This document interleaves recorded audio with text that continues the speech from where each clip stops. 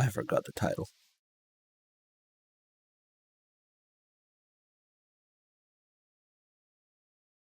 And hopefully the VOD does it. What? I could see there too, you know? Vixen, you're first. Welcome in. Okay, shit is loud. AJ, Rocky, thanks for the 89 months. Battle Axe, Beat Lip, J Sam of H Cyber Ninja, Shepsworth, Feats and Teats. Niall, thank you for 105 months. Welcome in. Welcome back, everybody. Vixen with a big 101. Talking with the 69. Nice. See, nice. It's 69. Nice. Hey, it's Casey Three Dogs. Welcome back. Mari Falls. Welcome back, guys. Okay. What the fuck are we doing? Okay. Wow, 101 Dalmatians. That's a long time. He's getting there. I'm wearing my Metal Gear Solid 3 shirt. So it took me a couple days to get to MGS3 because I had to get a hold of Peach here. And God, this is not, I don't know. The mic settings are all over the fucking place. And we'll see if it works with the game or not. I'm so quiet. The mic's not picking me up. Man.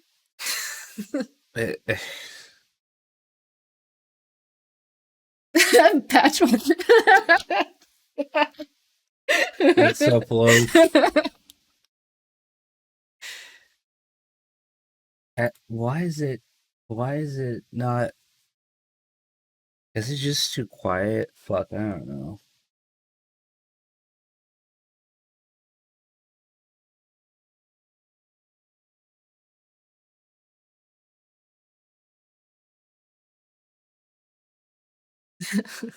Maybe now it will work.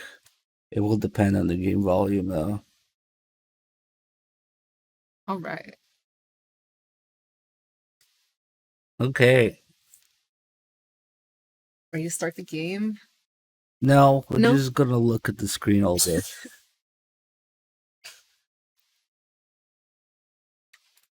All right. MGS3 time. Boom, boom, boom, boom. And we're gonna be doing a bunch of extra calls and Easter eggs and show off some of the Blue Point nonsense in it. And MGS3 is very much like, I don't know, it's like a radio drama more than a game. We're gonna be spending a lot of time on the radio. Because there's so many fucking calls.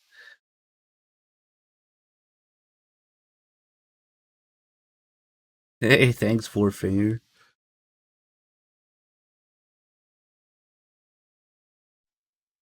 Hi, dudes.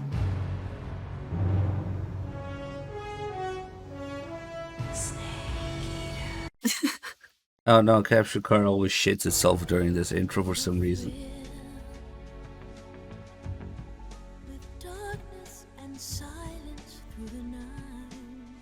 Well, now let's do Communist Edition.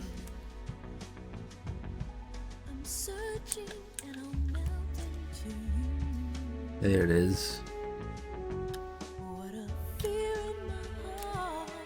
Not Korean. There you go.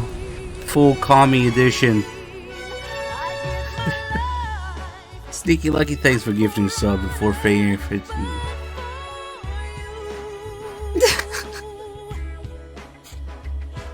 Rocker High. Sleep Deprived. Same shit. Same side effects.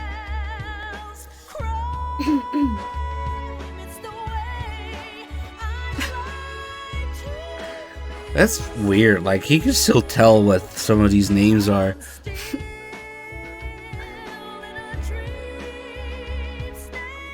Oh, you know what we're gonna do?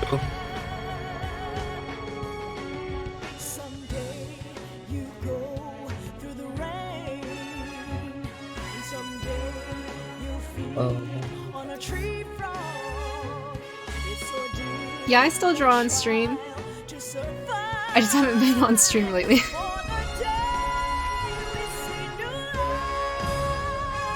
I've actually been working on some drawings I'll post soon. I love drawing. People are gonna get triggered if you talk over Snake Eater. My bad.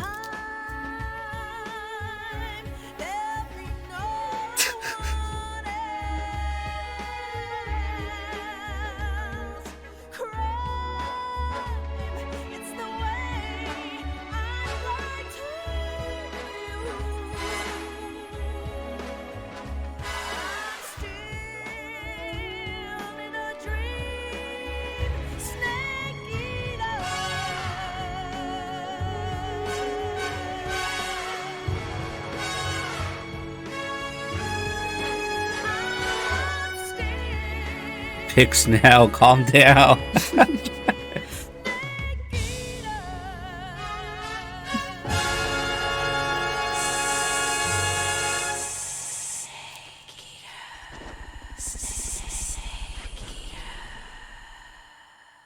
Joe's fine, thanks for the 4 months. Welcome back.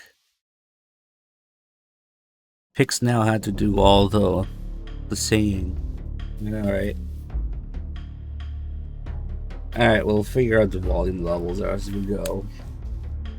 Fuck with the start screen a little bit. Change the pattern. Oh, I like the peace sign. Change the colors. Wait, the Canon one has to be the green camo. Maybe this one.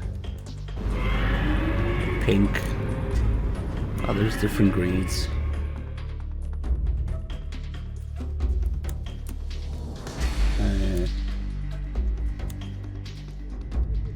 Alright. If you wait too long, it's gonna go back to the intro. My views trigger someone in the MGS community. Who got triggered and by what? For the first time in history. No, really. I don't know. This unprecedented event. Solidus, thanks for the one months. Solidus 1. Resubbed for 111. Holy shit. Thank you. Hi.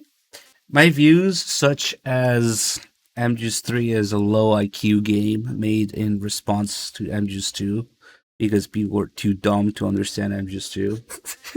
Yes. Hey, Jay. Yes. I mean,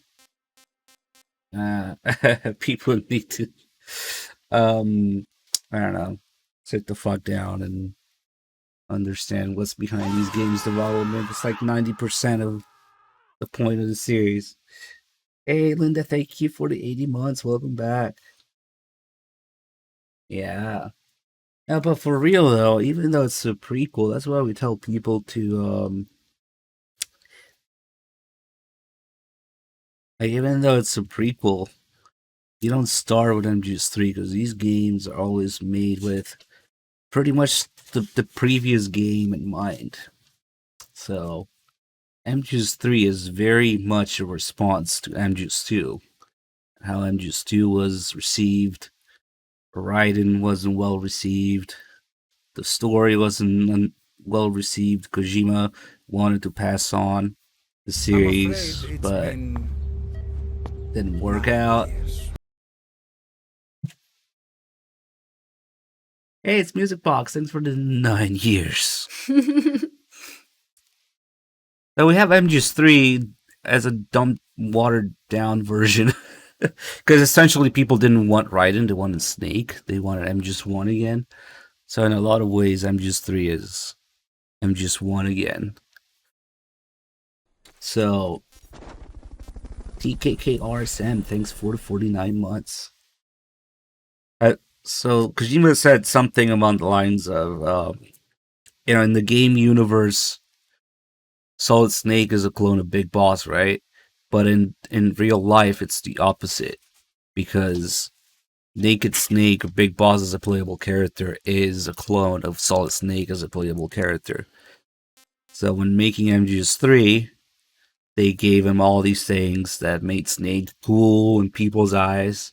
The smoking, the bandana, the cardboard box, the trying to flirt with the ladies, all that shit that is from, I'm just one Snake, pretty much, given to Big Boss so that people can be cool again. Please, thanks for gifting sub to that zoo. Gaz, thank you for the 3 months. Welcome back. So when I start more in-depth run, a new game, I like MGS 2. MGS 3 has this subtext a lot of people miss going throughout the game, which it was very much made to appeal to the people who didn't care or didn't understand MGS 2. So there's this subtext throughout the game of basically talking shit about MGS 2 or making reference to MGS 2 being misunderstood or not well received. Of course, with the biggest part being Rykov's existence. Oh, you think Raiden's gay? There you go. Now he's literally gay and he's Volgan's bitch. But there's more. There's a bunch of calls and references to basically the fact that people didn't like MGS 2 or didn't understand MGS 2 throughout the game. So, the way I always put it is, Kojima was riding that fine line between laughing with the people who didn't like MGS 2, or like joining them and making fun of MGS 2, between laughing at them and laughing with them and laughing at them. So, it's gonna make it fun of the fact that people didn't care for MGS 2 back in the day. People don't realize kind of backlash, like the whole thing, the cliffhanger and ending, the whole thing with Raiden's existence. Exquisite, thank you for the 102 months. But yeah, if we select like MGS 2 and we start off with the mask, then we get more of those calls and those references to, again, fine line between laughing at and laughing with the people who didn't like MGS 2. It's like MGS 3, I don't know, to me it lowers the IQ of the series because of this. It just completely embraces the fact that people didn't understand MGS 2 and appeases to them. Oh, you want to be a badass action hero? You want to be Snake again? Oh, wait, you're starting with the blonde mask? What's wrong? You expect something different? This isn't right. Like, these are all quotes from when we start. Anyway, let's do it. All right.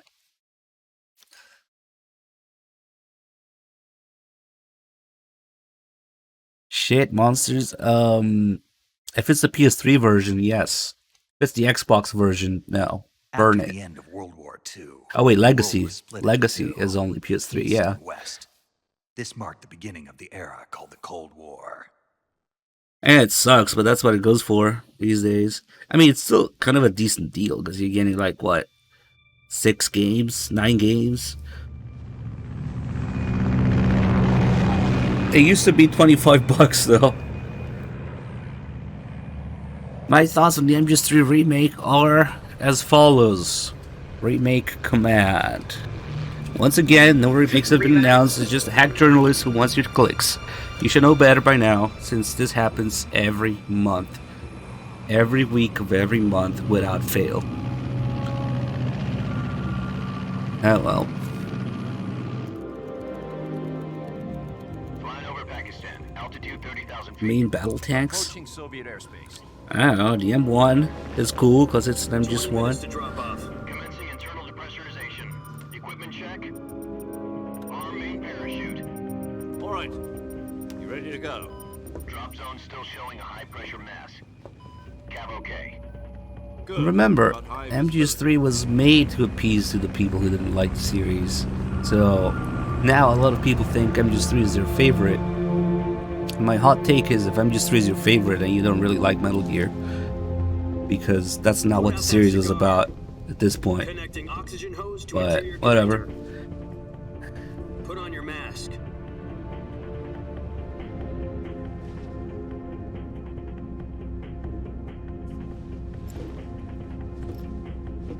Does this panty waste know what he's doing? Like MGS3's existence and the boss's character Like, word so funny. is very much 10 minutes to about drop off. Hey, Kojima failing to pass on the series.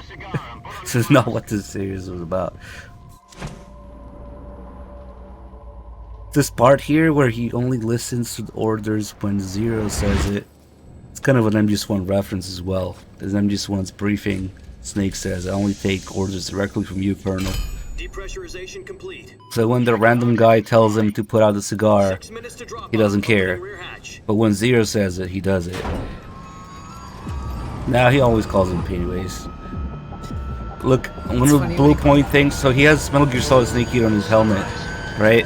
But on the backpack, more of a butt pack, really. It also says, it's supposed to say great game, I guess. It's like a texture that, oh, come on, capture card. To drop off. So it's like a texture that Blue Point added, but instead of great game, I swear it says rat game. 30 miles per hour. Like, Try not to get frostbite from the wind chill.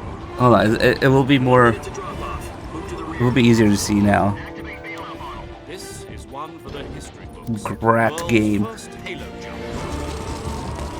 Does he say that in Escape from There, New look, look. Bye. Damn, I need to take a screenshot. Is okay? Or get There, rat game. Look at that. it says like gray or something. No, it says it's supposed to. Is it T? It looks like it says gray. Gray game makes no sense. It's supposed to say great, Game. but it says grat game. There's a history of missing E's in this series. To buy a vowel.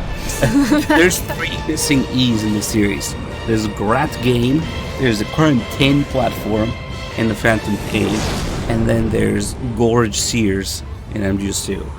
Does he say that in Escape from New York? Who? He's like, does he say something about like I'll only take orders from you or something? I don't know about that, maybe. I know he says in MGS1 for sure. Because now I'm curious. Like I kind of want to look it up now. 'cause Yeah. I feel So like look it's here, also- is it Virtuous Mission? Virtual Mission? No, the Virtuous Mission. This is another little MGS2 jab. Yeah, it's definitely an HD thing, Monsters, because Like some kind of initiation ritual. that line is not there on the non-HD. So what exactly is this wonderful mission? So when he's like virtual mission, it's like no, not virtual. Like you don't have to worry about it being virtual anymore, like in MGS2. Asylum in the West through one of our moles. And also because the virtuous mission is kind of like the intro to the controls and stuff. Head of the OK So, B754 it's kind of design like the one VR of the training. Soviets' top secret weapon research facilities, and the East's foremost Yeah, it's probably expert on really weapons quiet. development. Alright. Sokolov. Isn't he that famous rocket scientist? The very same. On April the 12th, So everything has 1961, been the Soviets achieved the first kind of manned made to space reassure the flight. players that this time they won't have to question The Earth was reality. blue, but there was no God. Whether it's virtual or not, it's like, nah, not The virtual. rocket that carried Yuri Gagarin into orbit was the A-1, known as the Vostok rocket. Sokolov is said to be the man most If by responsible people for you the mean a multi-engine certain cluster hack used in that YouTube rocket. channel, After Gagarin's I think you flight, know who you're talking about. Sokolov left rocket development to become the head of the newly established design bureau. From a lowly technician to head of a design. Anyway, I hate to talk That's over quite a cutscenes, success but story. So why do you want to these are all defend things that are going It on in seems this he's become scene, afraid of his and we own can't pause it. creations. it? Afraid. Call it a crisis of conscience. And for that, he left his country and his family behind and went over the fence? Not exactly. One of his conditions was that his family was also to be taken safely.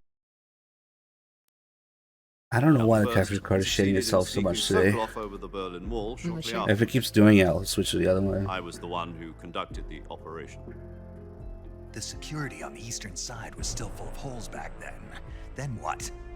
We got Sokolov over in one piece, but the whole ordeal had left him exhausted, and we checked him into a hospital in So now West got a Berlin. 4K Pro, It took him 2 weeks and more PCIe. than 600 miles to get from the research facility in the Soviet Union to Berlin.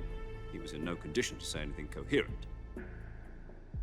And it was only a week later that we had something much bigger on our hands. The Cuban Missile Crisis. October the 16th, 1962, President Kennedy received word that the Soviets were in the process of deploying intermediate-range ballistic missiles in Cuba. President demanded that the Soviets dismantle and remove the missiles. At the same time, he announced a naval blockade to prevent further missile shipments from reaching Cuba. But the Soviets didn't back down, instead placing their armed forces on secondary alert. Soviet transport ships carrying missiles continued on course towards Cuba. US and Soviet forces went on alert for an all-out nuclear war. Frantic negotiations were conducted through the UN's Emergency Security Council and unofficial channels to end the hair-trigger standoff. Finally, on October the 28th, the Soviet Union agreed to remove its missiles from Cuba, and so the world avoided a nuclear holocaust. But in order to get the Soviets to pull their missiles out, we had to make a deal. You mean the one where the US agreed to remove its IRBMs from Turkey? No. The Jupiter IRBMs deployed in Turkey were obsolete, and we were going to get rid of them anyway. They had no strategic value whatsoever to either the US or the Russians.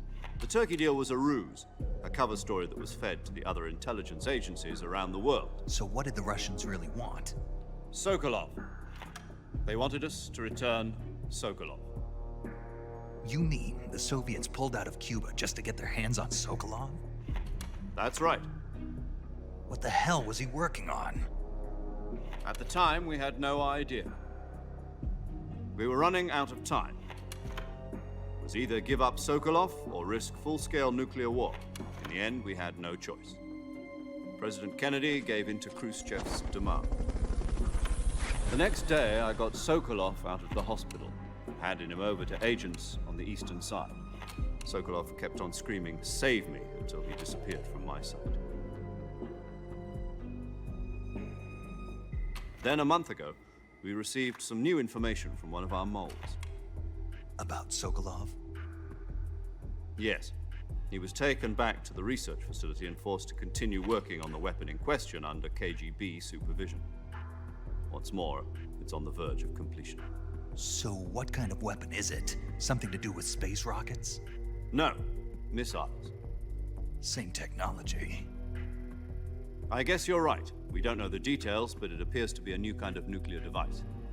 For half a year now, the Soviets have been conducting frequent nuclear tests at Semipalatinsk. Something to do with the weapon, I assume. We're talking about a secret weapon so big that Khrushchev was ready to pull out of Cuba to get it back. Is Sokolov still in the facility? No. According to our intelligence, he's in Selinoyarsk, a place in the mountains about 3 miles to the west that's known as the Virgin Cliffs. The Virgin Cliffs. Nice name for a virtuous mission. They moved him there just recently. Why? Apparently, they're conducting a field test of the weapon, but it's our best chance to get him back. This mission would never have been possible if he was still in the research facility. This is our last chance. Sokolov must have known that too when he contacted us. Whatever!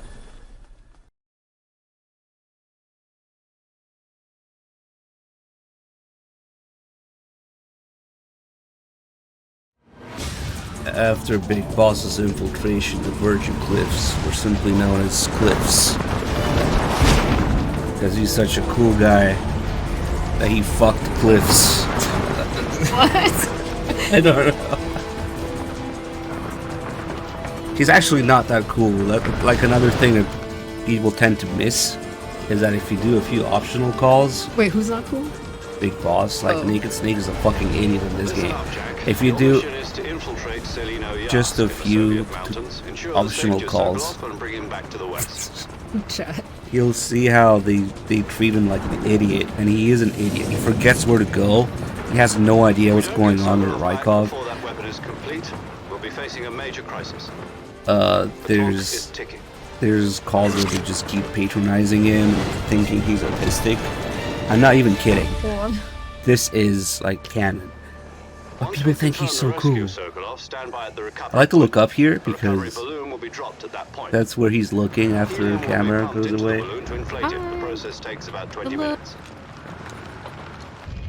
Once it's complete, the gunship's arm will latch onto the balloon and pull it up. The Fulton surface-to-air recovery system. I'm familiar with the theory. Take it easy. It's been combat proven.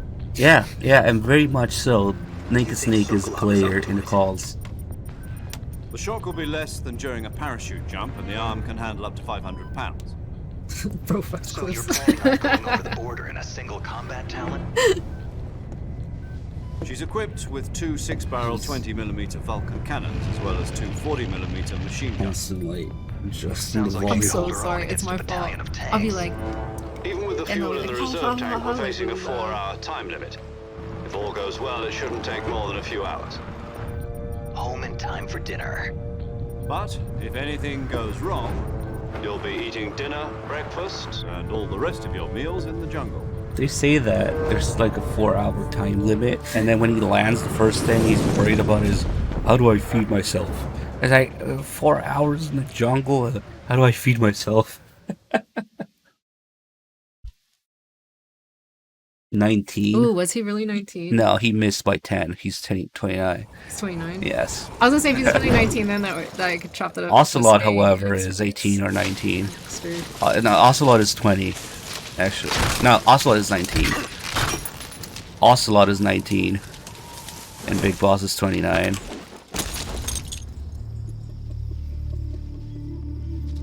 I have no clue how old he is. Who? Whoever we just talked to. Who? Ocelot? No. Big boss. Okay, Peace Walker is 10 years after this, and Zadornov mentions that he's 39. He's 39 in Peace Walker because he has to die the same age as Che Guevara, who died at 39 years old. So, this was 10 years before that, and so he was 29.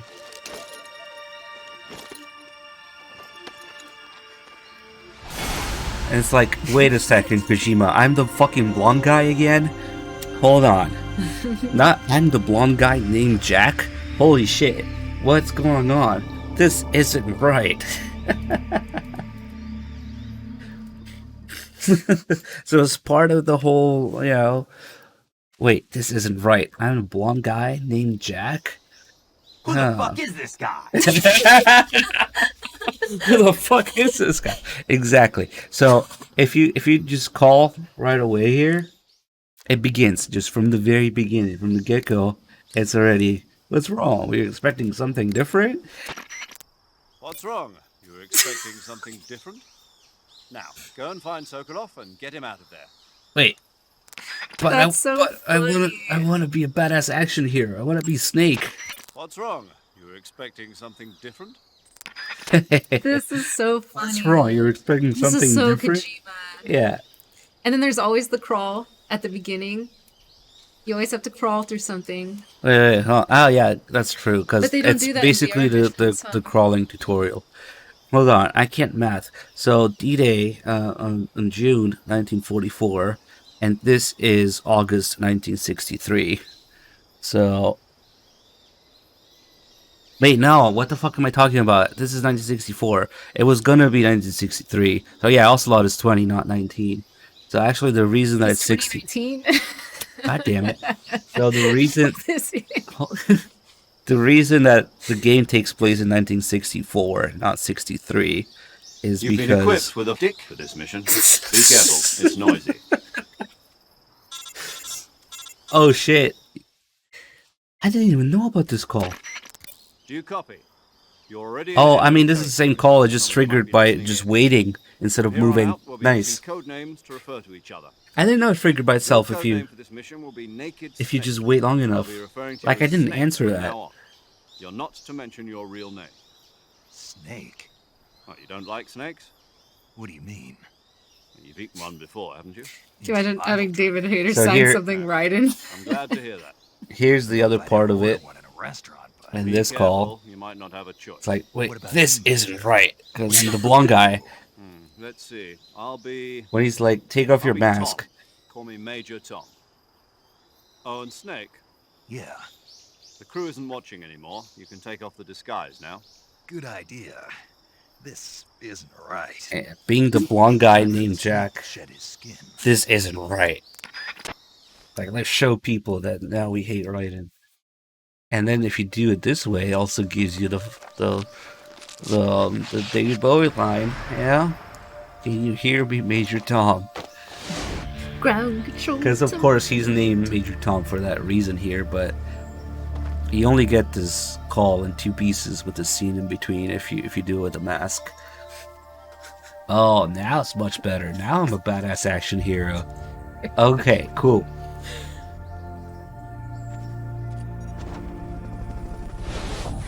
Promoted with a tier 2, 110 mods. Holy shit, man. Thick resub. Thank you so much.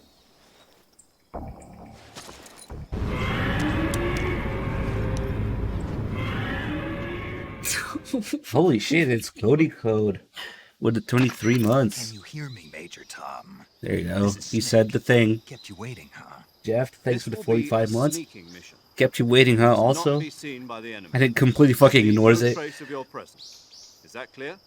This kind of infiltration is the Fox unit's speciality.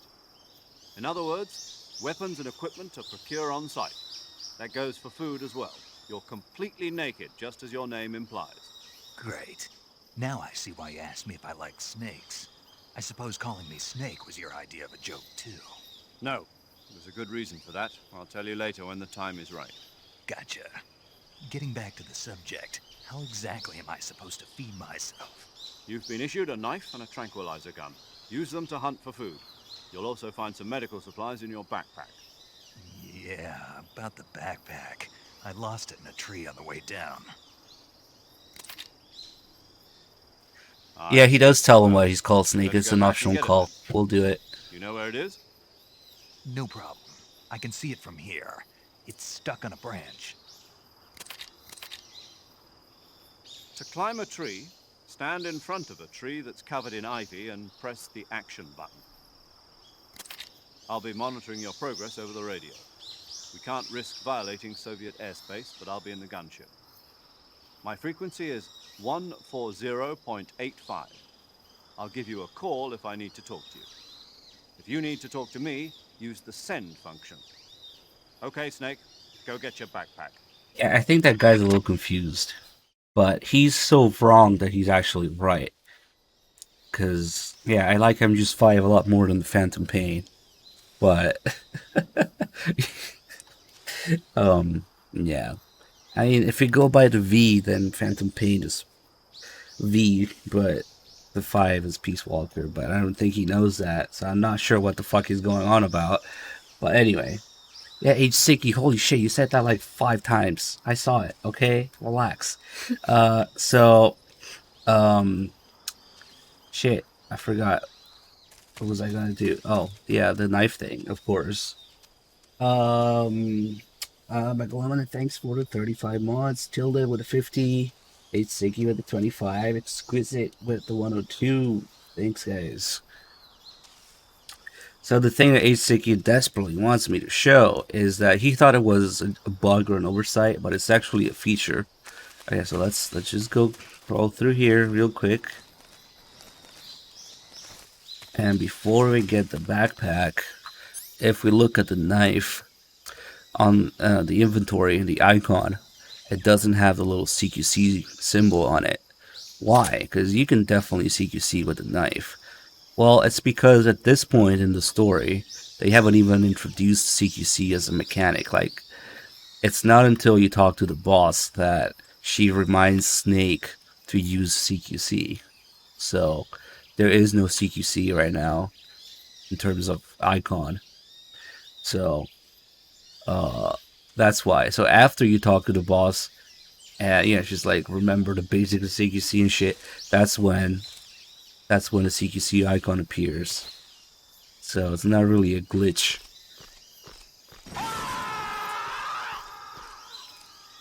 It doesn't matter. I mean, it probably works if you just try the controls. Maybe not, though, because usually that's how it works.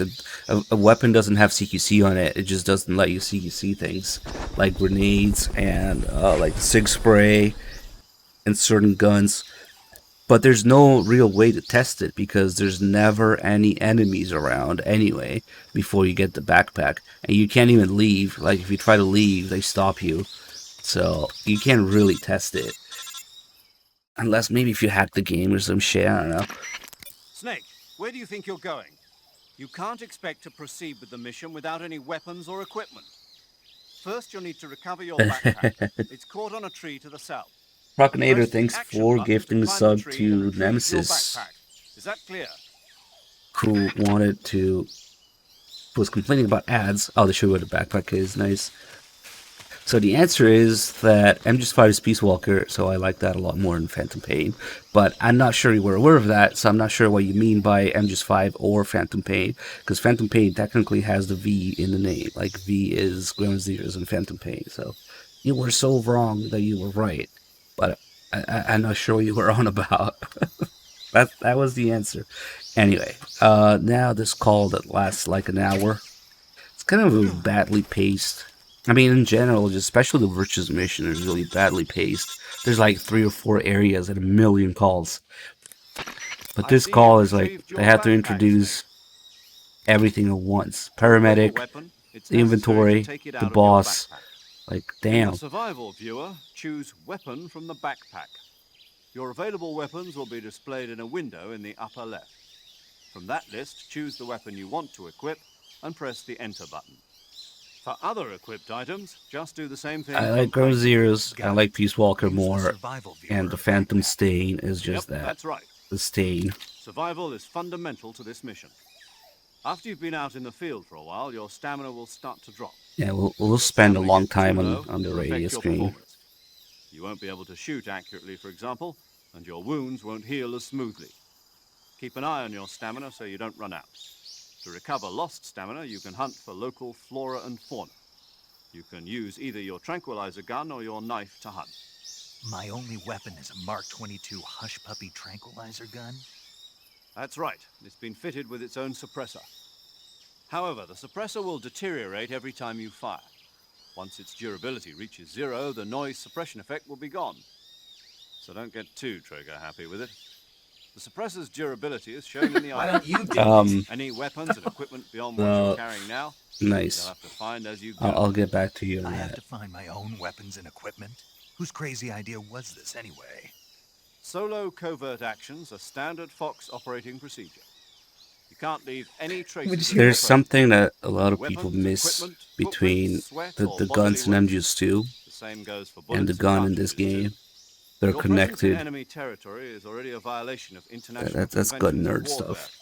There aren't supposed to be any American soldiers in Salt Link. All the memes. You can't let anyone see you. You can't let the enemy know you're there. This is a stealth mission. You're a ghost, Snake, in every sense of the word. And there'll be no rescue if you're captured. The military and US government will deny any involvement in the affair. Then I'll just have to take care of myself, huh? I'm afraid so.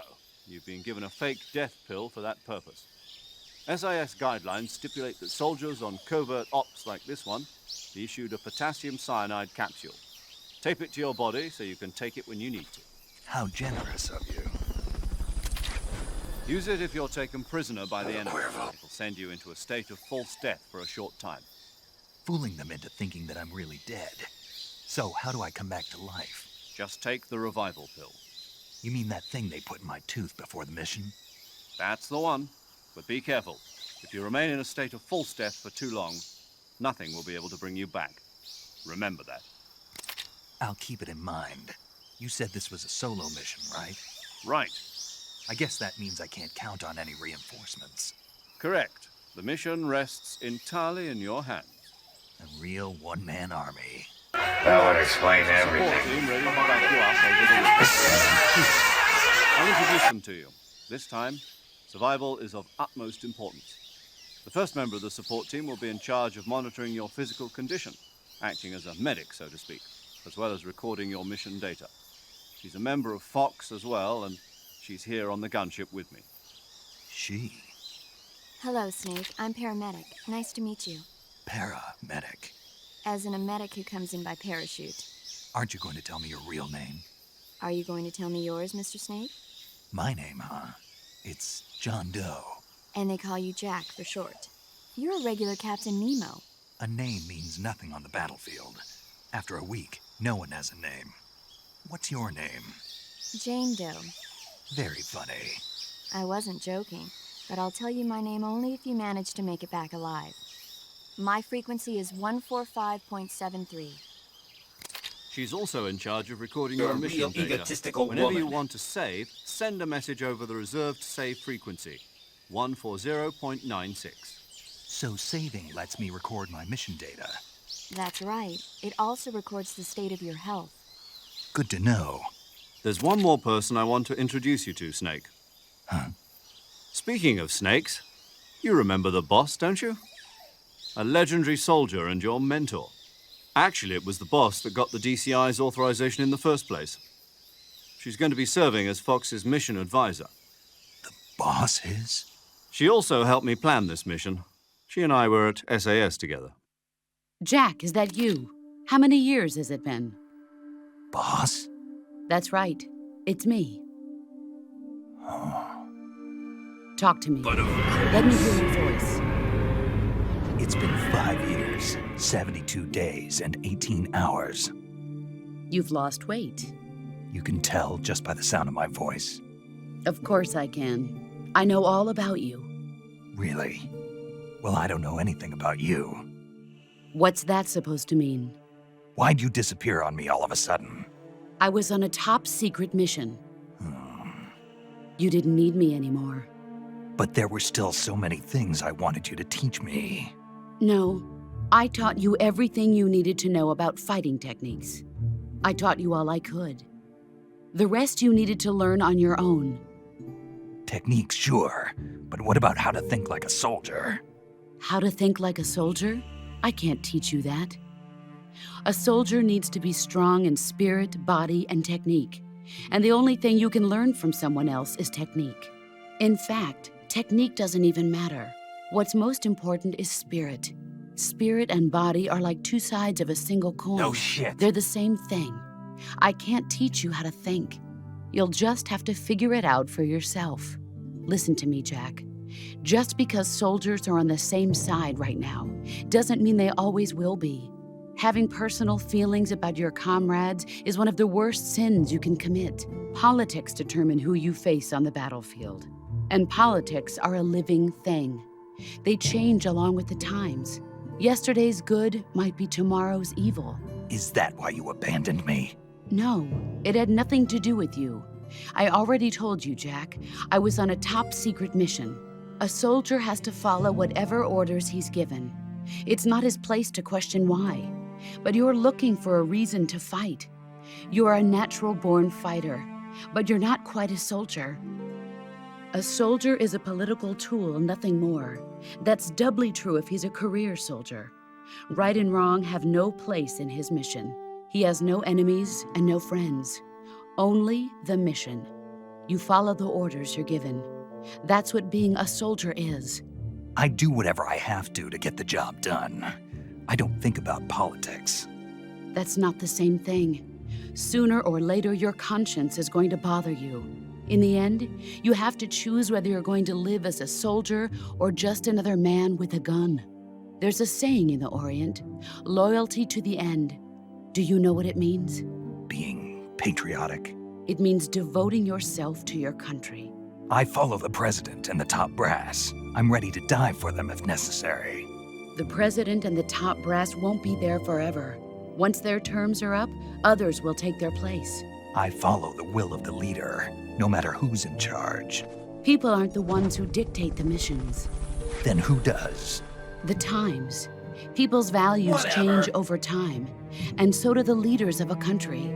So there's no such thing as an enemy in absolute terms.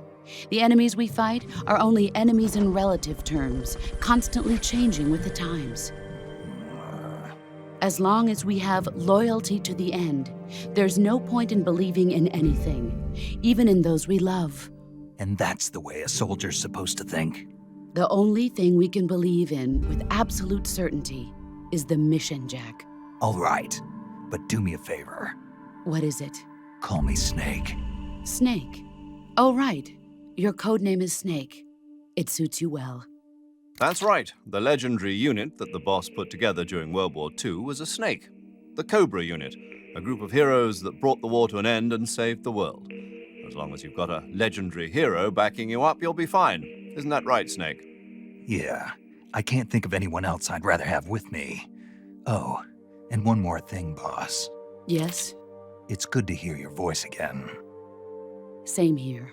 After all, who knows if either of us will make it out alive? Snake, you are always best at urban warfare and infiltrating buildings. But this is the jungle. Survival is going to be key. Those CQC techniques I taught you are sure to come in handy.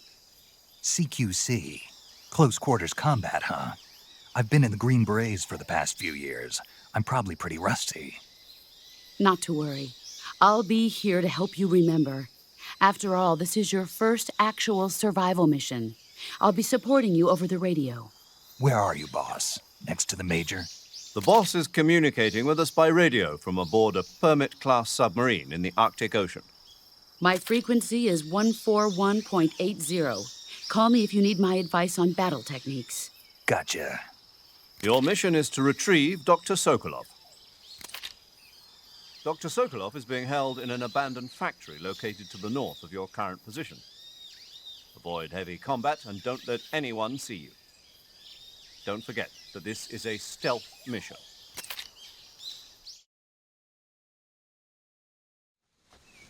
Snake, try to remember some of the basics of CQC.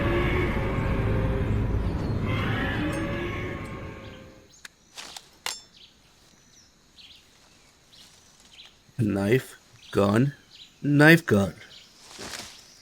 Commencing virtuous mission now. The basics of KFC.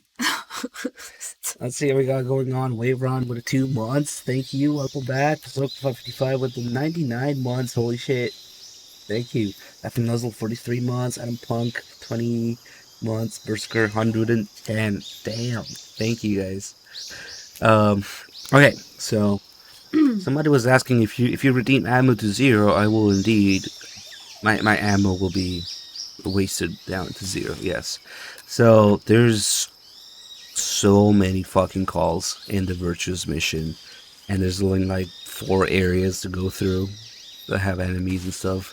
So it's actually really badly paced, and a lot of these calls I'll bet people never seen because nobody in their right mind would think that there's still calls after you get a few. But just be prepared because they're going to be on the radio a lot. But one of the things that I like to do first is go back and shit, I forgot to jump off the cliff before taking off the mask, because that gives you mission failed instead of Snake is dead, because Snake wasn't real yet. Anyway, so I like to get 2 snakes here. 2 snakes? 1 to eat and 1 to keep in my inventory, because one of the calls we're going to do is about finding food. And with the food calls, there's always 2 versions of them. 1 if you already eaten the food, and 1 if you haven't. So for this particular one, you kind of have to know which one's more interesting. Usually the interaction between Snake and Paramedic changes a little bit. But for the very first eating call, it's much more interesting if you're already eaten something. So if you already ate something, the call will be about something entirely different than if you haven't eaten. If you haven't eaten, the call is about how to eat the food.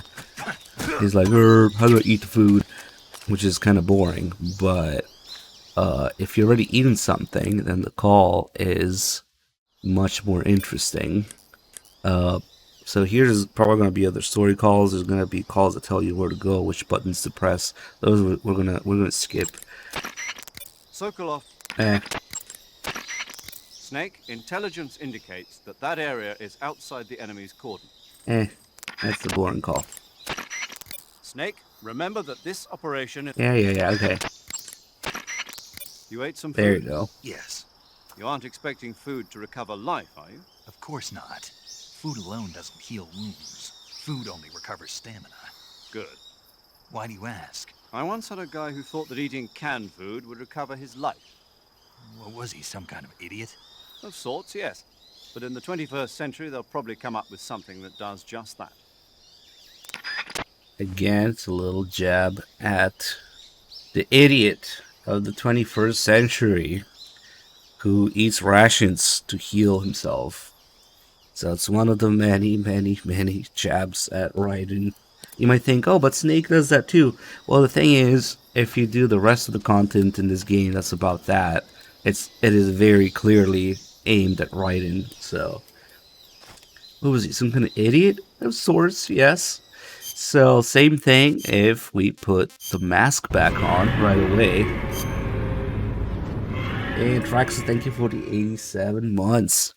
Who was asking something earlier? Will there be any streaming going on at the MGS event? Oh, MGSCon. I'm not sure if I'm going to be streaming my side of things. There's definitely going to be streams. Stream. Yeah. Sure. An official.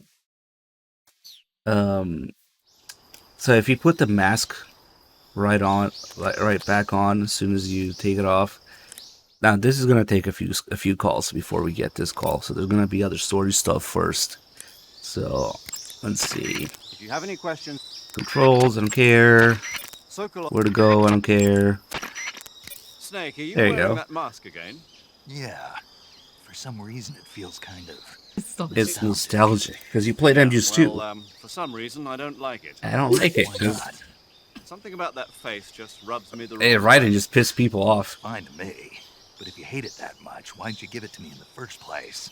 Well, that mask was originally created for use in another mission. An agent was supposed to disguise himself as a Soviet officer and sneak into an enemy installation.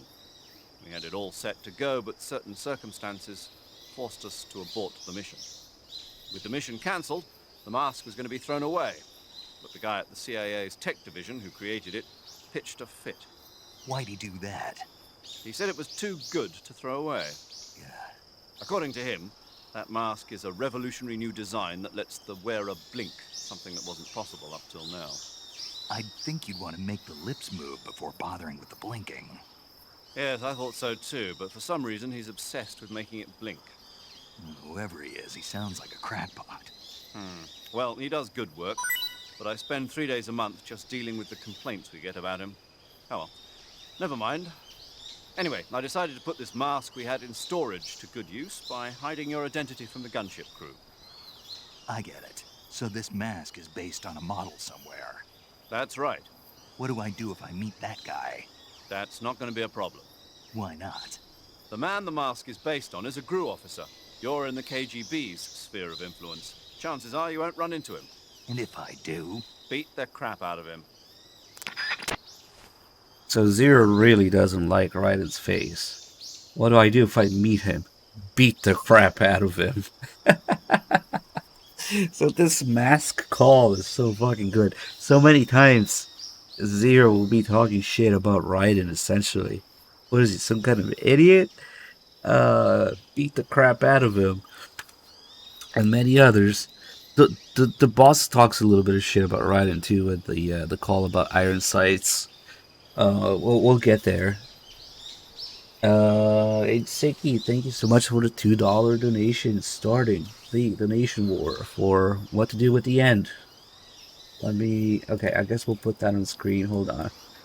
We still have Meryl's donation war from last time.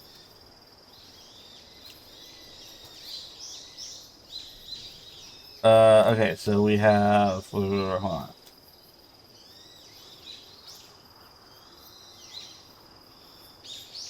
Actually, I should do it in order.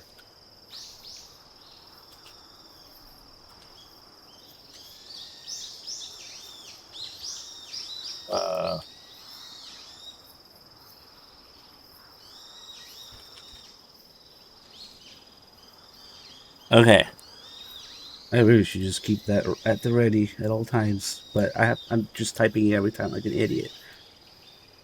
Thank you, Siki. So if you guys would like to support the channel with a donation, you can add to your donation message what you would like to do at the end. Since we can get rid of the end 3 different ways. We can either snipe him early, we can fight him like I normally would, or we can make him die of old age. And it is up to you guys. We got $2 from Siki for snipe early. Thank you. What was I doing? Oh yeah, let's take off the mask. And like I said, better get used to that radio screen because there's an insane amount of calls and only a few areas to actually play.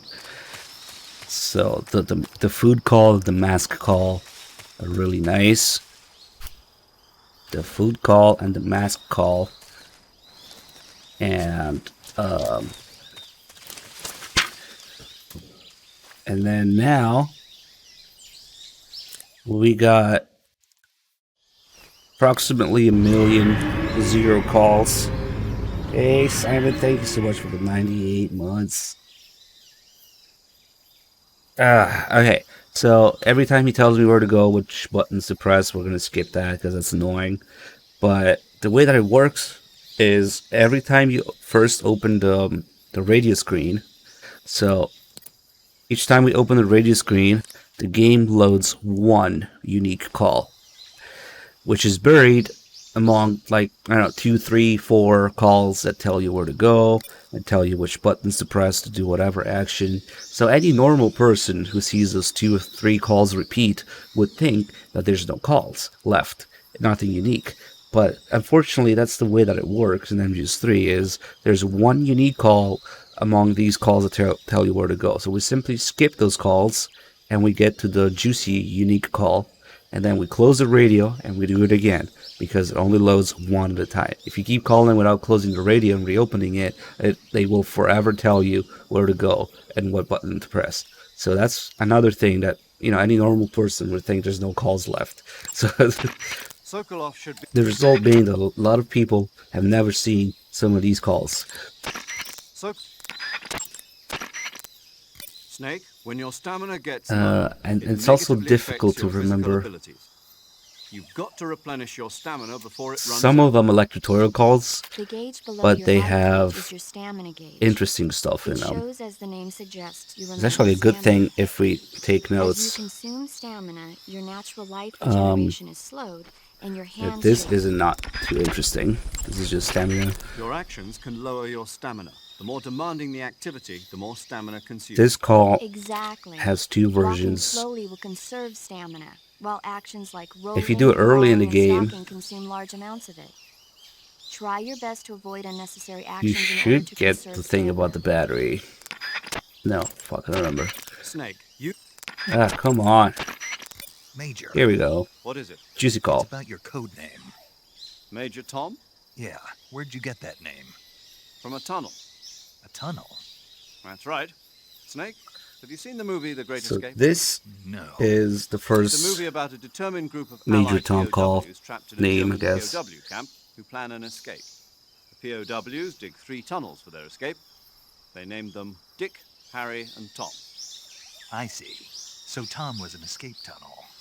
Did they make it? Out of the camp? Of course. One of the tunnels was even discovered before it was finished. Yeah, Battle Axe, you're Eventually, right. they do make it out. I get it now. So Tom was the tunnel they used to escape. Yes, that's right. What is it? Well, actually, I'm not sure if I remember correctly. Major.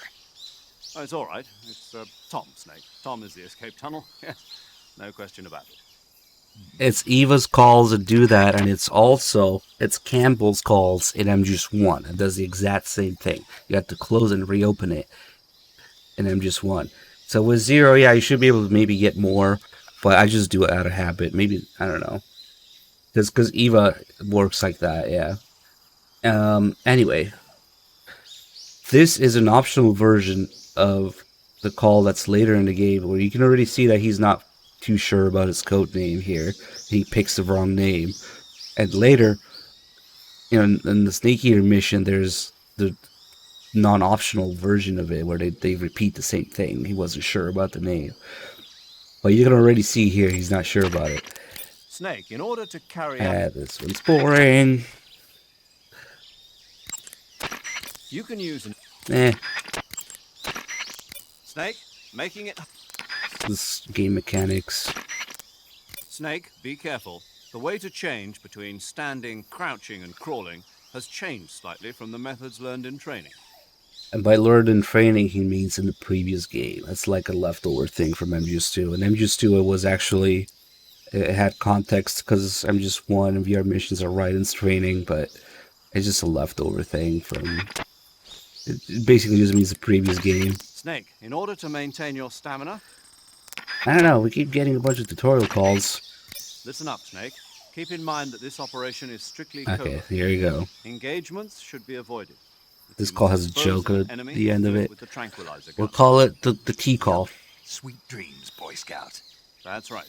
And by the time he wakes up, you and Sokolov will be safely out of the country. Sipping hot coffee on a plane back home. What did you say? What did you say? Sipping hot coffee on a... You're gonna drink that foul mud? On the Victory flight home? Okay, then. What would you drink? Tea, of course. In order for Paramedic to talk about the movie, first you have to save and learn that she's a movie buff. And then Snake asks her about The Great Escape, and she says that she hasn't seen it. But yeah, we'll do that. Guys, there's an insane amount of calls. It's just basically a fucking radio drama at this point. Is this where this emote comes from? Was This what? exact line. This emote. Yes, that's why. I know. Well, there's another call. He's fucking British, so he fucking drinks tea all the fucking time. Of course. There's another call where he's talking about his tea, his afternoon tea time, and his cones disappeared. Is he referring to tactical espionage action? Oh, Maybe. What? T. Oh my god, I never realized that. TEA. Yeah, tactical. No, espionage nah, that's gotta be a coincidence. No fucking way. Peach tea. Mind From his- blow. New lore. Holy shit. Snake, what do you do when you get... Backpack. Fucking tutorial. If you have any... CTC. Snake, the fake Oh, here we death go. and revival pills we Fake gave death you call. are the latest in internal medicines developed for fake intelligence death ops pill by call. the CIA's technology division. You can use the fake death pill to send yourself into a death-like state for a limited period of time. Use it wisely, and you should be able to fool the enemy into thinking you're really dead. It may come in handy if you ever find yourself cornered. To revive yourself from the fake death state, use the revival pill. But remember, timing is critical. The effect will be ruined if you revive right in front of your enemy. Interesting. But how does it work? What do you mean? I don't feel right taking some pill I don't know anything about. How does it make me look dead? How's it gonna affect my body? Well, Snake, about that... I get it. I should ask Paramedic. Paramedic. Allow me to explain. You know how there are animals in nature that play dead, like weevils, ladybugs, chickadees, possums, and the like? Well, the fake death pill takes the natural art of playing dead and applies it to the spy world. When you take the fake death pill, it causes your body to rapidly secrete a number of chemicals. Adenosine and serotonin, as well as opioid peptides, such as methionine and kephalin. Those chemicals act to induce a state of hibernation, causing your heart rate, your breathing rate, and your body temperature to drop dramatically. It'll truly look like you've dropped dead upon initial inspection. Let's make it louder. The revival pill, to put it simply, is a counteracting agent to the fake death pill. When you take it, it causes your body to secrete stimulants like noradrenaline and other chemicals such as naloxone, which block the effects of the fake death pill. Basically, it wakes you up. Does that help? Yeah. Okay, I'll try and explain See, it he in more doesn't get detail. it. The secretion of methionine And she goes into and way too much kephalin triggered detail. by the fake death pill causes the opioid receptors. Oh, okay. I think I get it now. You sure? Yeah. But you must want to know a little bit more. There are 3 types of receptors: delta, kappa, and mu. Methionine and kephalin acts on the... Paramedic, I think Snake understands now. Isn't that right, Snake? Yeah. Clear as crystal. But... Major, I've got enough info about the pills, so I'm gonna get back to the mission now. Yes, you do that. Hey, wait a... So, this call is just an excuse to make Paramedic say Kappa, I guess. Value for the win. Indeed, that's what you get by subbing. Thank you for the sub. Glad you're enjoying the stream. Yeah, Paramedic. You can also trigger that call manually by equipping the fake death pill, but it's also in order Battery here. recharges automatically when Oh, not in this use. one. When you want to recharge the battery, unequip all electronic devices This and give it some battery time. call. The higher your stamina gauge, the faster your battery recharges. Did you see the If you battery want it to post? recharge It faster, seems like a recover your tutorial call, but Also, he's like, wait a if you second. run, roll, or do other dramatic actions, See this the part battery here. will recharge faster. Wait a second. What is it? The higher my stamina, the faster my battery recharges? That's what I said. But what does my stamina have to do with the battery? Oh, yes, I see what you're getting at. Let's have Paramedic explain that. Paramedic? Yes, sir. It's because Snake's battery uses bioelectricity. Bioelectricity. Bioelectricity is electricity emitted from cells. When the cells of living things are stimulated, sodium and potassium ions move rapidly through the cell membrane's ion channel, creating a difference in electric potential. The battery uses that energy to recharge. So unless your cells have plenty of nutrients, the recharge won't work well. Amazing the kind of machines that are available now. But this machine has not been made public. It was designed by a scientist at the CIA's Directorate of Science and Technology. What kind of person was he? The person who designed it? Yeah. I heard he was pretty strange. Stranger than the Major? There's nothing strange about the Major. My tea's gone. Who drank it? How am I supposed to have tea time without tea? Well, not too strange, at least. Hey, my scone's gone too. Sagan took it. So there's another tea ball with 0. There's, I think the chocolate chip camel is another one that hints at it. Yes, I'm the only streamer left in the world, indeed.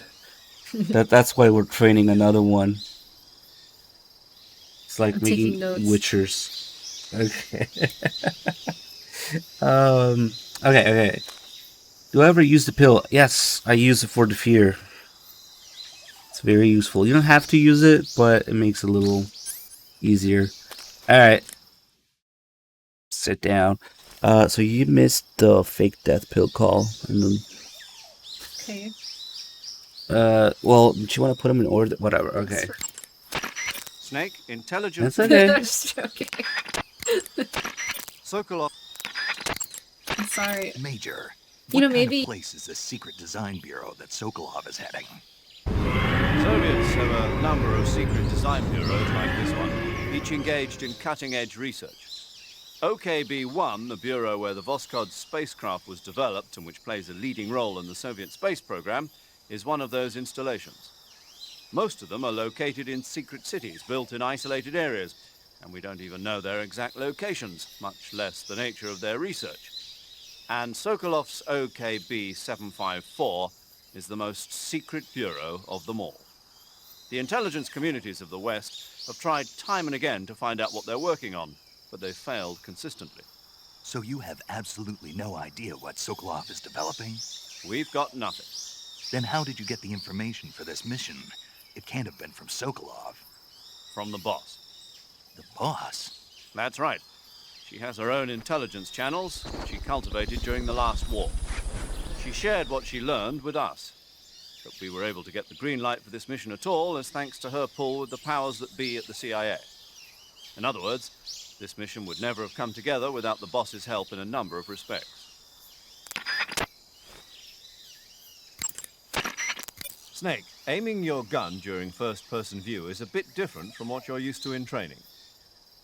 When you aim your handgun in first Oh, here we go. view, There's another align the jab. front sight and Talking the shit rear about sight Raiden. with the target, then Wait. fire. That's how the sights work? No laser sight? What? A laser sight. I heard the military was developing them, but... You want a laser sight? A well-trained soldier has no use for a laser sight. No training wheels on this mission, Snake. For the assault rifle and certain other weapons. Okay, shut up. So, it's subtle, but, you know, the other games before this one, you have laser sight with every handgun. And, well, rifles too, actually. Or, I mean, just 2. But, yeah, so it's another subtle jab at Raiden. Like, a real soldier doesn't need laser sights. No training wheels. Which is funny because, yeah, the easy gun is the only gun. No, actually, no, the Scorpion also has a laser sight. But I almost never pick it up. But yeah, the easy gun is made to aim easier with a laser sight. So it really is a training wheel thing. But yeah, and MGS1, especially MGS2, which is what they're jabbing at, kind of. Of course, you have laser sights. Sorry. You feel like that one is more towards the player. Of course, it's the same thing. Raiden was the player, Naked Snake is the player, it's the same shit. The controls are very much being explained for the player, to the player. It's the same thing, because Raiden was the player and MGS2. We have several calls in MGS3 also that confirm, especially if you play the Japanese version, when you get to the end and Snake says, I have experience sniping in urban and marine environment. That might just sound like it's like lore that, you know, Big Boss has this kind of training, but it's not. It's actually a direct reference to MGS1 and 2. Because if you play the Japanese version and you look at the subtitles, it has little annotations that says MGS1, MGS2 on it. And I'm like, what the fuck is that? What is that line? Because I couldn't think of anything in the English version where it says MGS1, MGS2, but that's what that line is. I have experience sniping in urban and marine environment. So MGS1 and MGS2 sniping sections. So in that moment when they're talking about the controls and talking about even the previous games, Snake is very much being the player. Because Snake and Snake couldn't have done MGS1 and 2, that would be a time paradox, but it's the player. So also when the boss says you are always the best at infiltrating buildings before, and that call here, I'm pretty sure that's also supposed to be the same thing, same reference, same thing. I'm sorry that we're not moving on, but I don't know why there's so many calls. Snake, the Soviet troops are not your only enemies. How do you mean? Nature. Boss? Poisonous snakes, scorpions. And this one's kind of boring. In the 2 years since Sokolov's asylum here you go. operation, I It's spent just all like, my time they gotta making build it up. preparations. Now is the time to show some results. Fox is a next-generation espionage organization designed to update us for 21st century operations that I propose to the CIA. Fox sends individuals who excel in espionage and special tactics on solo sneaking missions like this one. A next-generation unit that combines the skills of Special Forces units like the SAS and Green Berets with the know-how of an infiltration and espionage unit. Military politics never was my strong suit. What I'm trying to say is stealth. This is a stealth mission, crucial to the coming Cold War. The CIA director has always frowned upon Fox, but if this mission succeeds, Fox will be added to the CIA as an official unit. I intend to make Fox the leader in special operations. And to that end, this mission must succeed. Right. I'm counting on you, Snake. This call is pretty much why the XOF retcon is complete bullshit. See, Zero was struggling to even have Fox recognized as an official unit, and nobody really believed in it yet. And this is like the first official mission that they had, and you're telling me that he had another secret unit that nobody knows about to support it? Bullshit. The whole XOF and Skullface thing is obviously a retcon. It was not an idea at the time MGS3 was written. But specifically, that call is like, yeah, we're struggling to even be recognized as one unit. You telling me you had another one? Yeah, right. Yeah, right.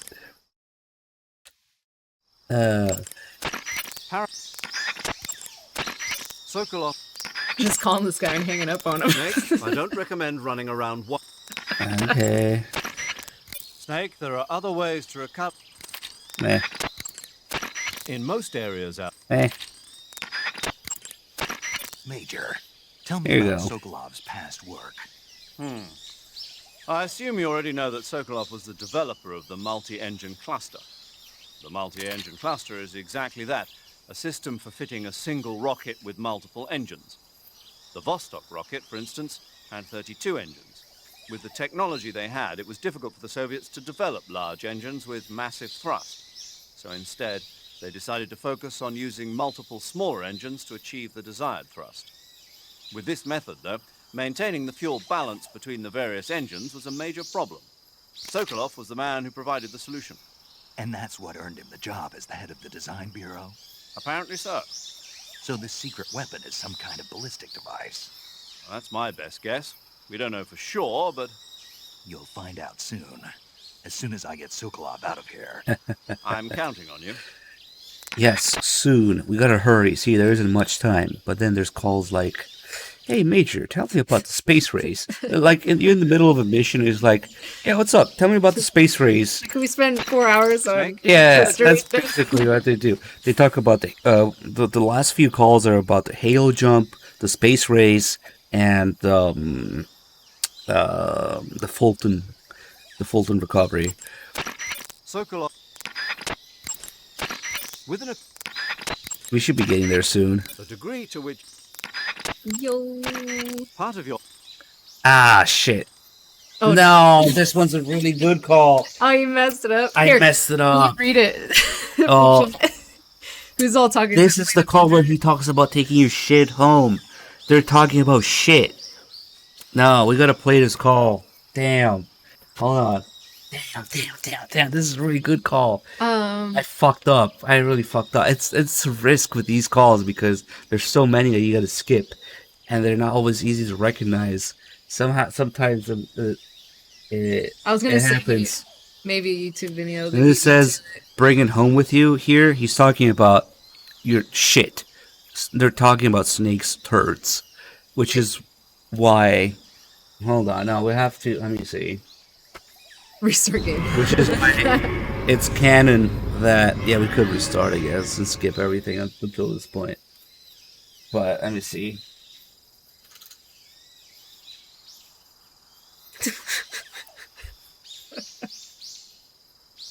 What the hell? This is not what I expected, dude. I think you typed it in wrong. No, it literally is a poop call. Yeah, I'm gonna find it. Hold on. Which is Hi, Saldus Ace. wait, these are paramedic calls. Hold on. Luckily there's these nice collections of calls per character. Hold on. So the poop call, could it be the most viewed? No. Okay, it's this one. Shit, I skipped it. You're just gonna play the audio. Yeah, I guess so. Shit, I had it, and I skipped it. We could go to an old VOD. Okay, here it is. Yeah, I can read paramedics lines. Okay, so Make the major ooh. Okay then, what would you drink? this is a T call again, and then the next one is a poop call. Part of Here your it is. mission is to demonstrate to the brass the core concepts behind Fox. Leave no evidence. That's the essence of Fox. And avoid engagement with the enemy. Understood. Not only that, I mean leave nothing behind, including weapons, equipment, footprints, sweat, even bodily waste. Yeah, when I do my business, I bury it good. What? What's wrong? That's the American way. American way for what? To handle defecation. Now we You're can gonna catch up. bury it? Yeah. Bring it home with you. What? That's what we did in SAS. The US Army is sloppy. They do things well, but not perfectly. Here in Fox, we're doing things my way. Got it? Yes, sir. Major. So, okay, we saved it. So it's canon that since Zero wants the poop brought back home in a plastic bag, because that's a real life thing that that I guess SAS maybe probably used to do, and some special forces for sure. That's a real life thing that they shit in a bag and they bring it home. So Snake is just simply burying it, and we know that Skullface's job is to clean up after Snake. So it's canon that Skullface must have been going around digging up the turds and putting them in a plastic bag for Zero to bring back. Because Skullface was cleaning up after Snake. He was burying his shit, and Skullface had to dig it up, put her in a plastic bag, and go to Zero and slam it on his desk. Here, Major, I brought back Snake's shit in a plastic bag. Mission complete, and how? So when we're talking about Skullface collecting Snake's shit, it's quite literal. Because of this call. Bring it home with you. Big Uggs. Is that Upgrades alt account? Well, thank you for the Prime sub. Orchard 91 also with 86. Casted 90 with 88 months. Happy T-Rex with 38 months. Blinding with 107. Thank you so much, guys. But yeah, that's the thing.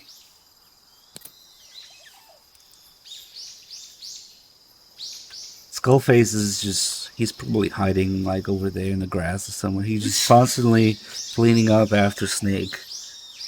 Hiding his brass and shit, his equipment, his sweat, everything. Hey, thanks, Soldier says. I wonder if the calls in the video are all in order. Anyway, we kind of saved, that was a really important call. It's Skullface lore. You did pretty good, actually, patching it together. Yeah, I just give you like a little bit. Split to 71 months. Thank you. Paramedic is. Let's see what's next. Sokolov should be. Snake, if you step in any water or mud, your feet will get wet. We have all these little tutorial calls that just tell you a little about game mechanics, and they make me so sad because about 80% of what he talks about is not in the Phantom Pain. If you step in the water, your feet will get wet. You'll leave footprints. You think maybe the Fox engine can do that? They had so much for the shoe mechanics. Okay, hold on. You played how many hours of the Phantom Pain? 1,420. Have you ever noticed the guards notice your footprints in the Phantom Pain? No, because they fucking don't. Something that they do in a fucking PS1 game where they notice your fucking footprints in the snow, or if you get wet in MGS2 or even 1 with the puddles, they notice your footprints. I beat the whole Death Stranding game. Anybody recall a single time that the guards noticed footprints in the Phantom Pain? Anybody? The most basic fucking mechanic. Or there's calls that's like, it is possible to shoot the enemy's radio. I'm like, facepalm again. Or, you know, you can. God damn it. Equip food as a weapon and press the weapon. Snake, the Mark 22 is a tranquilizer. Okay. Major, here we did go. You say that the boss was in the SAS with you? Yes, the boss invented everything. Sliced bread, warm water. The British Special Air Service was first established. They invited the boss on board as a special advisor. In fact, you might say it was the boss who put together the sneeze wasn't MGS1 too. Which laid the groundwork for today's SAS. You won't find her name in the history books, but her contributions were many and great. Yeah, the real heroes are never made public. Not in our line of work, anyway.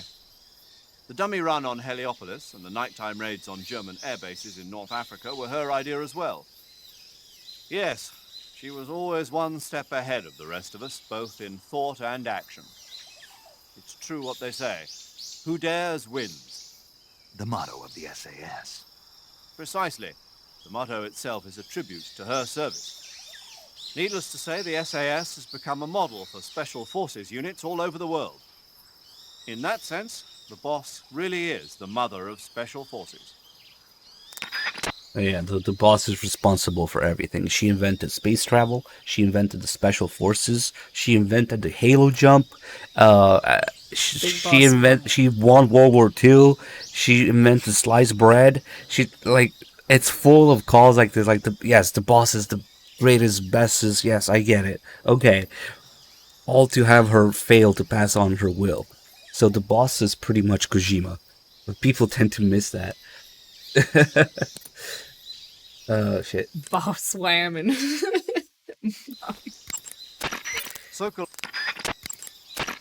Snake, intelligence indicates... Multi-mod AI.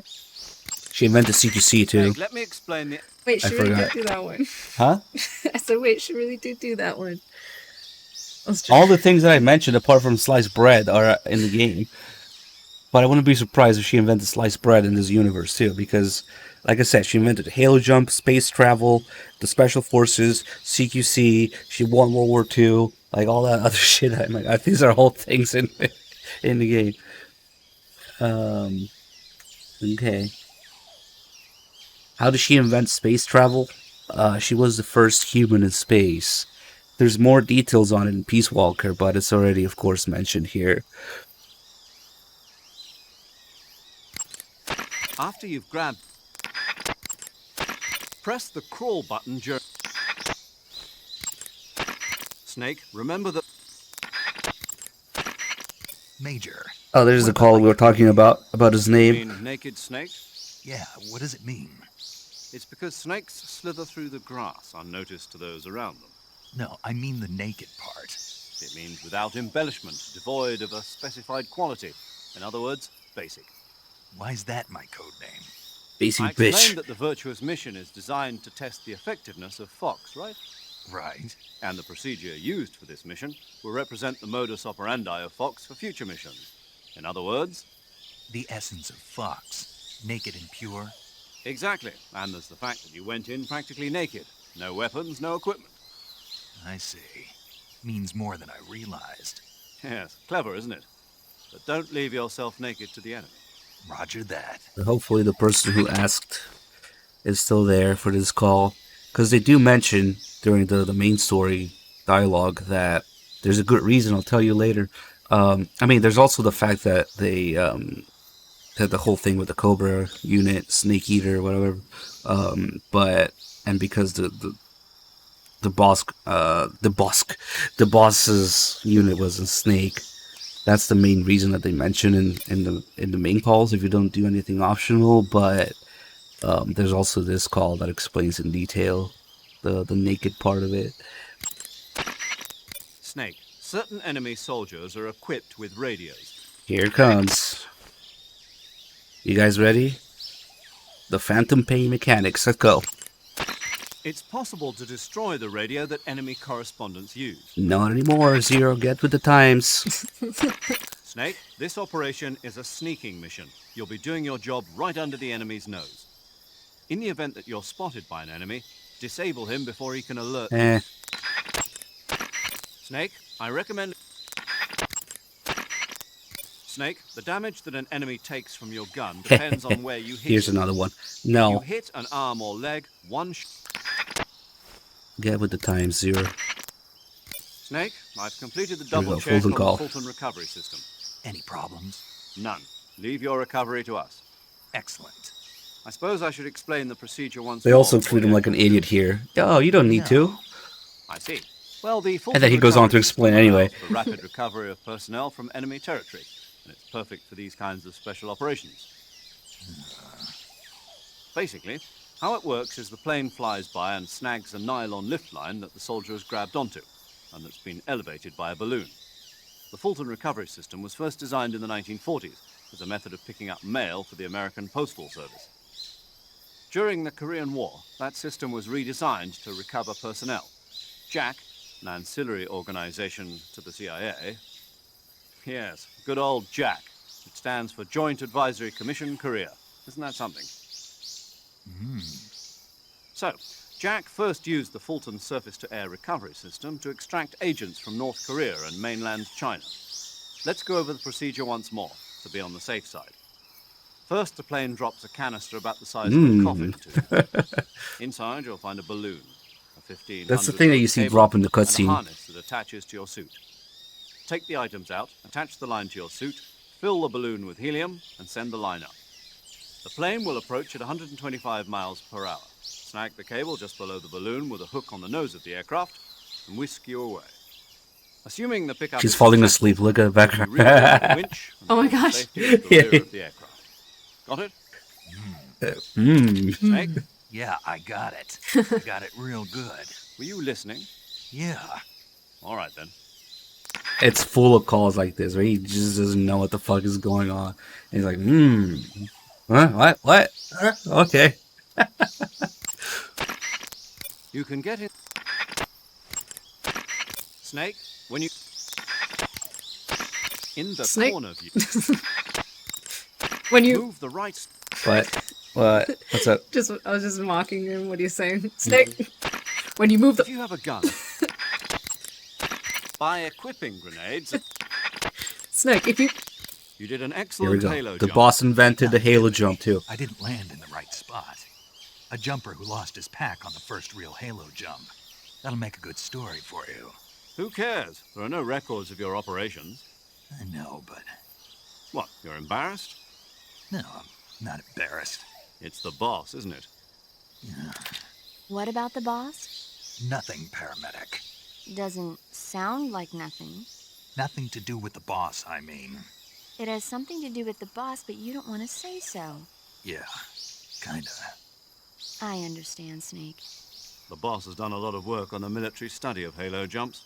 And Snake here wanted to give a perfect performance on the first real jump, you know, to show respect to the mother of the technique. Major! Snake, I thought you were over and out. Wow, is that right? You got something to say. No, I bet you do. not really. I just think it's kind of sweet of you to think like that. I don't know whether to take that as a compliment or an insult. It's a compliment, Snake. So tell me, is it true? What?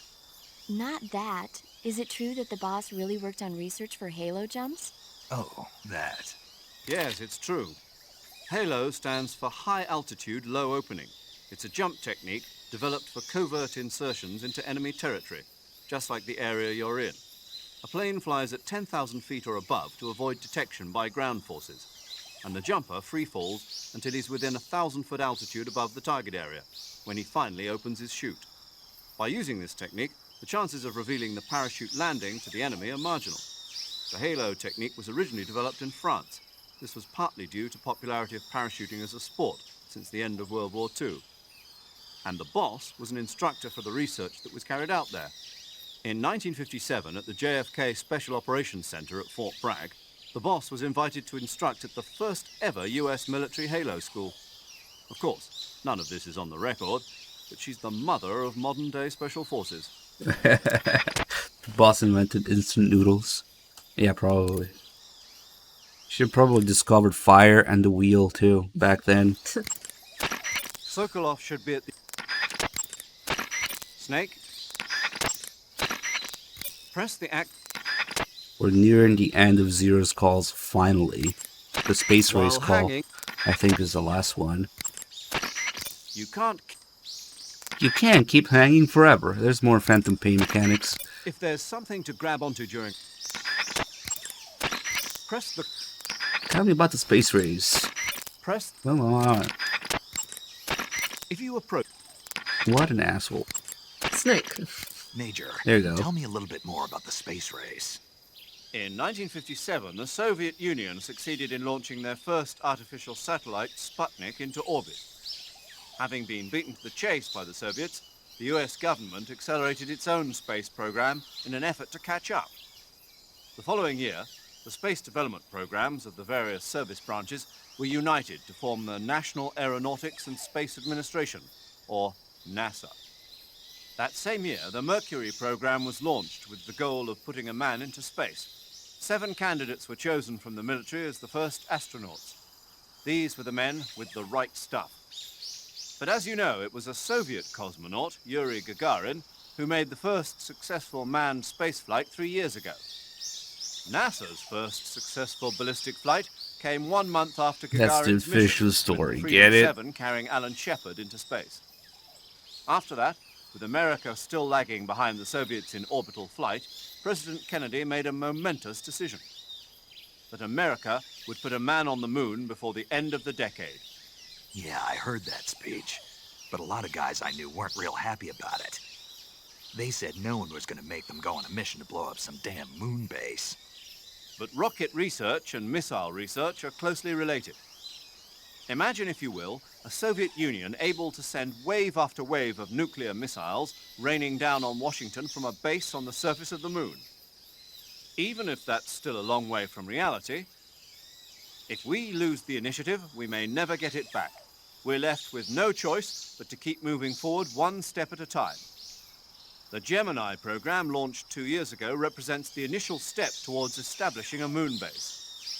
And yet, I don't want to call President Kennedy a liar, but I simply can't imagine that in 6 years man will have reached the moon.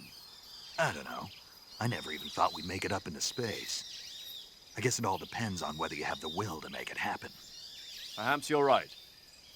If I'm not mistaken, the space race call is his last call of these unique calls. Snake? So we can finally fucking move on to other... Snake. And just... When you press the assault rifle, the distance that you throw... Yeah, that's the last one. In first... During... Alright. When you creep... That's for Zero's initial calls as the last one.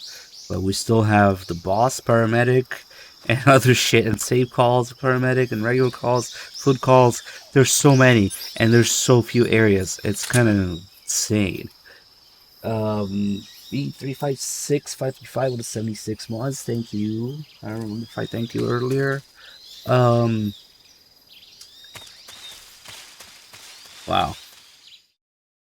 Finally moved on to the next area.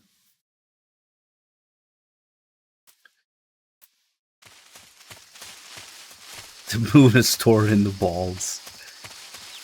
Oh yeah, the thing I was talking about, speaking of Kennedy, we got interrupted by, I don't remember what, we're talking about Ocelot's age. For some reason I thought it was 63. The reason is, this game was originally supposed to take place in 63, not 64.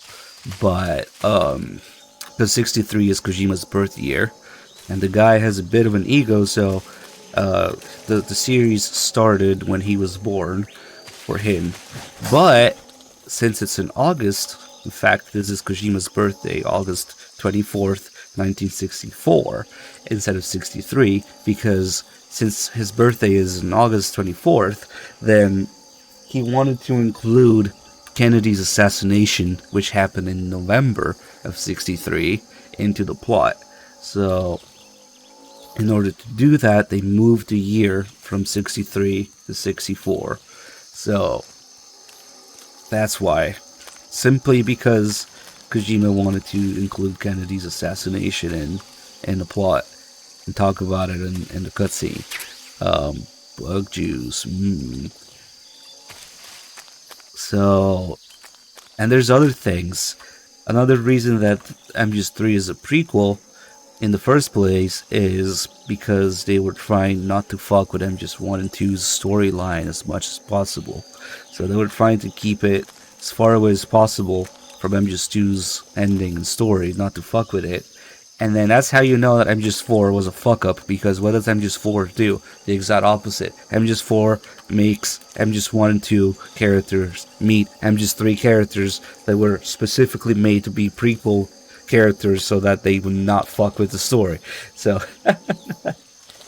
MGS4 just completely undoes that, and that's how you know it was not meant to be. But it's just fan service at that point. Well, in a way, I mean, it's made because people bitch to appease.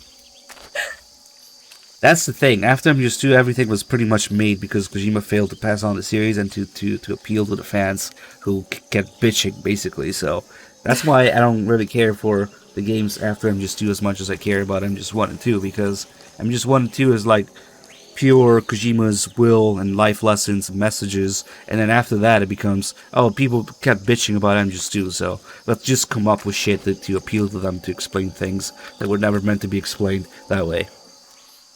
So there's a degree of, oh, people bitched about this, so we have to make another game to explain it, and also because Kojima received death threats for MGS4, but whatever, you know, just details. And that was never the intention. Like, all these things that are retconned in 3 and then explained in 4, they were never the intention at the time that MGS2 was written. So it's like, what's the point of going back to MGS2 with MGS4's explanation in mind and be like, oh, Vamp heals because he has nanomachines. I played MGS4, so now I understand MGS2. Fuck no, that's the exact opposite. If you need MGS4's explanation to think you understand Vamp, for example, or a million other things in MGS2, then you're completely missing the point of what was originally the intention of MGS2 at the time MGS2 was written.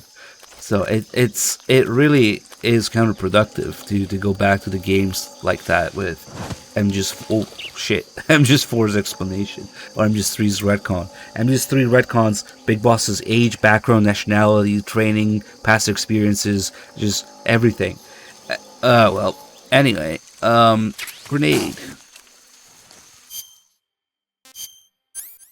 We could do a little something with the grenade. Nanomachines. Now, the death threats to Kojima are very real. Kojima's blog. Kojima was writing basically a midlife crisis blog at the time he was developing MGS2, and it's all in there. So these crocodiles, when they open their mouth like that, anything you can throw, food, magazines, grenades, you can chuck in there and feed them. So if it's a grenade, I hear those are bad for your diet. So clearly he's not gonna have a good day if I throw a grenade in there. He swallows it and boom. I thought he was about to survive it for a second. Like the way he was just solid afterwards. And now he just holds for a second. Wait. It's even more fucked up now because now we got the food. We can equip the food as an item to throw, right? So now I can feed. Oh my god, what are you feeding it now? No. Yeah, you can feed crocodiles and crocodiles. Really? Oh my goodness. Yeah, I think that's classified as animal cruelty, like forcing them to be cannibals like that. So that's even more fucked up than the grenade. Hold on, I just need a volunteer to open up. Come on, there you go. You just ate your cousin. Oh my goodness. And then they just eat. If it's just food, they just eat it, and they're fine. You know, I would have preferred like some sort of emote after eating it, like a little confused or like maybe they are confused for a second. They have a question mark on their head. Did you see? But like once he eats it, he's like, yeah, that's good. Or is it like, what? Like that? Boom. Oh my god. Heartburn, indigestion, upset stomach. Yeah, of course there's a call about. I always forget if the alligators or crocodiles. It's weird because the cap is called the croc cap, but if I'm not mistaken, these are alligators. Because doesn't it work like if the mouth is pointy? It's an A because it's pointy, so it's alligator. And if it's round, it's a C. It's crocodile. That's how you remember it. But it's weird because it's called a croc cap. Yeah, there's like environmental calls with Zero about the grass, about the swamp. Oh shit! I forgot. See, Camo Index really works. I think you're hungry for a grenade. Ah, fuck it. You know, what if it's because I don't want to be. What? What? What if it's because it's easier to say croc cap instead of like. Because alligator cap doesn't sound as good. I don't know. They just, I don't know, like, that swamp. and it's not a, What's dangerous? isn't it a, what's It's it a called? bottomless It starts swamp. with a C or something? Ah. The type of, Yes. The mud in that swamp is highly viscous. It will stick to your body like tar. It will be impossible for you to swim. If you get swallowed by the bottomless swamp, you won't be able to escape on your own. Once you sink down to about head level, you'll be trapped for good. Make sure you get out before that happens. So, I have to make sure I don't sink too far. Got it. Snake, wait. There's more. Yes. What? Crocodiles. Crocodiles? Yes. Crocodiles. Like the reptile. That's correct. More accurately, Okay, so they are crocodiles, but their mouth deep in this forest? looks like an You'll alligator have to mouth. ask paramedic about that one. Paramedic? Yes. The Indian gavial is a crocodile that originally lived in freshwater regions in India. It's weird. It doesn't follow that rule of the Way mouth. out here. They're captive crocodiles that were brought here for research purposes but escaped and became wild again. Indian gavials are large creatures. Adult males grow to over 6 meters in length. You'll never catch one alive, even if you use the tranquilizer gun. Oh, it's the other way around. How do they Taste? Yes, I did look into that. You know what they always say. Tastes like chicken. Sounds delicious. So that But be careful when capturing an Indian gavial. Normally they're cowardly creatures, but the ones in the forest there are belligerent. Apparently they attack humans. What do you mean? They weren't the direct subject of any serious research, but some think they may have become violent as a side effect of the atomic research that was conducted nearby. opposite. It's the exact opposite of what I just said. So you gotta remember that and then reverse it. The A for the shape and the C for it's inverted. A is pointy, C is wide. Crocodile is wide. Alligator. No, it's the other way around. Oh well, Yes. Wait, why are these both opposite? Look what subreddit this is on. Oh. SLPT. You know what the S stands for? Shitty. Shitty life pro tip. Were you Look, read the rest of it. It says the one with the A-shaped mouth is a crocodile and the C-shaped mouth is alligator. Okay, that makes more sense. So it's the opposite. That's why. Okay. Damn. Okay. So the alligator has a C-shaped mouth, and the crocodile has an A-shaped mouth, which is the opposite. So these are alligators. Yeah, that makes sense, because see how their mouth is like thin and pointy? Yeah. Okay. But C and A or U and V, but C and A is easy to remember because it's C for crocodile and A for alligator, but you just gotta remember that it's inverted. that picture confused me so much. It's inverted. It's simply inverted. C for A and A for C. No, I know. That's what I'm saying. That's all I got. Oh, yeah, I was gonna get a checkpoint here to actually show that. Game over.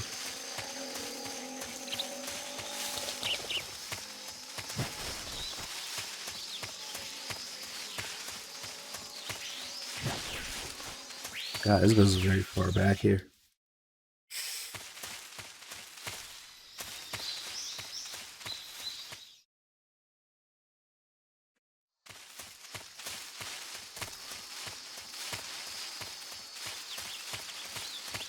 So one thing that's kind of neat, I think, is that depending on how much you sink in the mud, it will leave stains on the camo. Different levels, like you see this much, you get like that much stained. Let's see how much we can push it. Here we go, above the waist with the stains. Oh shit, ooh, just barely. There you go. Well, kind of. That's probably pushing it any more than this. And when you die, there is a unique animation to die in mud, the quicksand here. Oh, I think that's as far as it goes.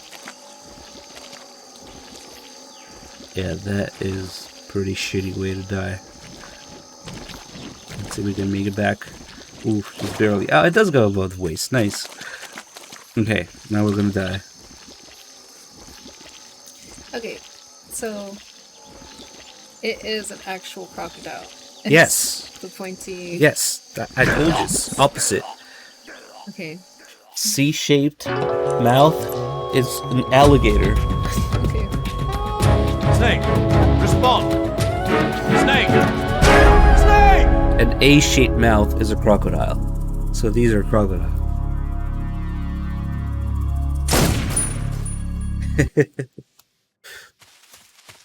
Enough. We could do the call It's weird because we got the call through through Zero instead of paramedics, and now I'm not sure how the call is going to play out. The snake ask how does it taste? Hold on.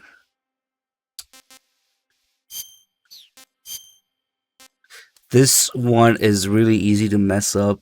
If you do the in-cap call before meeting Granin, you won't get the full version of it. It's actually much better after you meet Granin, but it's so easy to accidentally get it, so you kind of want to dispose of it so you don't get the call about it. If Granin isn't for a while, bless you.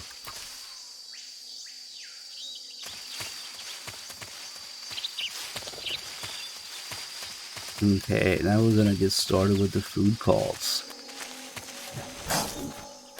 Tastes like chicken. Let me see what we have. Already ate one of these, and then this one. Okay. Food calls.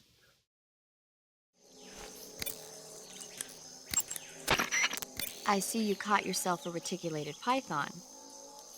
The reticulated python is said to be the longest snake in the world. The biggest ones can grow up to 10 meters in length. The longest snake in the world. Although they're not poisonous, they're still very dangerous, so be careful around them.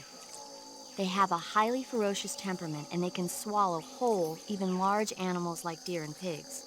Their most distinguishing feature is the mesh pattern of their scales. This pattern acts as a highly effective natural camouflage. If you think there might be a reticulated python about, pay close attention to your surroundings. Otherwise, you could get bitten before you even know it's there. It's a huge snake, but you should be able to capture it alive by using the tranquilizer gun. I'll bet if you capture one and throw it at an enemy, it'll give him a good scare.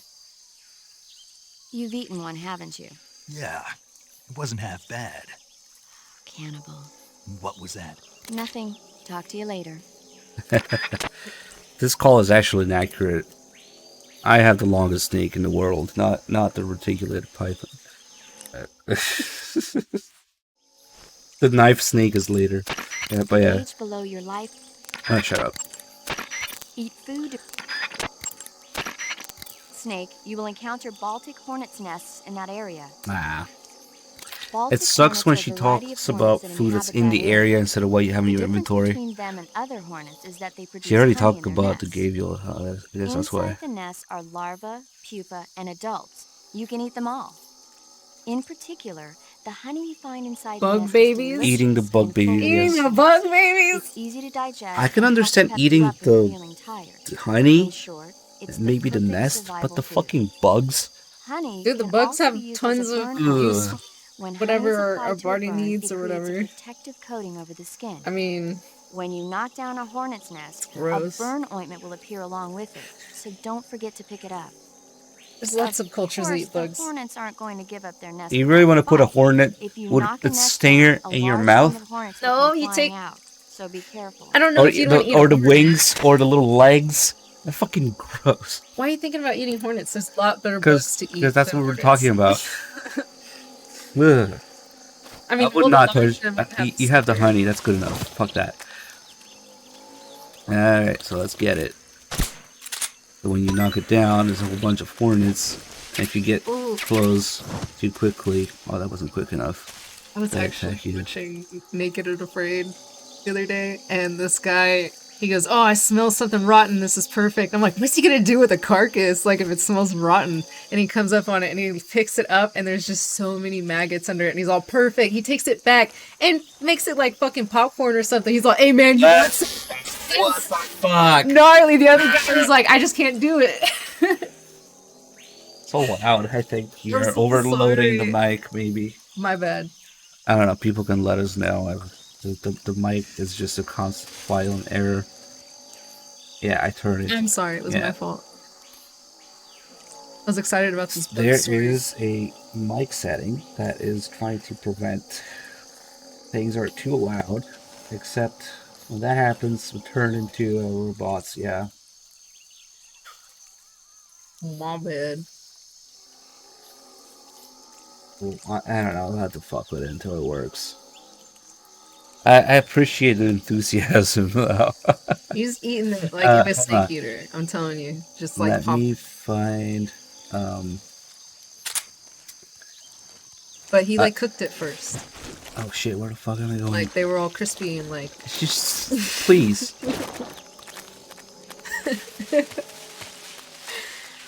Let me show the keratin in the first area, whatever. We're not gonna get all of them anyway. They're a pain in the ass to get. But so a lot of people know about the keratin, right? But not everybody knows that if you keep shooting it, you can actually kill it. See how it's making noise right now? And it's a little piggy bank too. It has a coin slot in the back. But if you keep shooting it, see how the pitch is changing, the tone is changing. The more you do it. oh my God. And it's dead. It's not making noise anymore. Sag.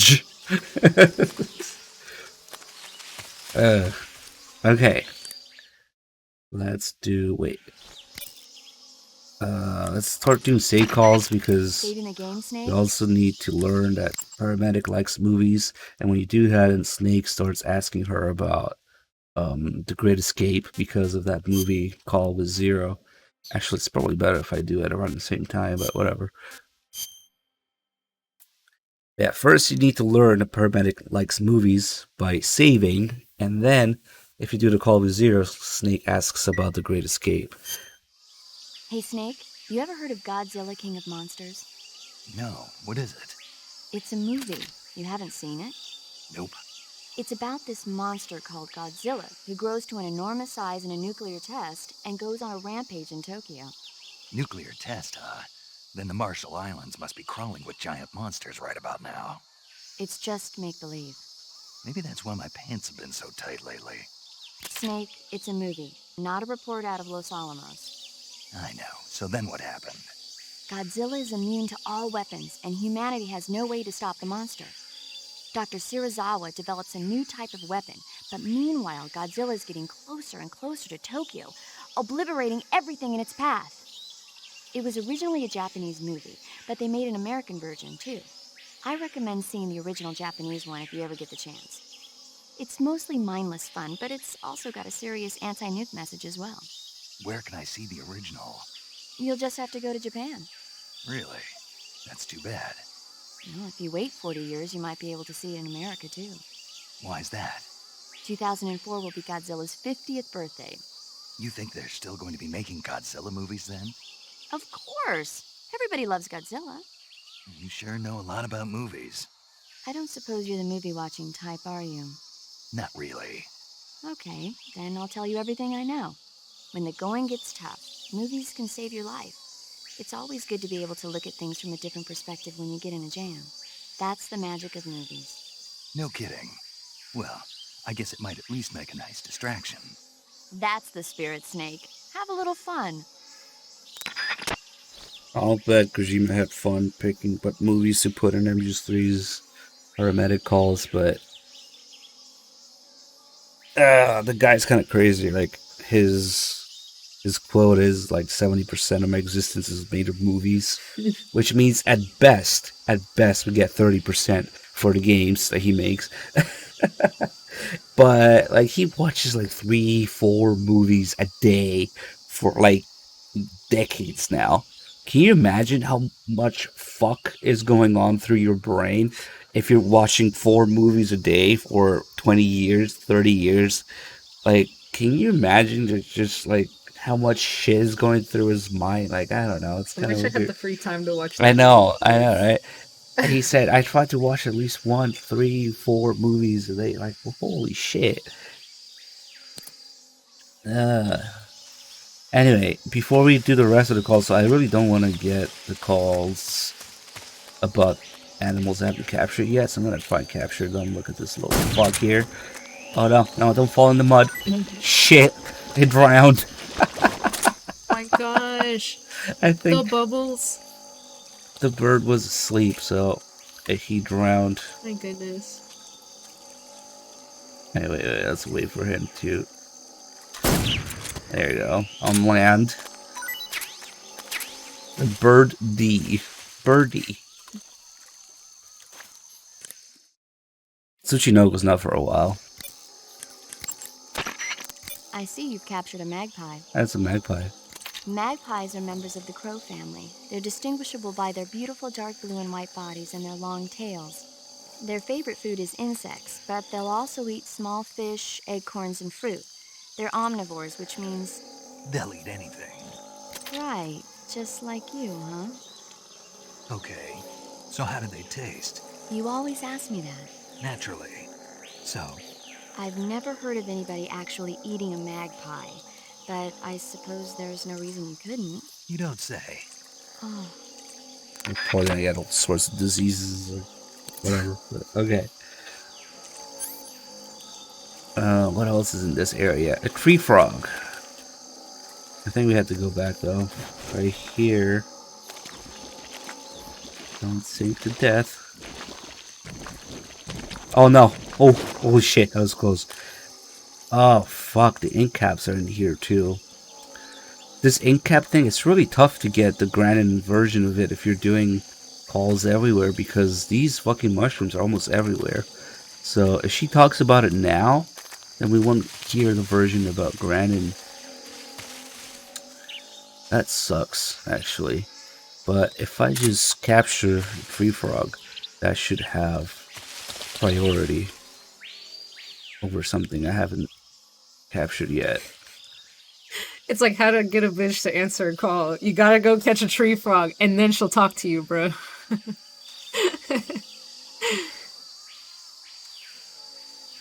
Wait, what call are you talking about, bad humans? Oh, there it is, little fuck. I did not see. You gotta develop an... Oh, there's another one. Kick it. Oh my gosh, have mercy on that frog. The hitbox isn't good enough for this. Fuck it. Oh. Ah! The tree got in the way. I believe that's what you call overkill. Oh my goodness. Should we eat the live one or... You might as well. He's dead. Like... Okay. Have He's just throwing a frog at... He just blew up. Oh my gosh. I'm sorry.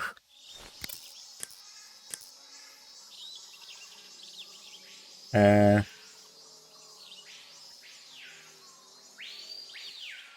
not sure what Bad Human's talking about. But you could save in the trial version? Interesting.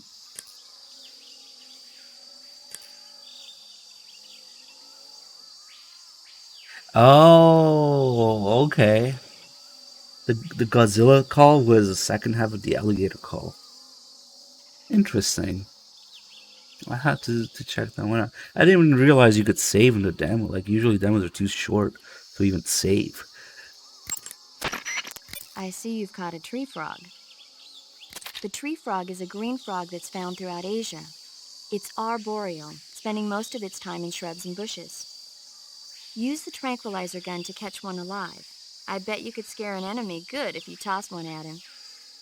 But the tree frogs that live in that jungle are a lot bigger than ordinary tree frogs. Oh, that's where he talks about his dick being too big. You've got a one-track mind, don't you? But seriously, that is one theory. However, there are people who think it's a mutation caused by nuclear testing and waste from the research facility. Yeah, I ate one, but...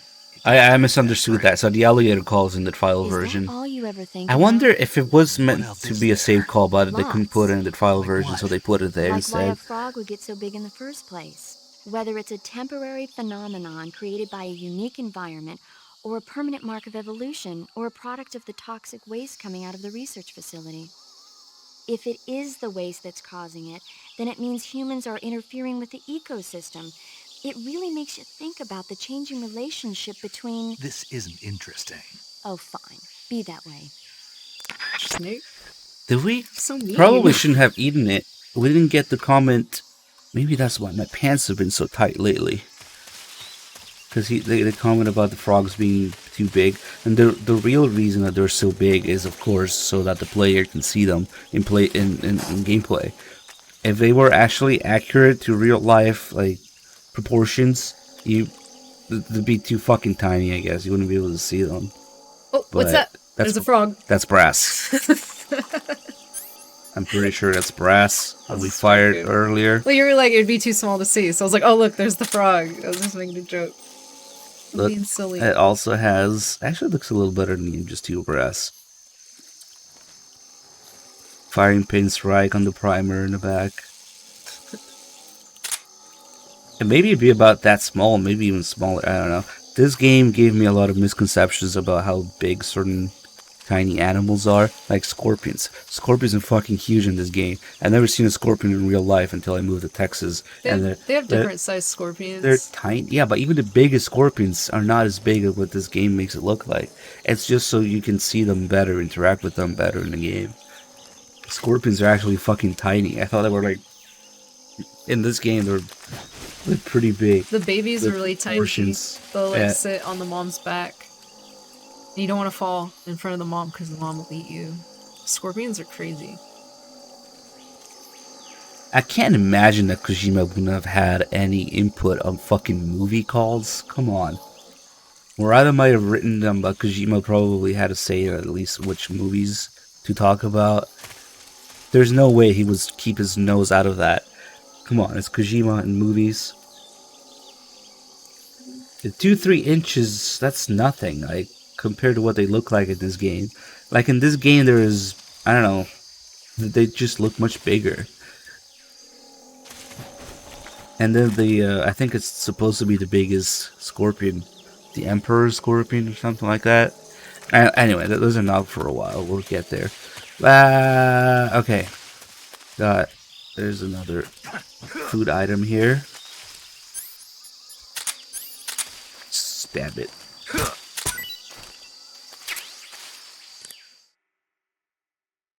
I think they're bigger than 2-3 inches in the game. Whoa.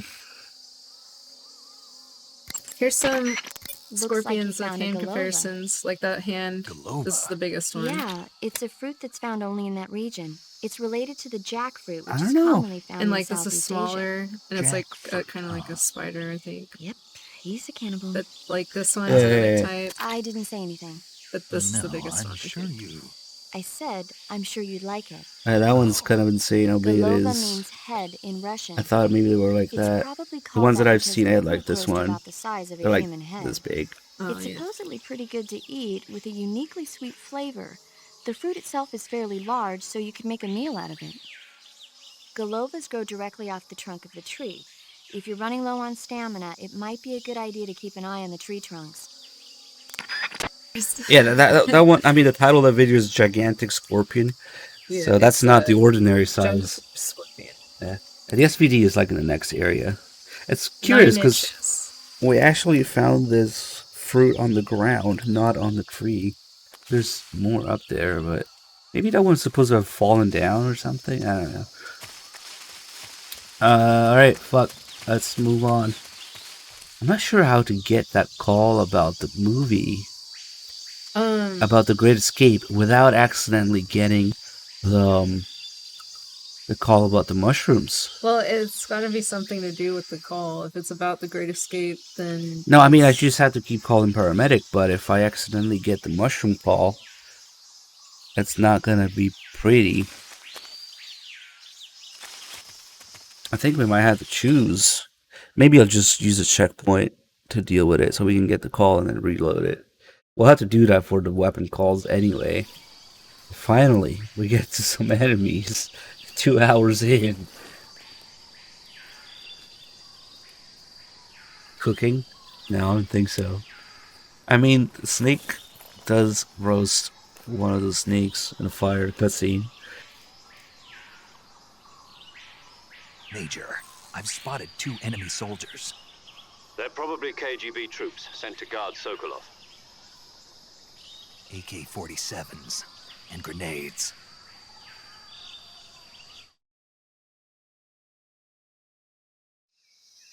Snake, your presence in Soviet territory is already a violation of international law. We can't let the Kremlin find out that the CIA and the American government are involved. Contact with the enemy is strictly prohibited. Don't engage them in battle either. This is a stealth mission.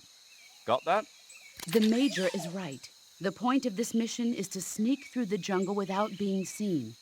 The success of the mission depends on how well you use your camouflage. Change your camouflage by selecting Camouflage from the Survival Viewer. The Uniform option lets you pick your uniform, while the Face option lets you change your face paint. Choosing camouflage that blends in with your surroundings will help you conceal yourself more effectively. Also, don't forget that anything that moves will stand out in the jungle. If you just stand up and run around like an idiot, you're bound to be spotted. But if you crawl instead, you should be able to sneak by without being noticed. You can see how effective your camouflage is by looking at the Camo Index. The Camo Index shows how well your current camouflage blends in with the surrounding area. The higher the value, the harder you are to spot, and vice versa. The key is to make yourself one with nature. Keep that in mind as you go along, okay? How are you guys not fucking fed up with remake rumors? Like, I don't understand. Next game, cooking big with Big Mama. Cooking Big Mama. Okay, so let's put these guys down so we don't have to worry about getting alerts. But I'm gonna put them down non-lethally, but also permanently. So the way to do that is to hold them up on the ground. Grab, throw them down, hold them up. I don't care if you leave. The first guy I had to put to sleep though because he was facing me. So now we'll have to go around and get him again before he wakes up. Which in MGS3 is no big deal because even in European Extreme, the Tranquilizer lasts quite a while. It's not like MGS2 where it only lasts 40 seconds. Kick him a couple times to wake him up. And as he gets up, you have to give him a tap first and then grab him. Alright, now we have the entire area at my disposal. Let's go grab some shit. Let's go grab the SVD here. I remember it kind of blew my mind the first time I realized the SVD is here. This early in the game, you can already get it. There's actually quite a few weapons at the Virtuous missions. Okay. And that means we can get calls with the boss about the weapons instead of SIGINT. Now, please, no outpost captured. Okay. So much to do now that there's actually enemies around. We'll have to, Very important question. What's up? Where are the flying squirrels? What are the flying squirrels? They're at the beginning of the Snake Eater mission and the forest where you fight the fear. That's later in the game. Okay, there's no flying squirrels in the Virtuous mission, I don't think. Okay. One thing that I found out recently is that there's a keratin call. And I got it here and it works, so I haven't even tried in the other keratins, but if you just stand here, then Paramedic will talk about keratin. That blew my mind. I did not know that Hey, that's Keratin. Huh? Right there, see it? Where? Right in front of you. This frog doll? That's Keratin. Don't tell me you've never heard of him. Is he famous or something? Come on, everybody knows about Keratin. Oh, okay. But what's this frog thing doing here? Keratin. What? He's called Keratin. Right, so what's this Keratin doing here? He must be getting popular in the Soviet Union. Here? Not that you know anything about the magic of Keratin. On the other hand, you might be able to use Keratin's power to help you in your mission. What did you have in mind? Keratin cries when you shake him. If the enemy hears that, they might come to check it out. Maybe you could use it as a diversion. Bryce, And I when you hear that if you shake find him. all of the Keratons and shake them, something good will happen. Try it out. Shake, you mean shoot, right? If you find all the Keratons, I say keratin, but it's keraton, whatever. That's one way of unlocking the stealth camo. Finding all the keratins so you can get the stealth camo. And there's a dedicated code name and emblem for it at the end on the title screen or the result screen. But if you really just want the stealth camo, it's much easier to just finish the game with no alerts. That also gives you the stealth camo. It's just a pain in the ass to find some of these little fuckers. But it can be a fun run. A keratin run. Is it possible to play Peace Walker on PSP? Yes. But it's a pain in the ass. I don't see why you would do that. You can play on PS3. Do you think anyone's going to bring their PSVs? I don't know. These will take about 7 months. Let's murder this keratin. Or as this paramedic says it, shake him.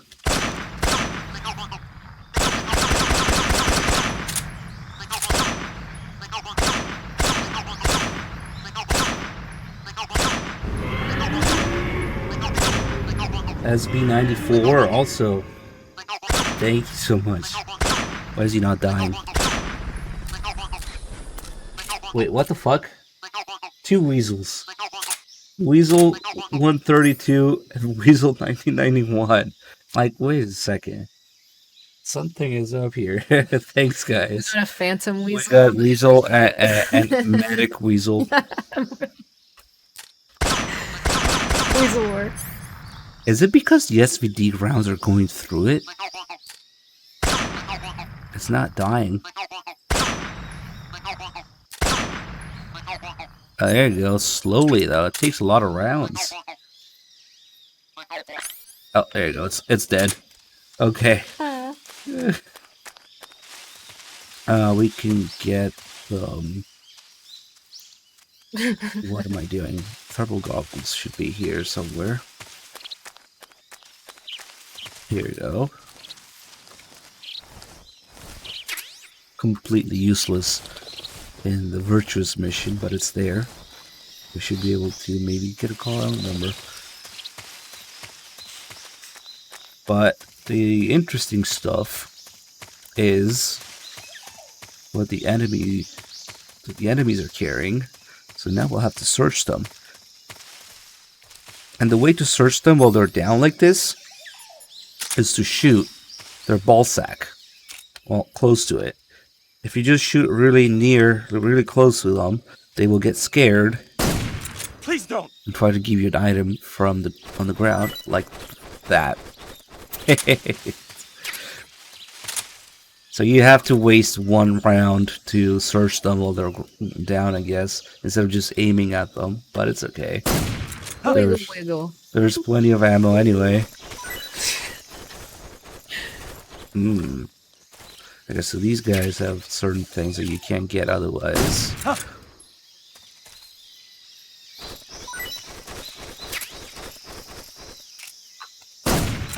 Oh. And the big prize, the porn. See, the porn evolves with each new game. And MGS2 was just regular pictures of, I don't know, I think Konami Eye clothed girls. But in MGS3, it actually starts being a little spicy. So, and then MGS4 is just a full-fledged Playboy. And Maroon, thank you for gifting sub to Just Beat. Yes, a picture book for gentlemen, full of stunning photos of young female models. Okay. We should be able to find another one so I can put it down and pick it up again. I would love to have all these books in the game, you know? Like, I wonder if these are... They're probably real life ones. From the Nintendo... Yeah, on the 3DS version, this is a Hooters magazine. Yeah. It'd be cool to have, like, the magazines. Alright, let's look for some more. Higher level. They all Is look that- the same. You can just carry 5 of them. Please don't. Please don't.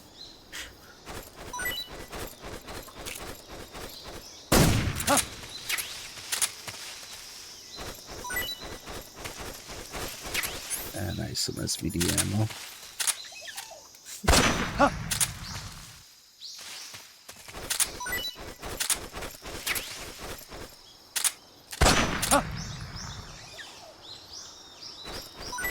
Life medicine. I don't think he has anything left. Those 4 items. Yep. Okay. There should be at least one more magazine here. Don't shoot me, please! This guy's really scared. It's cool that it's different voices. I'm glad you said that. It's different voices. More importantly, they have voices when you interrogate them, unlike a certain game. Oh.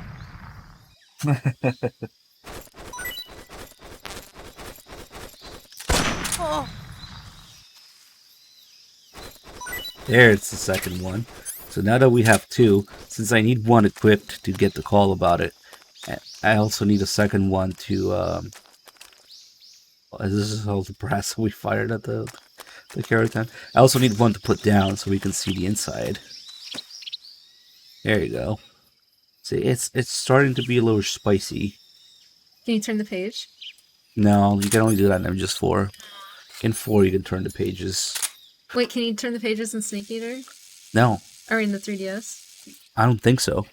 Sure. Not that you would know how with those fucking controls. I can't even figure out how to do the most basic shit I've never in played that. a Japanese But version. the 3DS version is just, I don't know. I think I'd rather stab myself in the nuts than play with those controls. But I don't think you can. Name for research. I don't know. What's her at? She's probably like 50 years old by now, but whatever. G-Mock has got it going on. No, even with the fucking second analog, it's still awful because 90% of the controls are like touchscreen. Alright. So We're all nearly 50. we're all stun him, wake him up, so we can do this. Look at this advanced technology where you can interrogate enemies and they don't sound like Speak. Hornets. They're terrifying. wow, he has an actual Speak. voice acting. Crocodiles taste great. Answer me. Throw a grenade into a crocodile's mouth. They actually tell you about that. Answer me. Which is kind of cool. You lousy.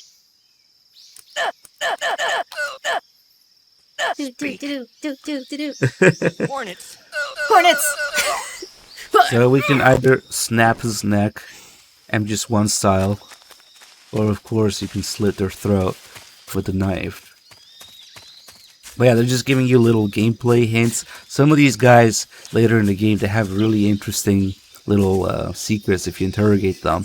Like there's a frequency to bomb the place, there's a frequency to call off an alert, call off caution. They give you, there's a healing radio, and all that neat stuff. And you can only find out about it if you interrogate everybody. They give you little hints. Now, I cannot imagine that a PS2 game that fits on a DVD disc could voice all the enemies when you interrogate them.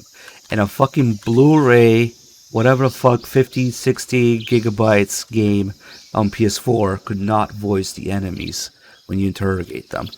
Instead, you get because what? Because it's an open world game? So you're telling me that you can't put a little bit more voice acting in there? Because the enemies all have like 10 lines collectively anyway. So Like, any last words? Taste great. you see what this guy talks about. But yeah, the magic of voiced enemies, you can only do that. Ironically, in the Phantom Pain, the enemies are only voiced when you interrogate them if you don't have the interpreter. Because if you don't have the interpreter, then you actually hear them speak Russian. But they once just you didn't want to voice the first half of the game. They're like, let's just make it. they didn't voice the first half of the game. Yeah, That's why and then you get Kiefer the doesn't, interpreter, and then they have the rest of the. Kiefer doesn't say anything. The enemies don't say anything. That would explain everything. If they designed all of the first half of the game, right? It's like you would have to go back and add the new voice lines. It's easier to just say we added on the interpreter at this part of the game. Now there's more voice lines. Let go of him. Answer me. We won't hand over Sokolov. Wrong answer. Oh man, that guy's just spilling intel everywhere, man. What they actually say in Russian is something like, I don't speak English, or Russian, please. Something like that. He's like, I don't know if you're looking for this guy named Sokolov, but, you know, the higher-ups are talking a lot about this guy, like, you know. A polite nuts. I feel very close to you, face. since you're holding me with a knife to my throat. MGS4 does not have interrogation, no. Oh, another thing, speaking of... Oh, hold on. For this one, we are going to need an empty gun. Wait, what about the flying squirrels? It's not here, right? There's no flying squirrels in the Virtuous mission, I don't think. Okay. Hold on, let me get this checkpoint real quick. Because this one's gonna be a game over. Or close to it.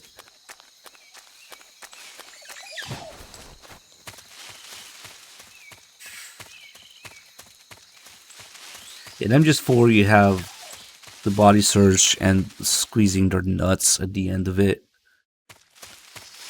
But you don't have... There's no interrogation in 4.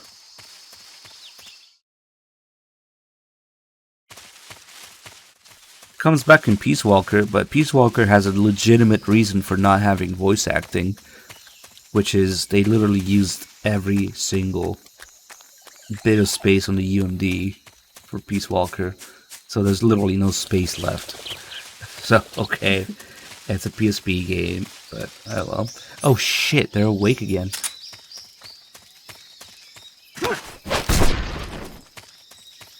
Hold on. These two guys that I did not kill are up again. So, just one thing that I want to do real quick. Again, MGS2, MGS3, MGS4, I'll do this. Try doing it in the Phantom Pain, see what happens. You hold up an enemy with an empty gun. Actually, I'm not sure if it works in the ground. I think it does. And you go click. And they react, even on the ground. So what happens if you hold up an enemy or an empty gun in the Phantom Stain? I'll tell you, fucking nothing. They just stand there forever. They pull out another handgun? No, they literally don't give a fuck. You could be going click, click, click in their ears and nothing happens. So it's actually kind of obscene, but okay. Okay, so let's hold them up standing up this time. Freeze. And you go click. And he reacts.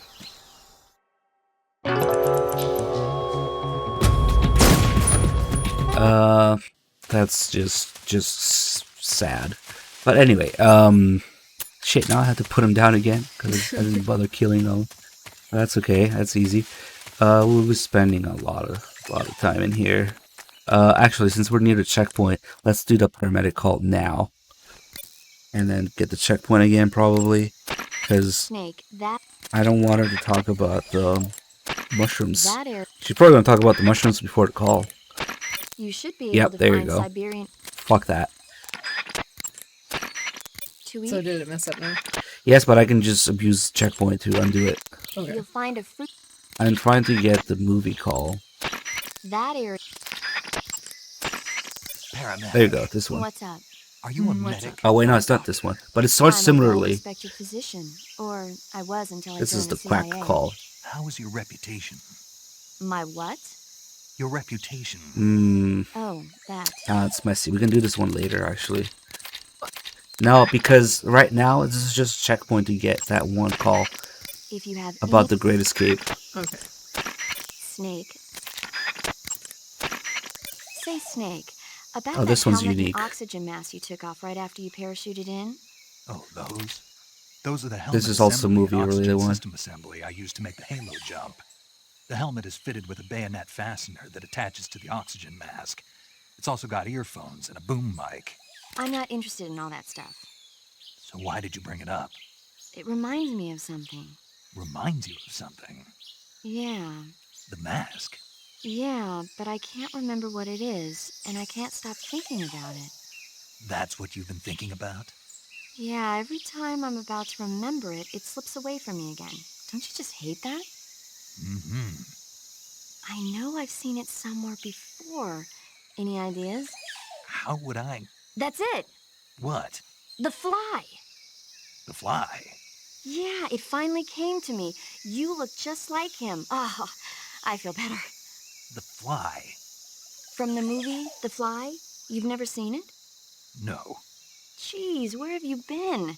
It's about this scientist who's conducting teleportation experiments when he gets mixed up with a fly and ends up with the fly's head attached to his body. Never heard of it. That's too bad. It's a good movie. Right, so you also need to do this call first, because in the next call, Snake is like, wait, you never seen The Great Escape, but you've seen The Fly? Paramedic. There you go. You said you like movies, right? I love him. About the Major's code name. Major Tom? Yeah. He sounded like he wasn't sure whether or not Tom was the name of the tunnel that worked in The Great Escape. So I heard. So was it? Was it what? Was Tom really the name of the tunnel that worked? Right. So it was Tom. Maybe. Maybe. I don't know. Why don't you know? Why should I know? You watch a lot of movies, don't you? Yeah. But you've never seen The Great Escape. No.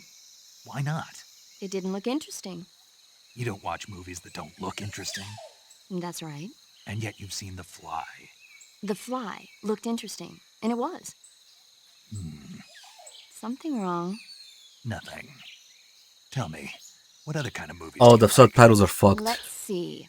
There's the Quartermass experiment, and it conquered the world. That's Blue and Point. Earth versus the Spider. Oh, and Mondo Kane. Did I say something weird? Forget it.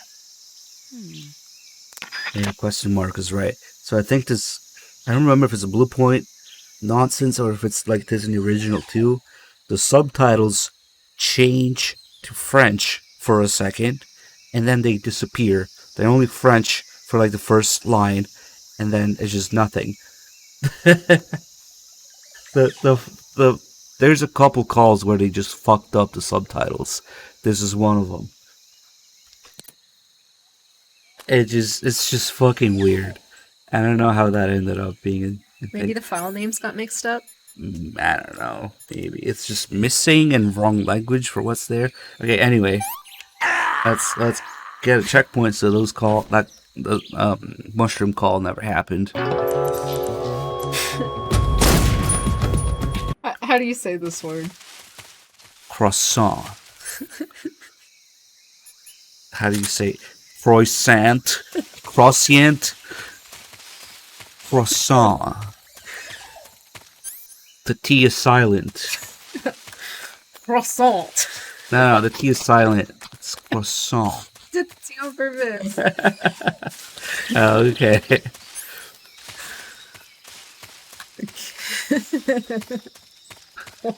Croissant. Croissant.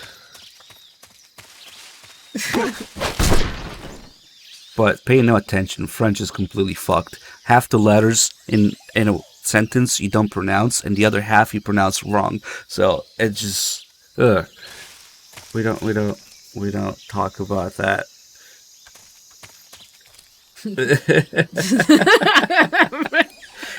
Seriously.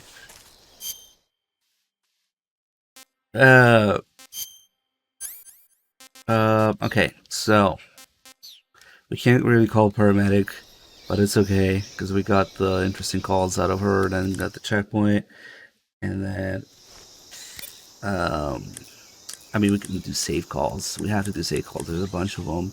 And then the next area is all going to be the boss calls, because after that, she disappears. She has a meeting to go to.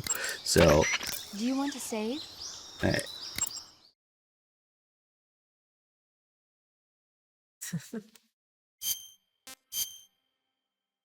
Alright, hold on.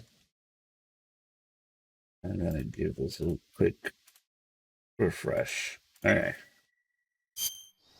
Snake, do you know the creature from the Black Lagoon? Nope, never heard of it. These scientists are investigating a place deep in the Amazon called the Black Lagoon, and they get picked off one after the other by this fishman thing. And there was this scene when the heroine is going for a swim, and the creature sneaks up on her. You're a fishman thing. You're the pretty girl. I mean, of course, the I'm the fishman thing. From outer space were a lot more intense, but it wouldn't be referring to you coming from outer space, would it? How rude! Why do you say that? Because no one on Earth could be as charming as you. Oh, Snake. Fine. I'll just get to the point, Snake. Be careful of what's around you when you're in the water. Just imagining you swimming in those jungle rivers makes me think of you being attacked by a fishman. I appreciate the concern. Fishmen aren't the only things that'll attack you in the water. Really be careful out there. Okay. And don't be attacking any pretty girls going for a swim, either. Are you calling me a fishman? You started it.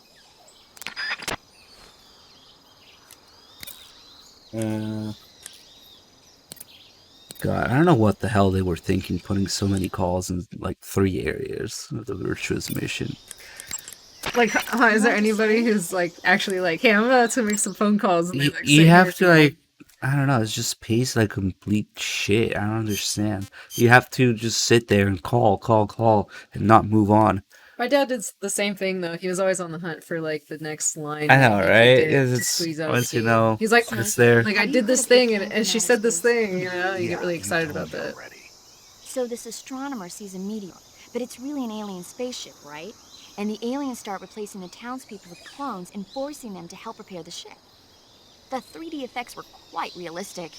I've got all the real I can handle. This is actually a really good point that they make here. You don't get it. Precisely because it's realistic, with the images jumping out of the screen at you. It for a nice escape from reality. I have to admit it made my eyes tired, but it was really intense. Unfortunately, they don't make very many of those movies anymore. When did it come out? I was still in college, so probably about 10 years ago. Guess I'm out of luck then. You know, they're coming out with household versions of video cassette recorders. One day you'll be able to see old movies anytime you want. It'll be like having a movie theater in your own home. Really? It's like if you had a record with movie film etched onto it instead of music. It'll work the same way. You're kidding. No, really. And someday they might make movies where you control the characters yourself. Sounds like magic. It'll happen. Make sure you stay alive to see it. And we'll take it one step further. Someday, somebody will watch you play the movies where you move the characters yourself over the internet. So this is very self-aware. You make the movie. You're gonna make a movie where you control the characters yourself. And then someone else will watch you control them. Yeah. But that point that she makes there about realism being a nice escape from reality, effective, that's a really good point. Like, sometimes people go like, oh, why do you want realism in a video game or a movie? It's fictional. But if it is realistic, then it's believable. If it's believable, then it's easy to like, suspend disbelief and, like, be absorbed by it. So it's actually a really good point. I actually really agree with that.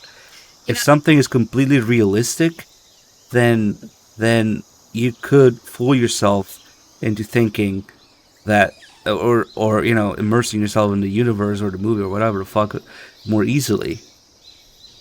It's more immersive. But maybe that's also the difference between somebody who, I don't know, maybe if you say playing like Dungeons and Dragons, if someone picks to be like an elf or someone picks to be a human, it's like, I want to pretend to be magical, and then there's somebody's like, I want to like there's a feel difference like it's really between a human there. There's a thing called low fantasy and high fantasy. Yeah. high fantasy is like sparkly magic, pink Casting. dragons, unicorns, rainbows, Super and then cool. low magic or low fantasy is like more gritty, grounded in reality. Maybe based in More science, alchemy. maybe alchemy, yeah, alchemy. A computer somehow is making it. Medieval, like some weapons, armors, maybe a little bit of magic, very basic magic. Yeah, like low fantasy. There's an appeal to having it being realistic, Yeah. and the appeal to being completely out of your everyday. Like for example, for MMOs, I prefer low fantasy for sure. And It's like switching on and off to where you're like, today Yeah. I'm feeling very magical, sparkle. I want something impossible, and then there's Yeah. other days where like I want to feel like it could happen tomorrow. or shit something. fantasy. Isekai shit fantasy. Dude, people like isekais are people who hate their own life. They're like, okay, let's start the fantasy to where my life is Some pretty heated opinions there. Okay. those because they don't have to worry about any of their past responsibilities or. And then all of a sudden they get thrown into like some harem, magical harem. You're the only male. I hate those fucking animes, those mangas where it's one guy surrounded by, I don't know, 50 hot girls who all want his dick, and he's always too shy, he's always too scared, he's always too much of a pussy to do anything about it. Well, how do you think they go on chapter after and he's chapter to where it's like another girl comes up and takes a swing at him and misses, and then the next chapter is This- another girl coming up, take a swing, misses. This trope of the guy being like too scared to do anything about it, being too Have you read Love Hina? no, That's exactly the they all do it, so I'm not surprised. It's the same trope everywhere. They all do it. that was like one of the first mangas I ever It's like all the hot girls want this guy's dick, and he's like, "Oh my god, it can't be! No, I better stay away." That me, except the part where I have 50 bitches. Dude, me too! That's so me. Who the fuck is this guy? Hey, hold on, let me do some more save calls. Protagonist name. You want to save? Hold on a sec. No bitches.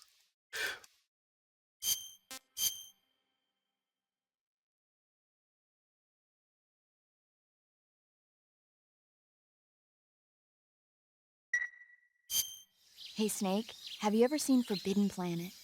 No, can't say I have. It's about this expedition that goes to the planet Altair 4 in an ultra-fast spaceship. When they arrive, they meet the survivor of the last expedition, Dr. Morbius. Dr. Morbius was exploring the planet along with his daughter Altera and the versatile Robbie the robot. Ignoring the doctor's warnings, the expedition team is suddenly attacked by an invisible creature called the Monster from the Id. The special effects they used for the science stuff were really neat. I wish I had a robot like Robbie that could make anything I wanted it to. I'm more interested in that invisible monster. If I were invisible, I wouldn't have to bother hiding or wearing camouflage. Maybe someday you'll be able to turn invisible. Yeah, that'll be the day. They slightly hint at stealth camo too in this call, which is a complete like retcon time paradox because Otacon invented the stealth camo. The fact that there's a stealth camo in MGS3 is just completely impossible. But I don't know, it's pretty canon it's- that they stole a lot of shit, right? Like they But Otacon invented it. It was a prototype in 2005. How the fuck is there a functional one in 1964? I thought she was hinting at they the don't creation. address it at all. Like in MGS1 and even 2 to some degree, the stealth cam was part of the story. In MGS4, they even mention the stealth camo when you do the Octo camo call. So MGS1, 2, and 4, they all say something in the story about the stealth camo. Oh, we got a raid. But MGS3, the stealth cam was just there, just completely ignored. Hi, raiders. Actually, oh, we got raided. King of War Brian, thank you. Welcome in, guys. So I actually never realized that before. Like, I knew it, but I never put it out loud like that. MGS1, 2, and 4 all talk about the stealth camo in dialogue, in call. Fun as a And plagiarism. 3 just kind of ignores it. Huh, nice. Hey, cheers, man. Thank you. Damn. That's interesting. I guess it's just because it's a prequel. Actually, another thing I was talking about is we were talking about why it takes place in 1964, not 63, and why it's a prequel.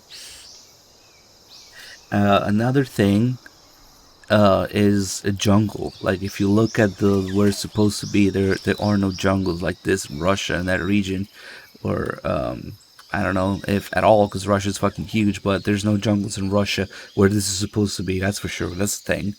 But the reason that there's jungle in the game is because of Harry Gregson Williams.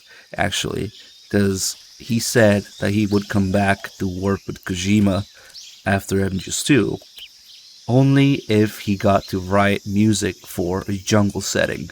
And Kojima was like, say no more. There you got it. Jungle setting. This doesn't take place in Russia. Okay. Maybe modern Russia. But whatever the fuck. The borders kind of changed since a few things happened. But whatever the fuck, man. It's definitely referred to as Russia in the game. Anyway, Kojima was so hell-bent on getting as much Hollywood dick as possible, sucking as much Hollywood dick as possible, that with Gregson Williams saying, I want to write music for this jungle setting, so suddenly we have MGS3 take place in the jungle. Yep. Ah, Christ. Do any fucking call in the game. Are you telling me that the game doesn't call it Russia? There aren't supposed to be any American soldiers in Russia. Pugmaster with the 9 years. Thank you. Jesus, you're trying to sound all smart and shit, and you haven't even fucking listened to a single line from the game itself. Congratulations. Sokolov should be at the abandoned factory to the north, so head in that... Literally. Oh, well, fuck it. Snake, that region is inside the enemy's area of control. I know. Time for the real deal. The enemy is running regular patrols. You don't know when or where you might... Sure. Snake? Snake? Oh yeah, this is just gameplay shit. Okay, so I know it's a pain in the ass, but there's more save calls. There's not that many though in the Virtuous mission. We'll hit the end of it, Saving the game, Snake? and then for the next area, we're gonna do a little trick. Because what happens is you get all the weapons you possibly can in the Virtuous mission, and then you get the boss to talk about them. However, if you do that, then later Sigint won't talk about them. So we'll get the weapons, then talk to the boss about the weapons, and then die, get a checkpoint. So those calls never happened as far as the game is concerned. And that way, later Sigint will also talk about them.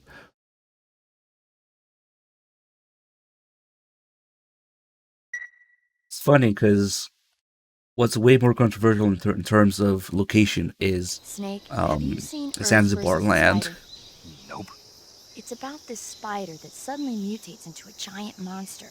They bring it into the city in a state of hibernation, but it wakes up and starts wrecking the place. So why did the spider turn huge? I told you, it suddenly mutates. This is another lesson in this call Snake, about it's realism. people like you that take all the fun out of watching movies. Always nitpicking and taking things too seriously.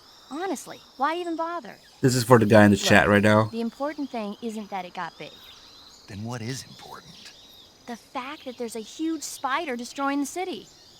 Suspend your disbelief. That's the whole point of movies. I feel like people would benefit a lot from that kind of thinking in this series. Why did Snake have to go through the microwave? Why didn't they send a robot? No, the important thing is the Snake is going through the microwave.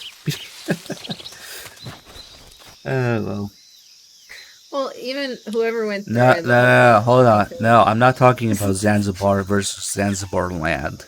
I'm talking about the fact that I guess technically it could be Palpatine's fault as well, but not because of the whole land thing, but because Naomi in MGS1 says that Gray Fox and Big Boss go back to Africa to continue the war, and that's when it happened that Snake crippled Gray Fox and killed Big Boss. But if you look at where Zanzibar land is actually supposed to be, it's not in Africa at all.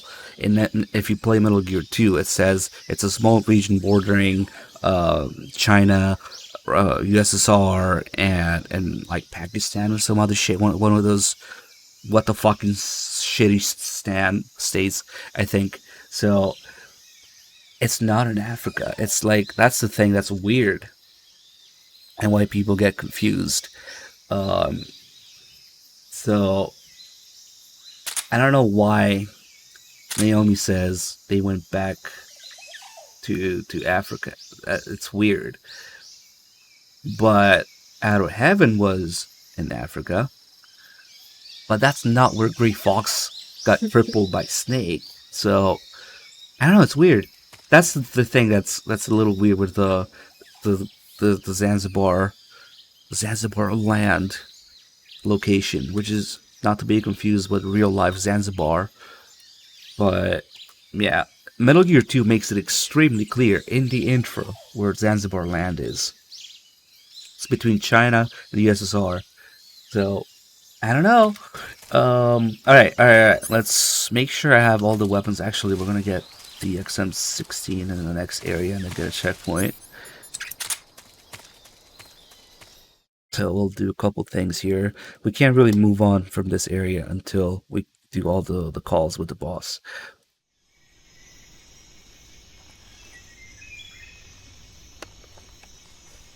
I mean, the oil leaks thing, yeah, I know, right?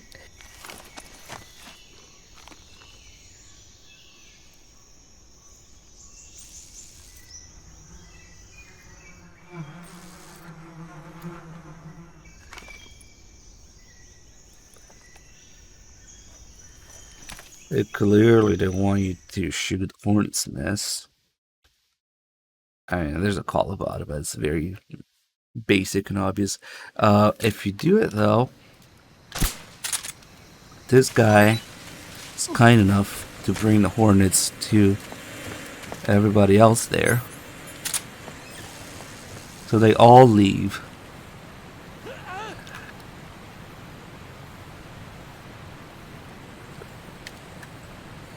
Three, four guys. They've become one with the hive. They're all leaving. They're on their way to the pain.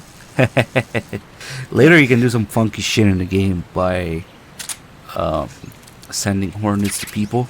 Instead of running to the next area, there's some really weird buggy areas where they just disappear into the wall. But not everybody knows that if you wait long enough, these guys actually come back.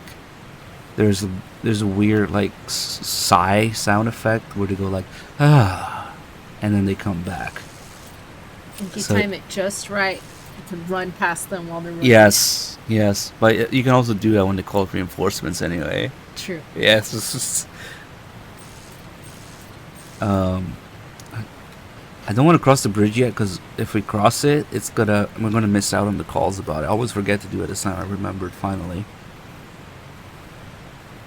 So we should be able to hear from this far. Oh, we can definitely hear with this.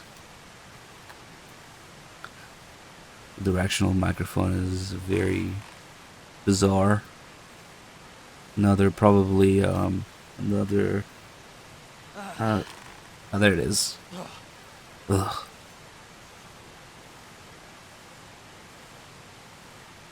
Actually, I can't think of the word. God damn it.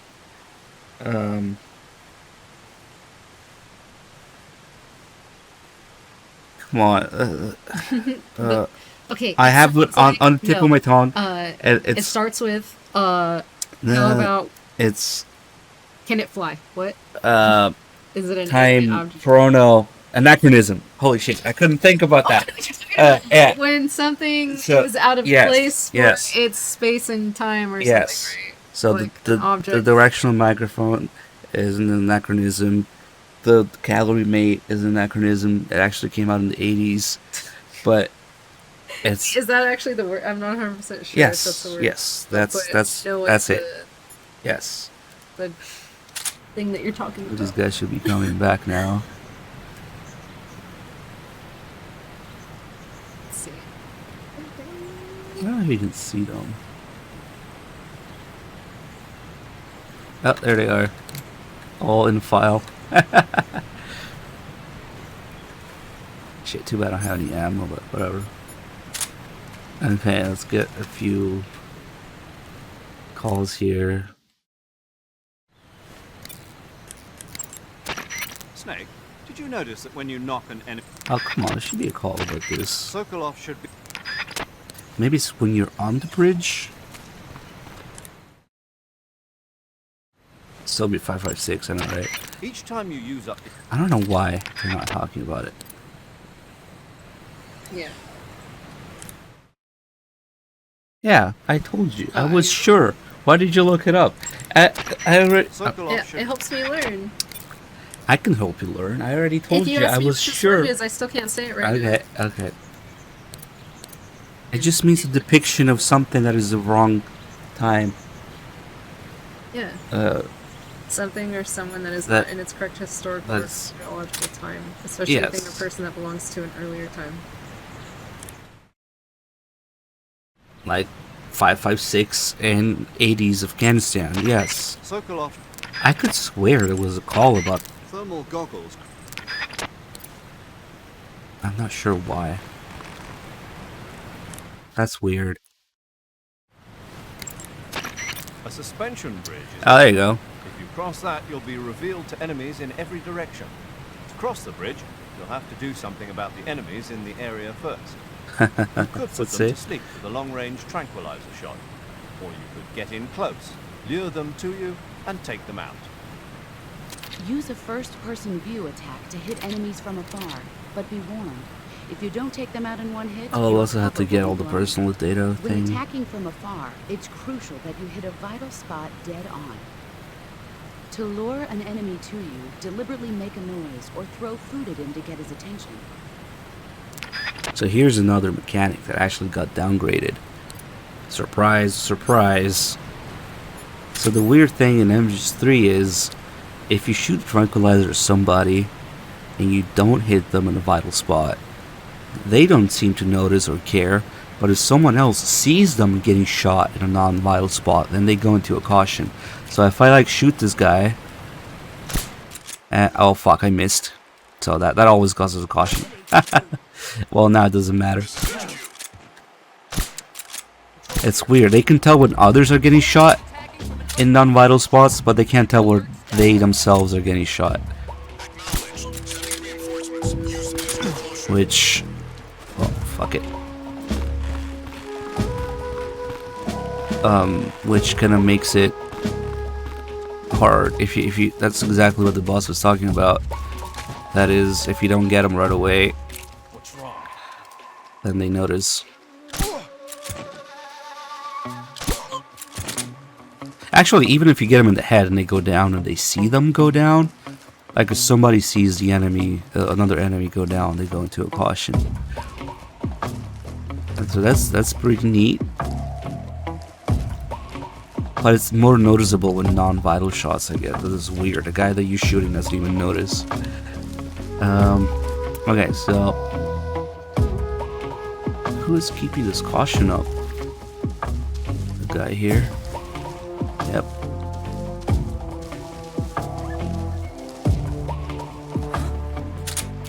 Who's that? Oh shit.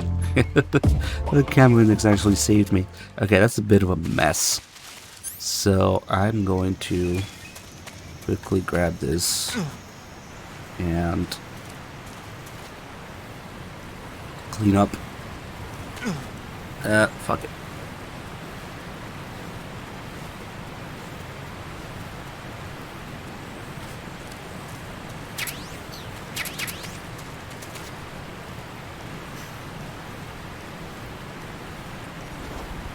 RJD with a 15 months. Thank you. And who is this Solidus? Hey, not bad crabs. My predecessor, Donald Trump. That was the name the public came to know him by. It's too perfect. Hey, thanks for the bits. Wanna be C with 93 months, thank you. Let's just fucking execute everyone before they wake up. Whose voice is that? Is that the real? I mean, Yeah. Is that the real voice actor? That's is that an AI? yeah. No. See, okay, now the fucking AI thing, No, it ruins. It completely ruins all the work that I ever wanted to put in any recut. Ooh. Freeze. Oh, he will be our test subject. Actually, he can stay there. Freeze. Oh shit. Oh fuck. Oh my Okay, goodness. you will be the test subject. Freeze. Ooh, that was close. That was really close. Okay, I forgot to do a little something. Duck, duck, goose. Actually, so the president in MGS3 says both the words Donald and Trump. So I recut it myself. But now with AI, it doesn't fucking matter, does it? So when he says Donald, is he saying Donald? Donald Anderson. He's talking about the DARPA chief. Okay. And then he says Trump because he says GW is the Patriots Trump card. Yeah, because that's like a So- turn of phrase. Yeah. Okay. Alright, This is hold on. genius. Let's make this guy walk the plank.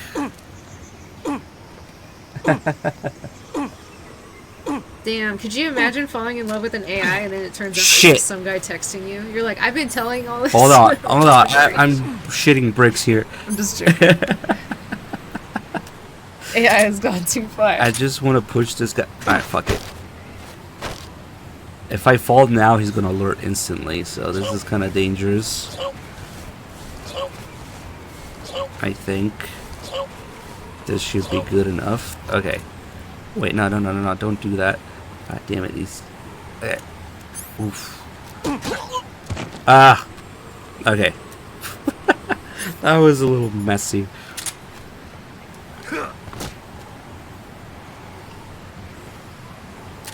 Don't fall. Don't fall. Okay. So... Some guy spent his dad's money on a virtual girlfriend. Yeah. So what I wanted to use this guy for is to show that if you cut the ropes with an enemy on the bridge, this happens. They have a little animation for falling off. Wow. Splash. And it's also pretty satisfying. You can't... They're all dead. No running. You could slip and fall. Oh. You can slash all the ropes with a knife. It's pretty satisfying, actually. You know they spent a lot of time on this bridge. Yes. Bridge physics. Mm-hmm. Kojima and bridges. You should have known. Bridges. Yeah, exactly. Oh, it doesn't count as a kill? If he falls down, no. Indirect kills don't count. Oh my god. On the 3DS version, you have to fucking balance the 3DS to go across this bridge. It sucks. Yes, it has the gyroscopic bullshit on it. So you have to actually stabilize the 3DS. Didn't know. Fuck that. So fuck these like gimmicks that they try to put into controllers and consoles. God damn it. Classic Nintendo bullshit. Oh well. I knew there was a lot of bridge physics, but I think this is actually probably... Hey. Okay, now that the entire bridge is ruined... That's all of it, right? I challenge you to go across the bridge without falling. Okay. Here's the controller. You have to run! Oh, I have to run? Okay. Oh! Sorry, I wasn't clear. If you walk, it's easy. Oh. You just... No, you have to See you run across the bridge run then. across the entire bridge You run without across the bridge. falling. Let's go. Oh god, I don't know. It's hard. Oh my god. Oof. You didn't have to... Oof! Fuck! Alright, let me see now. Alright. Well, we could do this all day. I could go further. Wait. I mean, that's almost all the way, so if I could just get all the way over there, then... Okay, here, you try now.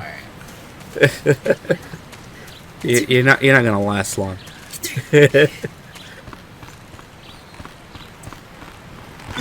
No, you didn't make it further. I don't even think I got further. Okay, I'm this time. gonna give it one more attempt. I don't know why I'm doing it, but it's kind of fun to do another person. Put the first 2 ropes. Oh shit! I didn't cut the first 2. Sorry. Yeah. And it doesn't really matter. It doesn't much. count. It doesn't count. It doesn't You have matter. to do Okay. No, I'm Oh, joking. fuck it. I don't know. Now it's easier. It's actually kind of hard to do. The first attempt was better. Fuck it. Okay, so now we're gonna do the rest of. God damn it!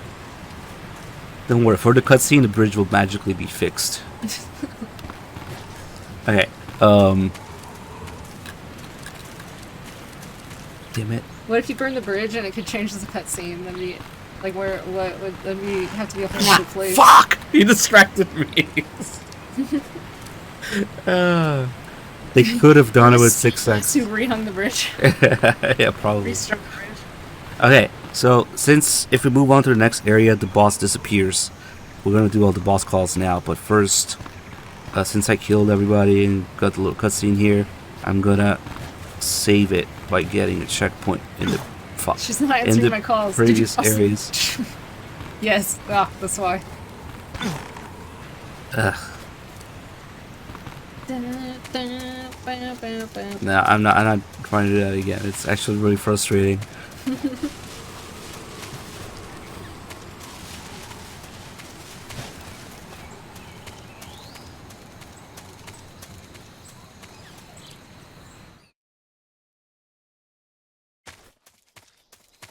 Alright, checkpoint.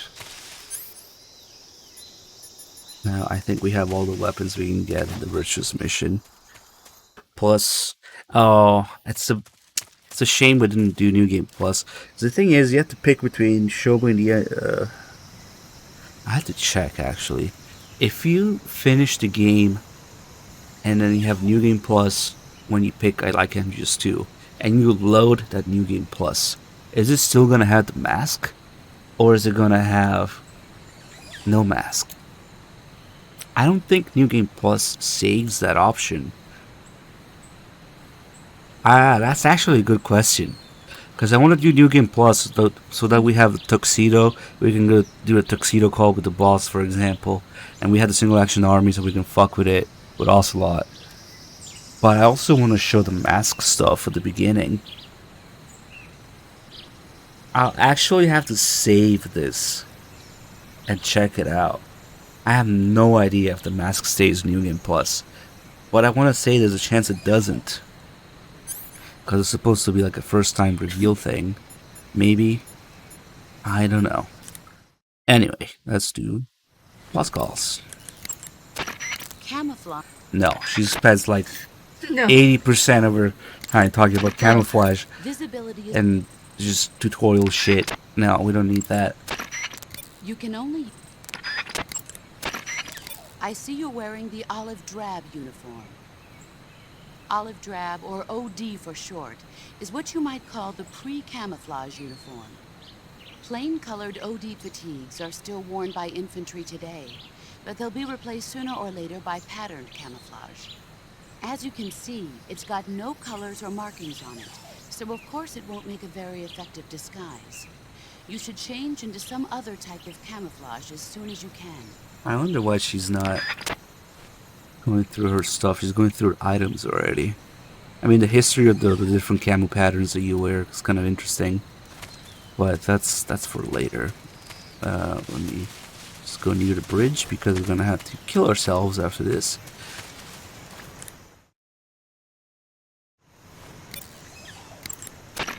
Normally, you would ask a fellow soldier how well your camouflage is working. But this is a solo sneaking mission, so nobody out there is on your side. You have to determine how well your camouflage is working by yourself. Yeah, I know. Don't worry, that's what the camo index is for. The camo index tells you how well you've imitated the Camo surroundings. index? What's the higher that? the index, the more well disguised you are. With a high enough camo index... Nah, I'd rather just have no camo index and not know if I'm using the right camo for the terrain. Right? In my day, I did my share of sneaking into enemy territory. You mean since World War II? Yeah, mostly snatch missions. Snatch mission? That's where you abduct an enemy officer without killing him, right? Right. That's where I got the original idea for CQC. In a snatch mission, taking out the target's escorts by shooting them is not an option. If the enemy hears the gunshot, they'll know there's an intruder and tighten security. And the target will sense danger and try to get away. You needed a way to take out the guards and secure the target without making a sound. That was the idea. The CQC style that you and I developed is based on the techniques I cultivated during those missions. So... First time I've heard this. Huh? You've never told me any of this before. I didn't? No. Why? Hmm. Why didn't you tell me this before? Why now? I have my reasons. It's not like I'm about to betray you or anything. Okay. This is a solo sneaking mission. I forgot to do the low health call. Hope you can still get it.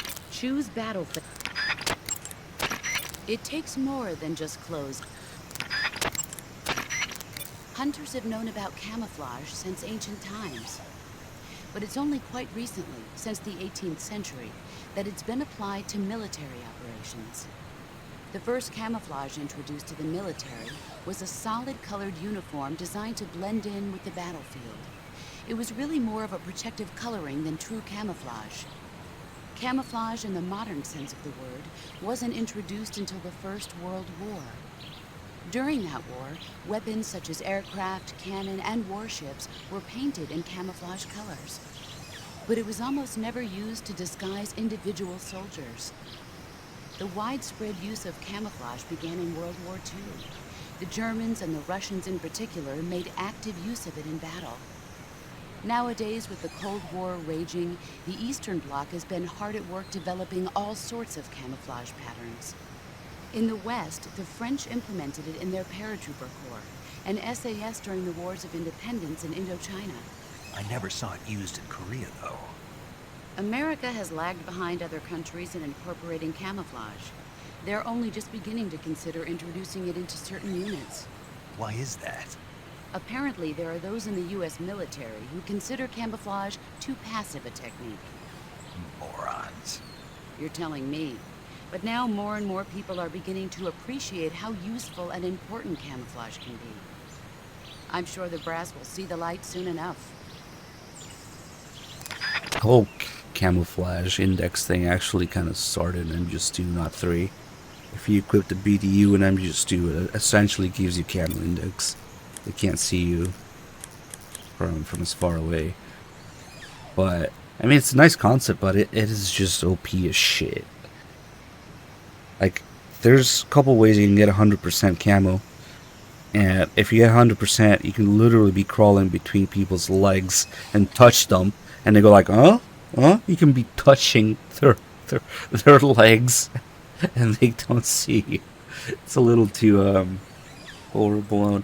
Like, if they made it like not as effective, like the numbers need to be higher and from a further distance, and you actually had to stay completely still, then yeah, I can see that being more like balanced, realistic even, but the way that it works is just OP as fuck.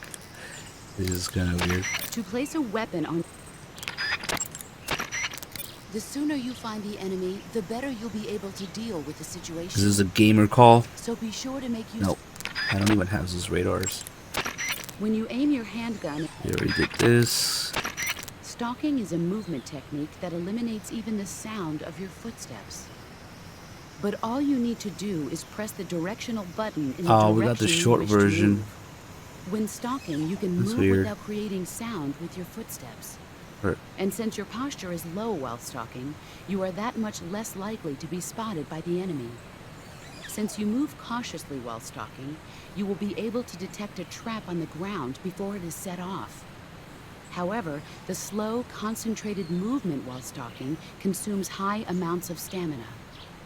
Switch between walking and running with the left stick and stalking with the directional buttons depending on the situation.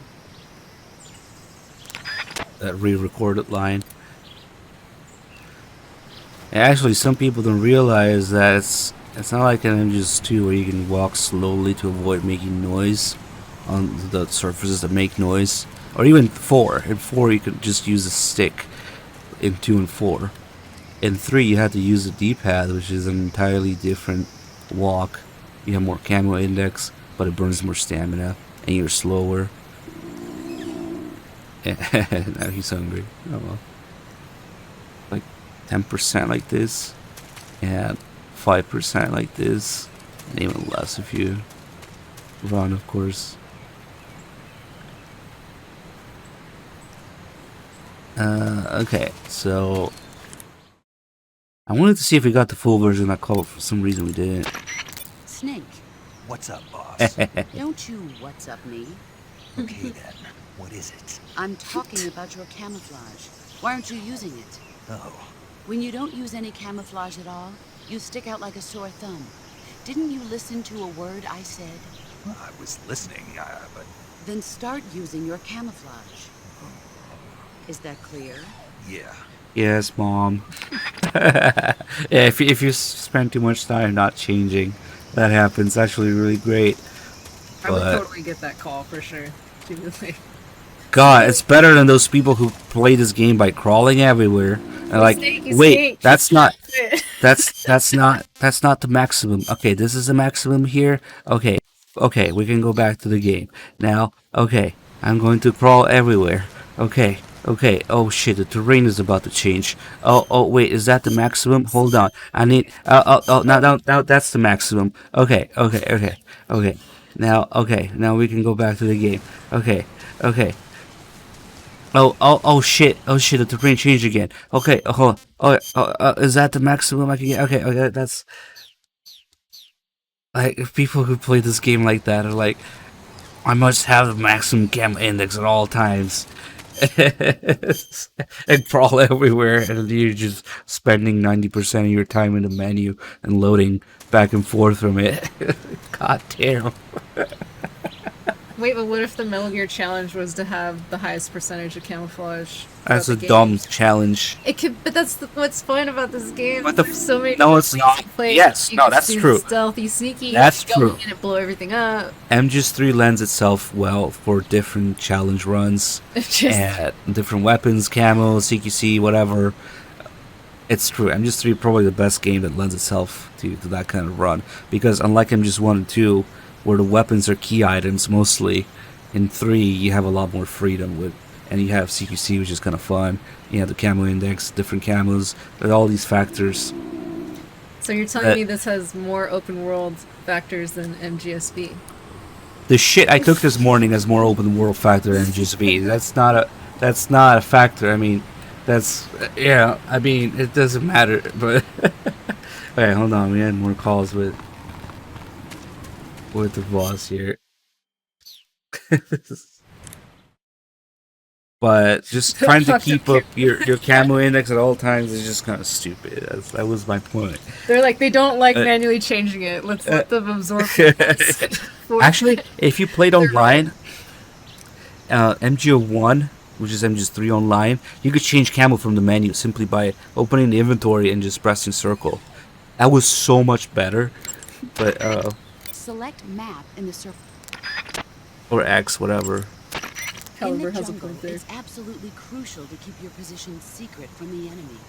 Sometimes even the smallest sound can be enough to give your position away and get you killed. You'll have to make sure your weapons and equipment don't. This is real life details here. People tape their stuff. Use tape to secure metal objects and other items. That sounds really impractical, right? But damn. After you've secured your gear, jump up and down to see whether it makes a sound. Don't worry, I remember the drill. Why would it be impractical? No, I mean, because like, then it'd be like just having like a Nerf flashlight, a Nerf whatever, like everything's just got foam around it. It just sounds like if you had to tape up all your gear, then every time you need to grab something, you have to fucking undo the tape. That's why it's impractical. But I guess that's better than making noise. That's like a real life thing that special forces do, taping their shit together. That's why that call is in the game. Keep in mind that your weapons and equipment each have their own weight. Storing a heavy item on your person will... Yeah, right. There is one weapon greater than any other in battle. Do you know what that is? Yeah. What? Do we have to go through this What? again? Will. Searching will to survive, no matter what. Exactly. The will to carry out your mission and return home alive will see you through even the most desperate of situations. It's the most potent weapon in your arsenal. Don't forget that, no matter what. There's a similar call. A lot of these calls are similar to what Master says, and then just one, of course, being a mentor figure, the same frequency, 141.80, which is the mentor frequency, right? But also somebody who is hiding something, is betraying you in some way. In all the games, right? What? No. Oh. That's Pliskin's I feel like frequency. I got so played by the AI. I'm saying. It's true that the Colonel's also hiding shit. I'm just too. I'm talking about 141.80. It's Master, who is Liquid, and then it's Pliskin, who is Snake, and then the boss betrays you too, and MGS4 is like Raiden trying to teach Snake how to fucking follow footsteps and shit, and then there's this big reveal that Raiden is, Cyborg when you see him, and you don't see him at first, and MGS4 is kind of bullshit because Raiden isn't exactly a mentor figure, but whatever. What do you think about the ninja role, and then in Metal Gear Solid 2, Olga playing ninja? But Olga, what do I think about Deep Throat, and like how Olga plays both the Deep Throat? Originally they weren't going to tell the player who the ninja was. That it was Olga? It was supposed to be just one of the many things are not answered. I'm obsessed with Olga being the ninja thing. Like, that's one of my favorite parts. It's because she follows the pattern of the previous games. So in Metal Gear 1, you save this guy, or you talk to this guy named Schneider on the radio, and then in Metal Gear 2, what? Is his name funny to you? Chat, I'm sorry. Oh, okay. I'm trying to tell you shit. So he comes back in Metal Gear 2 as a ninja, right? And then you fight Gray Fox in Metal Gear 2, and he comes back as a ninja in MGS1. And then Olga kind of follows the same thing because you fight her in a tanker, she comes back as a ninja on Big Shell, right? And then Raiden also kind of, but not really, because MGS4 is kind of, it's MGS4, so whatever. It doesn't exactly follow the same thing, but Raiden also is from a previous game, comes back as a ninja, I guess. So I guess that kind of works, but originally they were going to tell you that it's Olga. The ninja's identity was going to stay a mystery, but it's a little silly, the whole thing being Olga, but I guess she was basically forced to do it. Do you think it compares at all to like the reveal at the end of Metroid when you're like, what? It's Samus? I've never touched a Metroid game in my life. People that played Metroid. Oh, they got surprised that they played the whole game. They thought it was Samus is a girl. Yeah, and then at the very end, her hair comes out. And oh, really? Yeah. So like when you see the ninja and it's Deep Throat and all this stuff, you don't like that. One of the few things. By the way, the character you thought. It's like one of the few things I remember from my first. Samus is such a cool guy. Oh yeah, what if Zelda was a girl? It's the girl. No, he's a blonde guy. Right? You play as Zelda, right? Okay. Some of the games, I think. What if Zelda was a girl? Is just a classic film. Zelda was a one of the few things I remember from my first ever MGS2 run is that when Olga reveals herself as the ninja, she opens up her mask in her ninja suit. I couldn't tell who the fuck it was. I was so pumped for I couldn't tell. I wasn't familiar enough with the characters, and you couldn't see all the key factors telling you that it's Olga. The scar, the ears, she has like monkey ears, the hair. Like her hair. You couldn't see any of that in the ninja suit. Even with the mask open, you only see her face. I'm obsessed with Olga, so I'm like, who the fuck is that? And Ryder's like, you! I'm like, who? Okay. Hey, Bates Corporate, thanks for the 89 months. Shit, okay, let's go through these other calls. Why are you so obsessed with Olga? Oh, because again, okay. Out of everybody's character arcs, Okay, like, okay. what they're doing and why they're doing it, like She's your favorite. She's my favorite. Okay, I can see why. Okay. She's just mommy Metal Gear, you know. She's like, I'll do anything for you. But what Rose fucks the Colonel to protect her son. So Rose does what she's got to do. Like, I mean, God. plenty of I see what she did. I had to suck his dick to protect you from the Patriots. It's matter national security. I had to. But Olga, you know, she's like, she'll just do anything for the baby, and it's very just, aw, you know. Okay.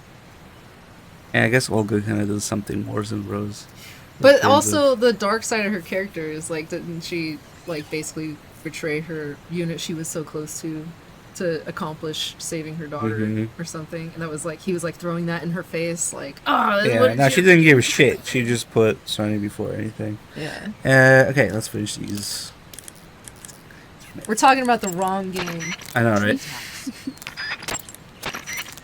If you want to survive, Oh, here we go. This is the gamer call. All of your senses. All your senses. An unnatural movement in the undergrowth. A tiny shadow peeking out through the trees. Wait, no, it's not this one.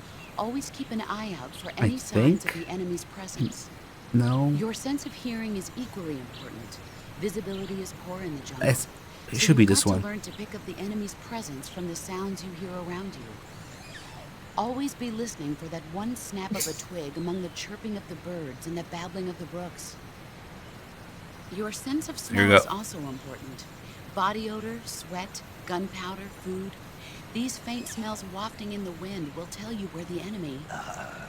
No. No? I can't smell. No. You? What now? I can't smell. Not at all. Nope. Not even a little bit. Not a thing. Oh. Well then, you'll just have to trust in your instincts as a gamer. You get it? You get why? Why? Why can't Snake smell? He can see and he can hear, but he can't smell. Why can't he smell? Because the player can see the game. Oh, but they can't You can smell hear the game, but you can't smell the game. So much sense. Gamer. Trust your instinct as a gamer. Is that what they're talking like the PlayStation Also, is like cold? It's like, what if you like get closer to the fire? The player gets so you don't have a dildo attachment for vibration, maximum delivery of haptic feedback. The controller's burning. You're near a campfire. If you stop, people who don't get how these games work might think that canonically Naked Snake has no sense of smell. They don't understand that. The snakes have great smell with their little tongues. I know, but I'm talking about the character, the person. They might think that because he said that, then canonically he can't smell. Like the person cannot smell. So he's talking about the game. But can't smell. it's the snake is talking as the player. I cannot smell because I'm a player. I can't smell it. That's why the boss says trust your instincts as a gamer. And there's so much stuff. Actually, this is pretty easy to understand example of it. But there's so many examples of these things being misunderstood in the series because people take it too literally instead of why it's actually there. What's up? So you know, like those magic mixies, and you put the vegetable glycerin, whatever the thing is, in the back, and it turns into the fuck. What if every time somebody you're hotboxing shit out of it? Throws the game, your controller just let out the magic mix.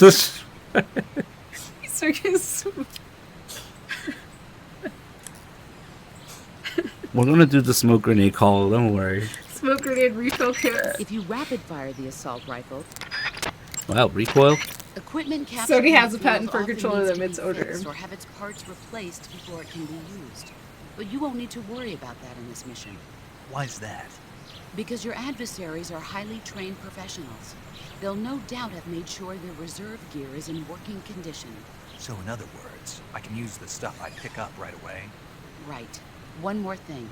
When you pick up a new item, don't forget to read its description. Some people forget to read the description in the window. You said the enemy is equipped with AK-47s. Here we go, weapon calls. The AK-47 is the official assault rifle of the Soviet Army.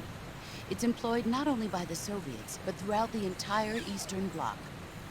It uses 7.62 millimeter by 39 ammunitions with a magazine capacity of 30 rounds. The AK is reliable, precise, powerful, and easy to handle. In short, one of the best assault rifles there is. Don't even think about getting into a one-man firefight against an enemy unit equipped with AKs. Avoid battle as much as possible. Are we clear? And they actually bothered to make it an AK-47 instead of an AKM. To be correct. Let's see. Okay, now we're doing all the weapon calls, I guess. Since you started talking about the AK. So, can I go on a little gun nerd rant for like a few minutes? Go for it. Because a lot of people miss this. This gun that they picked for MGS3 is actually the perfect choice based on MGS2 guns. Because the two guns that you have in MGS2 are, as right in the main game, I guess, the main part. The two guns that you have are the M9 with the actual Hush Puppy suppressor system. Because in this game they called this the Hush Puppy, but in real life, this was used, and then the M9 that you see in MGS2 is an upgrade of it, which is also called the Hush Puppy. It's just the whole suppressor system. So you have that part of it, so they share the name for the suppressor system, but you also have the other gun in MGS2, the Mark 23, of course, being adopted as the Mark 23, which is the next version adopted to do the exact same thing, to be a suppressed system with initially, lock slide to be quiet and all those iterations that it went through, and it was adopted the Mark 23, with this being the Mark 22, being the previous version of it. So this is a combination of both a reference to the Mark 23 for its designation, being the Mark 22, and it's also a reference to the M9 for having the same suppressor system with the Hush Puppy nickname. So it's actually genius that they combined both of them and picked this to be the gun in MGS3 as the prequel gun. And a lot of people miss that. So when I realized that, researching and learning about all the three guns, it just blew my mind. It's not a casual choice. It's actually it's a reference to both the M9 and the Mark 23. It's crazy. It's both. It combines both of them. But being a Smith & Wesson 39 is fucking ugly. I haven't posted the pictures, but I actually found one of those in a gun store, and they wanted like, I don't know, like $3,000 for it, $3,500. So I said fuck no, but it was nice. They were nice enough to let me finger fuck it and take pictures of it. The gun you're using is a test model of a suppressor-equipped pistol currently in development by the Navy that's been modified by the CIA into a tranquilizer gun. The suppressor-equipped pistol it's derived from is itself being developed for use by special forces based on the M39. The Mark 22. That's what they're going to call it if they decide to adopt it for official use. It uses a slide lock mechanism that will keep the firing sound down to a minimum. But I'll have to reload it by hand every time I fire, right? Right.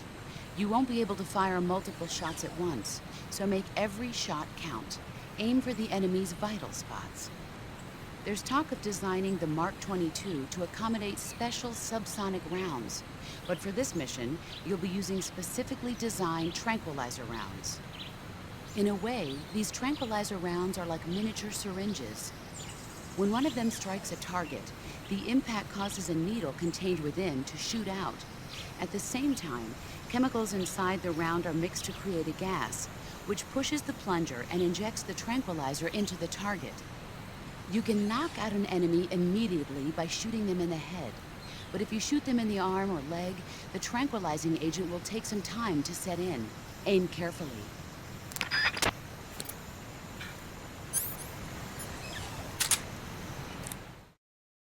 Some of the calls with the boss are really boring. The second versions are much better. I see you've got the survival knife equipped. The survival knife is a necessity in the field. Press the weapon button to swing the knife. Press it repeatedly to perform a combo attack. The knife lets you kill an enemy silently, so you should find it useful when the situation calls for stealth. In addition to fighting the enemy, you can also use the knife to capture wild animals. That one knife can provide you with everything you need to survive in the field. Use it well. Yeah, Snake and Raiden, they use different techniques altogether for shooting handguns, which is really interesting. You think Raiden, being a Snake fanboy, would do the same, but no. Like, Snake uses overhand technique, which is a terrible idea with the M9, by the way. And Raiden uses more of a slingshot technique for the slide, but they also use different stances. Like, Snake is a more old school Weaver stance, and Raiden is more of a isosceles stance when they fire a gun. You mentioned the enemy was also carrying grenades, correct? Those grenades are RGD-5s, the standard blast fragmentation grenade of the Soviet Army. You can protect yourself. Hold on, we could get the full call about this instead of the enemy ones. If I just equip it. I see you found yourself an RGD-5. RGD stands for Rachnaya Granata Degtyaryeva in Russian. It basically means hand grenade of the Degtyaryov design. It's the standard issue blast fragmentation grenade of the Soviet Army. It's lighter than the M26. And it carries fewer explosives as well. But I'd say it's more or less equal to an M26 in terms of performance. Be careful though, the safety pin ring is on the opposite side. You'll be fine as long as you keep the safety lever pressed down with your finger. I'll keep that in mind. Blast fragmentation grenades use a combination of blast and shrapnel to kill their targets. This makes them effective against standing targets, but significantly less effective against targets lying on the ground. Remember that. Wow, if only the title said something about there being extra calls. Damn. I better take my time to type in the chat that I'm not satisfied with this. Yeah, but you know what, Bad Humans, Raiden also uses Weaver in some cutscenes. In fact, when he's aiming at Fat Man while they're talking, I think he switches from Weaver to Isosceles in that cutscene. It's kind of weird. But I don't know. Maybe it kind of has to do with Raiden's motion capture and stuff. What was I gonna do? You were pointing to something. What? Oh, I was saying I didn't know that about the animation is different for Raiden and Snake moving the stuff. I just talked about that. I know. You were distracted. Well, that's what I was. You didn't notice? Okay, so you here's the asked me gun. what I was Okay, let me pointing show you. This is the gun. Snake goes like this to move the slide, Yeah. and Raiden goes like this. Okay. So, okay. Well, when you asked me what I was pointing at, that's what I was. Oh, okay. That's You okay. wanted to see? Okay, so I'm doing finger guns to show her. This is Snake. Oh, if only and you this turned on the is camera. Raiden. I'm just joking. I might as well just grab the gun. Okay. We can't see. We can't smell. She can see. We can't see. She can see it. It's okay. That's all that matters for now. I see you've got your hands on an This is SVD. Voodoo. The SVD is the Soviet Union's most advanced automatic sniper rifle.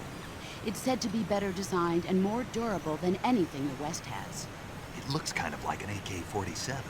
52 ways to hold a The internal gun. mechanism is one of a kind. It uses I mean, 7.62 by 54 maybe. millimeter rimmed cartridges, which are more powerful and Some precise than pretty the ones stupid, the AK though. uses. It can be a powerful weapon if you know how to use it. Sniper rifles aren't meant to be used on the move. When you equip one, you'll immediately go into first-person view. The more stable your stance, the less your hands will shake when you're aiming the rifle. Make sure you're lying down before attempting to make a long-distance shot. To use the scope, press the aim button. You can also use the action button to change the level of magnification. By taking out enemies from a distance with the sniper rifle, you can shift the odds in your favor. Use it well.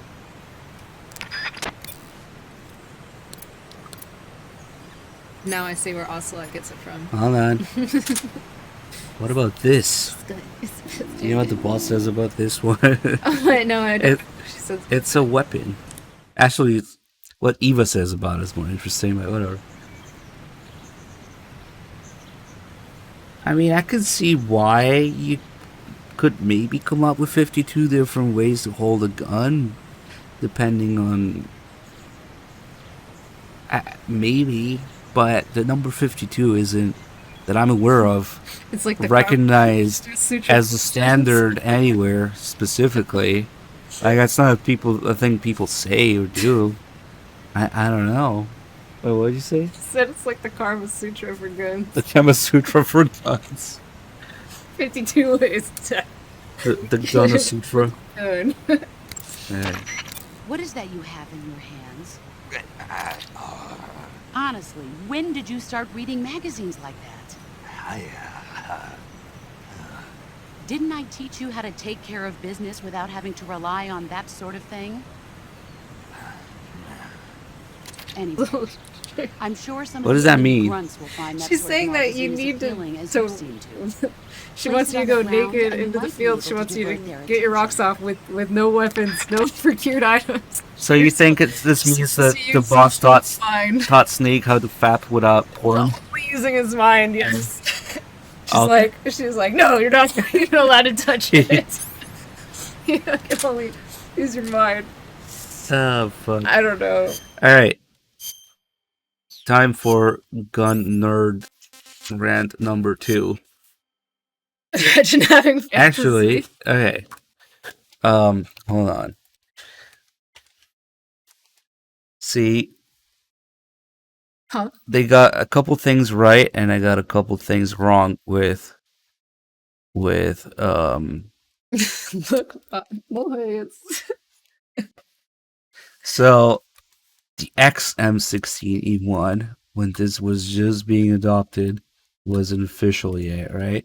They got little details like the teardrop forward assist right there, that shape, and things like the fencing on the magazine. If I'm not mistaken, they're not fully fenced. Wait, the shape of what?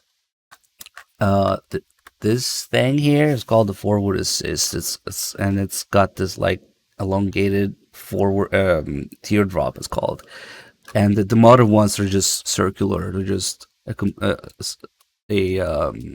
perfect circle. But that one, the older ones are like that, so they got that right.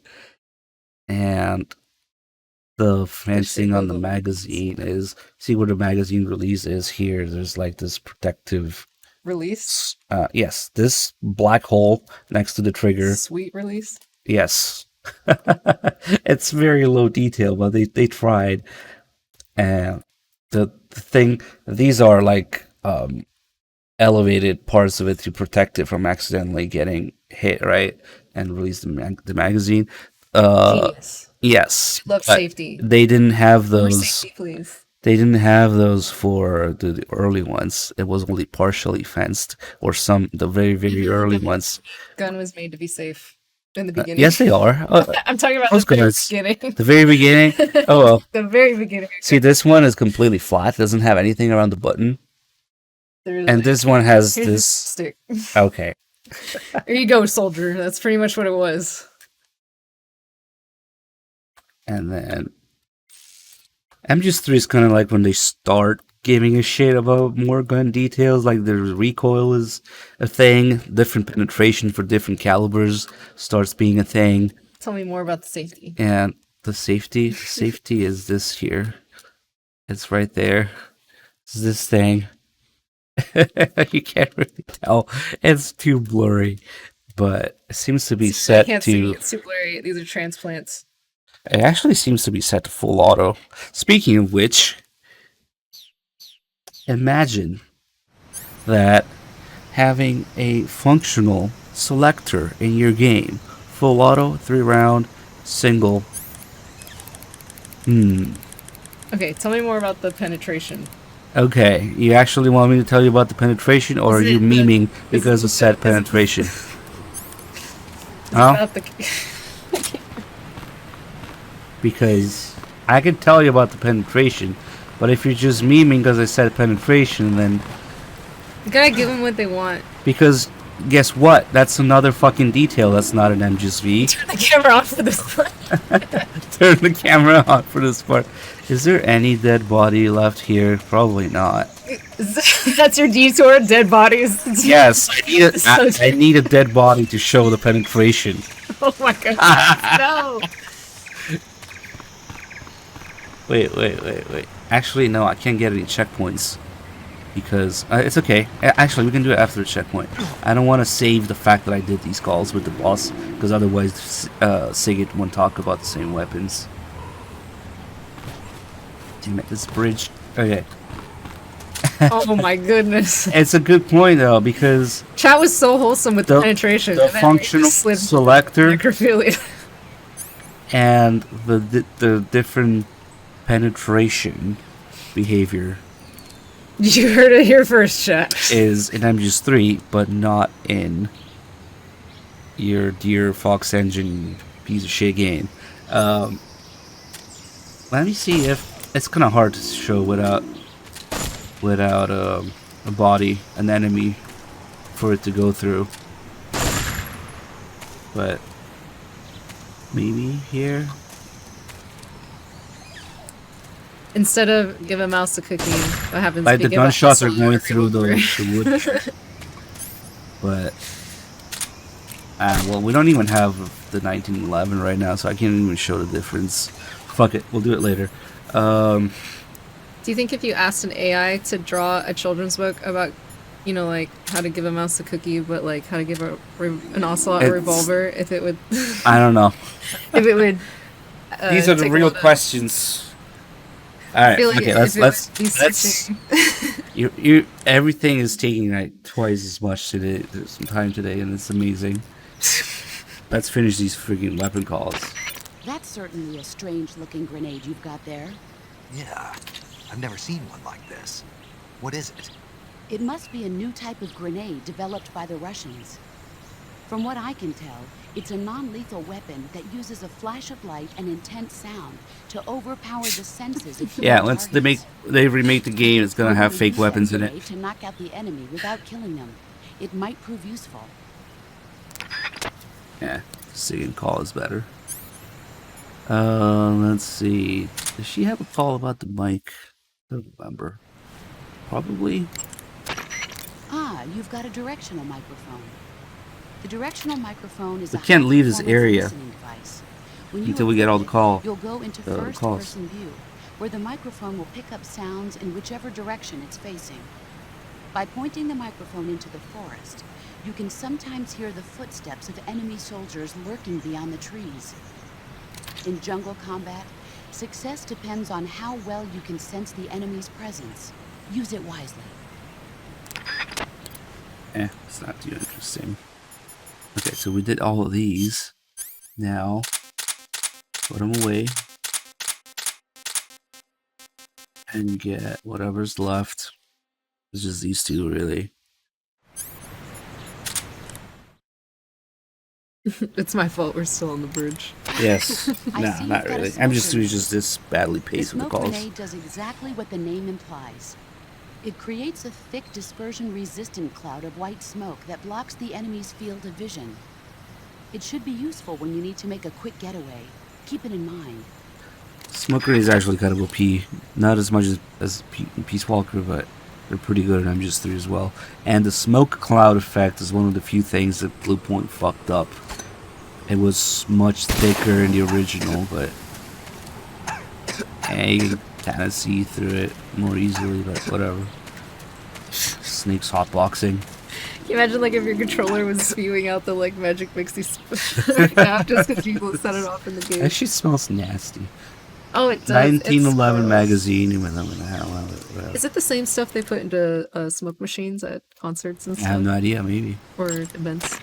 You got a magazine, huh? That's an empty magazine for your guns. It can be an effective weapon itself, if you know how to use it. You mean throwing them at people? No. You can't take out an enemy just by throwing a magazine at it. Unless you have reflex but mode if you on. use the sound it makes when it lands to attract the enemy's attention. I get it. It creates a diversion. Weapons will be in short supply during this mission. Short supply. Succeed, you'll need to use your head. Oh man. The second version of this call makes me want to rip my hair out. He says, a magazine is what's left after you empty the clip of a gun. Okay. God damn. Okay.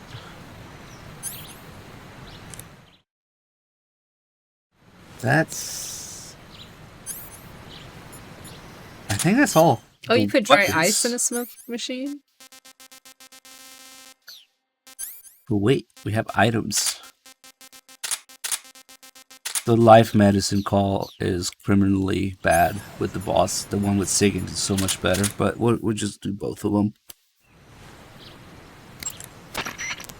When you see an Yeah, I enemy, think maybe some smoke machines Wait, will wait. use a liquid. Why you not talk? Oh, because I didn't have it equipped. you have some life medicine on you. Life medicine is a recent pharmaceutical product developed by the Soviet Union. Which way works does it with go your in? metabolism to quickly treat wounds. Because it kind of looks like If it's... you use it, you can recover life on the spot. It's just a glass vial, and it's made that way so it breaks Oh. easy. Oh, I thought it was It's like a little so piece of... It's so that the glass is really weak. At one I know, you're point, supposed to break off so you the... have like a little way to open You're it. supposed to break off the neck and drink it. Goodness. But if it was made of, say, for example, rubber instead of glass, then the insertion method... What's the insertion method? It kind of looks like it would go somewhere, but okay. See, it's like a portable life and the... fuck it. Indecisive Ninja. Might be indecisive, but you decided to sub 32 months. Thank you. Thank you so much. Let's see. Those things you're wearing, those are... Thermal goggles. Some kind of electronic gadget that shows the distribution of heat sources in image form. I know they're based on the same principle behind the FLIR system on gunships. But to think they actually made it small enough to carry with you. They're not just making good rockets, huh? Never underestimate the power of Soviet science. Tell me about it. In any case, those thermal goggles should allow you to easily see through enemy camouflage and spot traps. Just don't leave them on for too long, or you'll drain the batteries.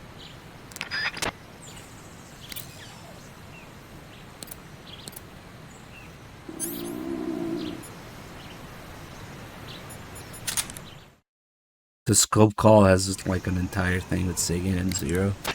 I see you're using binoculars. Those binoculars. The ones you've got are a high-performance military model equipped with a zoom function. Yeah, they give me a flat image across the entire viewing range. They're completely waterproof and highly shock and flame resistant. You won't need to worry about them breaking. Scouting is key during a sneaking mission. If you can determine enemy positions and the lay of the land from a distance, it'll make your job that much easier. Use them wisely.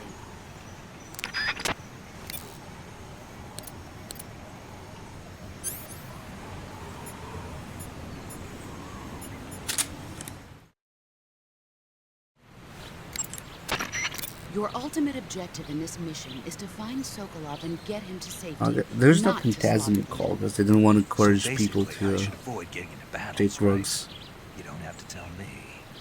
To avoid battles, it will be essential to scout out the enemy's numbers and positions. That's what your binoculars are for. I was bug juice, not Phantasm, but still. Oh, the cigar. See, if some... There was some talk of maybe, possibly, even Kojima talked about it once, making like a boss prequel. And I shiver to think about what that might look like, but one little piece of lore is that if they ever do remake or make a boss prequel. There's a little detail in the cigar call. Oh shoot! None other than Vanessa Marshall is in the chat. Wait! You got the note already? Oh, that was quick. That was quick. So you got the game and everything? You just missed it. Perfect. We were just talking about Olga so much. We're just talking about Olga. And Olga is my favorite. Even though we're playing Ninjas 3. No, we're playing Ninjas 3, but I can't help but talk about how I just love Olga. Don't worry, we're gonna play the shit out of Ninjas 2. That's okay. Sorry, I just wanted to finish this real quick. Okay, so if somebody actually goes and makes a boss prequel, the detail is that she used to smoke cigars too, because I guess that's cool. So we're both in Discord. Yeah, we're on Discord. We're actually in the same group chat for. Actually, that's what we're going to do today. I think you've accepted my friend request already. Yes. Sorry, I just wanted to do this call with the boss smoking cigars. Are you smoking a cigar? I don't approve of you smoking during the mission. Hey, you used to smoke them. Never mind what I did. But that being said, So cigars somebody can should be include useful in that. a number of different ways, like getting rid of leeches. Did you say leeches? Yes. If a leech clamps onto you, try pressing the lit end of a cigar into it. The leech should cringe and detach itself from you. If you try So to I yank it guess off by now yourself, you run the we risk can of it tell eating its people. teeth inside you. With the cigar method, you won't have that problem. Fascinating. And unlike a cigarette, a cigar burns slowly, so you can use it in place of a torch in dark places. I never knew a cigar had so many different uses. Now you know, but quit smoking them during the mission. Hear me? Yes, ma'am. I wonder what time exactly in her life the boss was smoking cigars. In World War II? In space? In NASA? I don't know. So I guess we can announce now that it's actually pretty cool. So, guys, if you didn't realize, Vanessa Marshall is Olga's and Strangelove's voice actress. She's gonna be at MGSCon with us, and she actually is probably the coolest.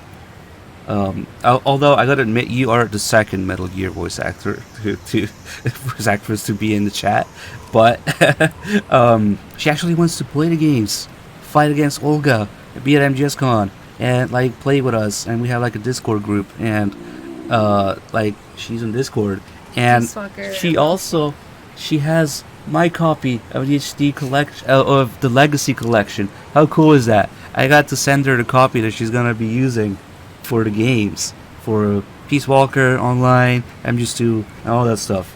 So, alright, you know what we should do? I'm not. Oh, I forgot the most. Okay, we're gonna VIP her, and I'm not sure how familiar you are with like the Twitch thing, but basically you get a cool icon next to your name, and now you're a dog. Hideous Kojin Balls also gifted you a sub. Perfect. How cool is that? Like voice actors that actually like participate in the community and play the games, and like, yeah, not everybody does that. So the first voice actress that we had in the chat some time ago was actually Heather Alley, Paramedics voice actress, which I guess you guys didn't work together, but she was actually here a few years back, and she was also really cool and sweet. She was like, she's just really cute and sweet in real life. Paramedic, yes. Dude, honestly, like, thinking about the actors that actually make the characters feel like almost like real people, where you usually forget that they're characters. Like Strangelove is up there for me. Strangelove. I love Strangelove. Strangelove, Eva, and I think Kaz, like Atkin Downs. We don't know who Eva's voice actress is, and Vanessa Marshall for Strangelove. Like, probably the top 3 voice actors and actresses for me in the games. Bad Humans. I did not interact with her, so I heard rumors. I don't know. Was it with Three Dog? I don't know. I mean, and honestly, like when I first played Peace Walker, listening to Strangelove, I couldn't tell that it was you. I had no idea it was the same person because unlike I didn't know it was the same person either. because like the British accent, the Russian accent, like when people are actual voice actors and they have talent, they can make completely different voices and you can't even tell. Unlike some celebrity voice actors like, hey guys, it's me with my voice for everything. Because some of those voices like are recognizable. Yeah, but you need to make different voices as a voice actors. Like, come on. She should see I'm a huge fan of Marshall though. There's a big difference between Strangelove, Olga. This actor, recognize my voice, please. Or I'm a voice actress. I can actually make different voices. Yeah. I mean, let's not go too deep into that, but whatever.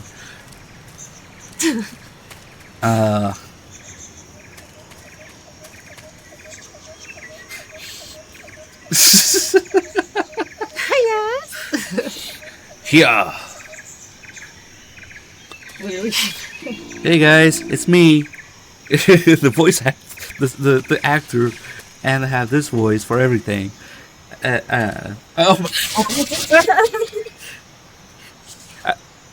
So are you and Tim? Are you like together, like in real life right now? Did he bring you the copy of the game? Like I think you guys like live nearby, like to each other. Okay, that's how it worked. Oh, cool. Oh, nice.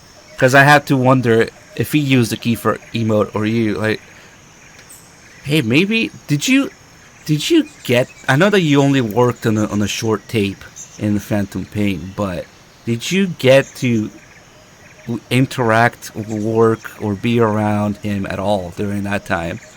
You gonna grab the controller while I fanboy? Okay. Probably not, right? Because, I don't know.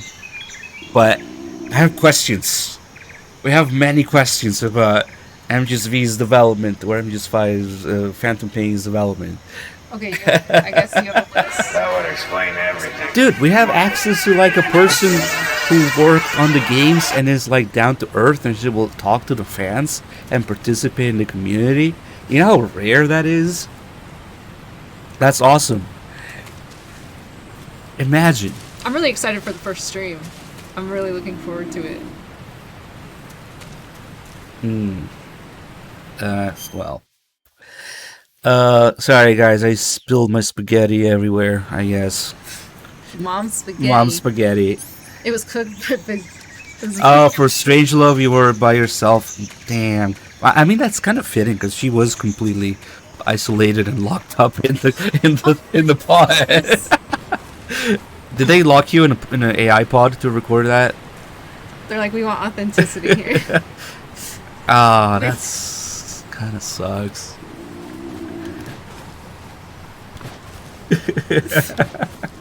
Okay, so now it's actually time to commit Sudoku in a glitchy way. Why not? Did you say Sudoku? Commit Sudoku, yes. Oh my god. Oh. Simple.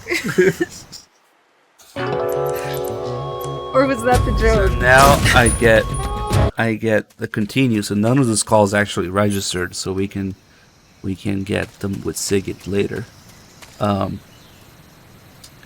know it's seppuku. That's the whole joke. That's what I was. That's the joke.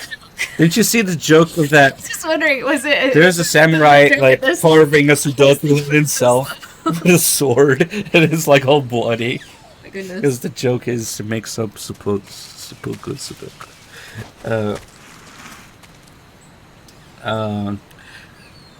We haven't done the camel, the uniform. We could just change the stream to the fridge.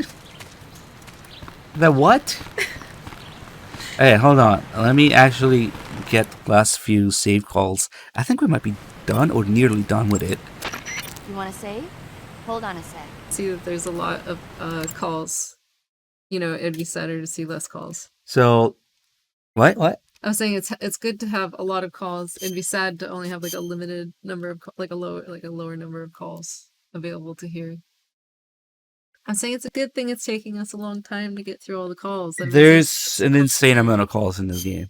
I'm saying I appreciate the level, the higher level of content.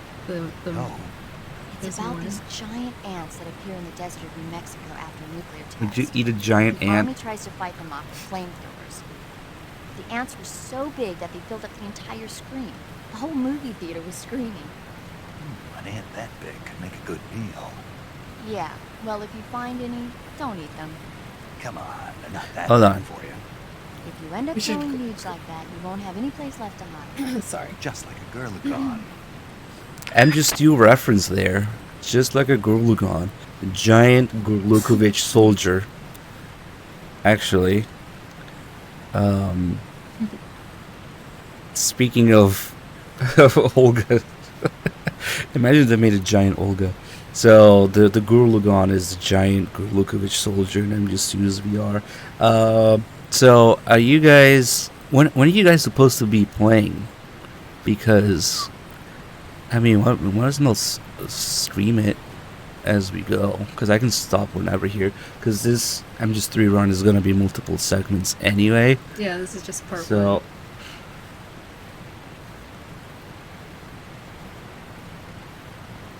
You mean the script, MGS2 script? So the Gurlugon thing was in VR missions and also in Snake Tales. Nobody actually says the word Gurlugon. It's just in text, and you see them. Good night, Solidus Ace. Oh wait, is it tomorrow night? I thought it was tonight.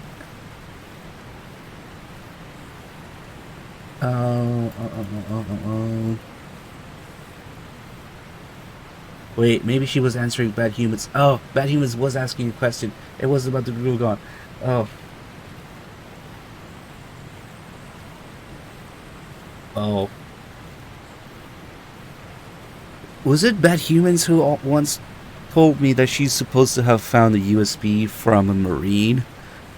But that makes no sense because the Marines are not issued USBs. To me, that doesn't make sense. So, I don't know. You know, if they're up to it too. But it couldn't have been an M9 because the M9 was already tranquilizer. I don't know. What? So it's tomorrow. What's tomorrow? We're gonna play tomorrow night? I thought it was Wednesdays, but yeah, sure. If it was tomorrow, then it's tomorrow. Let's see. See, it says here community game tonight. That's where at 5. Maybe it's... Oh, tomorrow. At 5. I derped. I don't know why I thought it was Wednesday. Okay, cool.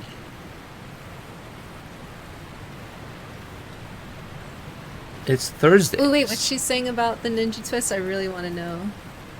The wild twist, the ninja.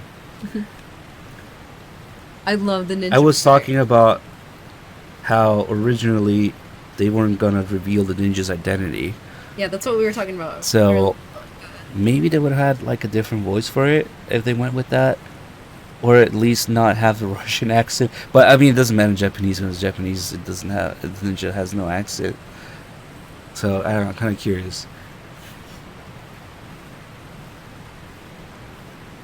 And oh, that's what's. At 8. I thought that's what it was. The meeting tonight at 8. Oh. Okay. We'll see. We'll see if we can't do one or both of those. Tomorrow we're just getting together with a bunch of people, including Vanessa Marshall, and we're gonna play games. Like we're all getting PS3s set up. Yeah, no, I like I was saying in the group chat, I'm the guy who was telling everybody, look, we need to do this on PS3, and we need to like help everybody set it up.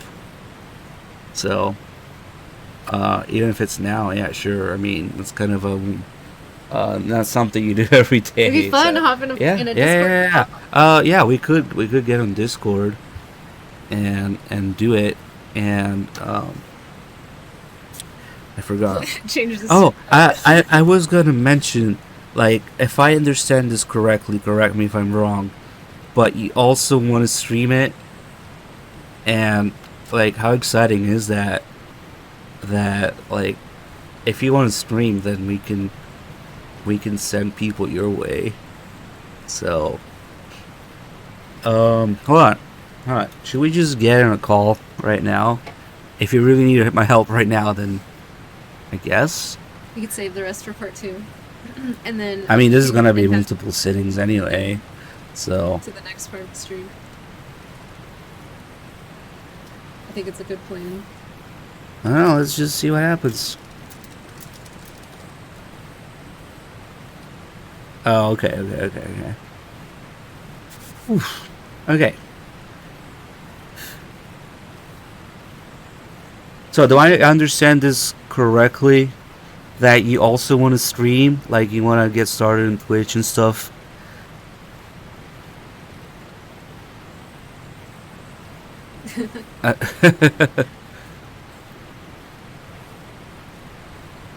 Jesse, we must cook. Okay, perfect. Like, I am sure that everybody in here would be excited to watch you actually stream. So, I probably enjoy it more than the. yeah, it was gonna be this big reveal, like, guys, like, you know, Vanessa Marshall, Olga's and Strangelove's voice actress. Not only she's in the chat, she's playing with us. She has my copy of the games. She wants to stream, and we can all, you know, send her some love. So, so that's how freaking cool is that? Geo? I have no idea. Maybe she wants to play MGS2 first. She wants to fight Olga. I thought that's the day of the stream. What do you think I am, stupid? The convention. That's the best line. Olga's. What do you think I am, stupid? She could probably do a lot better than me, considering that she actually did it. But yeah, if you try to, like, hang off the railing or take a picture of her during the fight, she says, "What do you think I am, stupid?" I wonder. I mean, you must know. There's probably some recorded lines that never made it into the game. Oh, I would love. Right? To Yeah, we want to know what those are. That's cool. That's cool. Officially the coolest Metal Gear voice actress. Like I would, like, I wonder if she's maybe not allowed to say lines that weren't used. Come on, it's been 20 years. It's been. I don't know. 20 years. Certainly, the NDA doesn't. Hi, Maylee. Doesn't. I don't know. Finally, we can learn who Conflict Gorlukovich and Victory Gorlukovich are. Her parents. So yeah, I would joke that it's Conflict Gorlukovich and Victory Gorlukovich are Olga's parents. As she says, "Hey May, good to see you."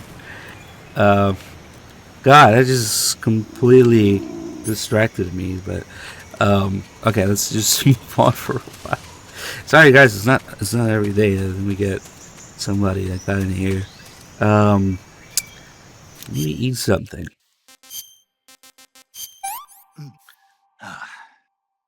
Not too bad. Let's eat some damn crocodile. Okay. Damn, I really wish we were playing MGS2 right now. Oh well. We could just Or Peace Walker. Just hop to another. Just be like part, whatever. Man, even Strangelove might have unused lines. I want to know all about those. Great swamp chicken meatballs. Swamp chicken is the crocodile. Major. Yes. I've reached the abandoned factory where Sokolov is supposedly being held. This place is a dump.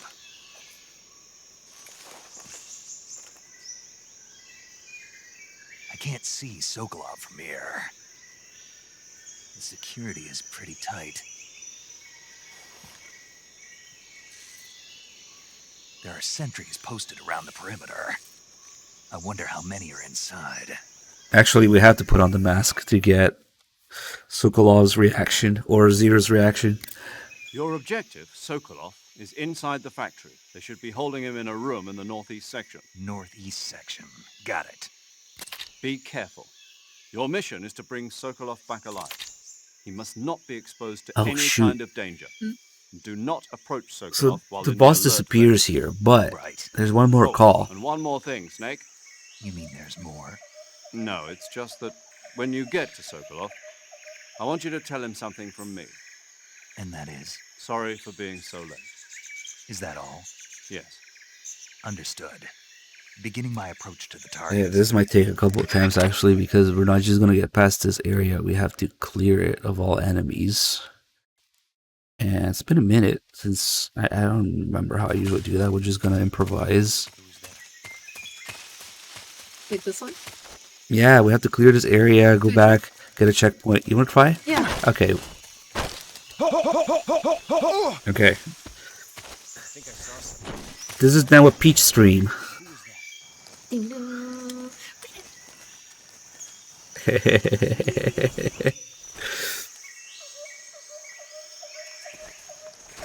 You might want to get down. Holy shit. What the f- You didn't see that flying squirrel? It was coming right at us. Okay. Alright, I already missed my cue. Just shoot that guy in the face. No, the guy on the left. The guy on the left. Back seating, back seating. I'm side seating. I'm front seating. Technically, I'm front seating. No, no, no. Oh my god.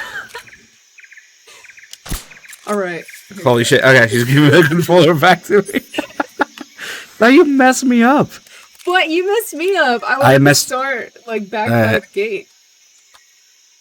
Hold on. Oh, you got that guy. You did get him. Of course he goes behind the tree. Oh, hold on. Somebody else saw this guy. The other guy over here.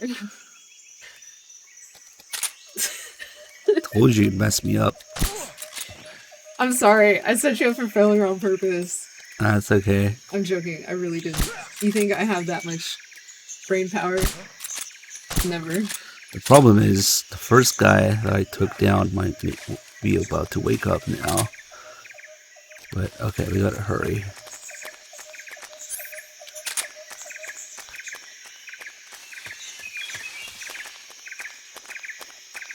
Oh wait, I forgot that I humped him all the way, so he has a bunch of stars. It was a tranquilizer. It might have been up by now. That's right, I humped him. Like, really good. Okay. Wow, a whole decade. That's crazy. Super long. Just stab everyone real quick. There's still a couple guys in here, but you should be okay for now. Why did you, you were doing good. Why did you give the controller back to me? You were actually doing okay. There's a guy there. There he is. One round. Let's go. It's okay. He'll go down.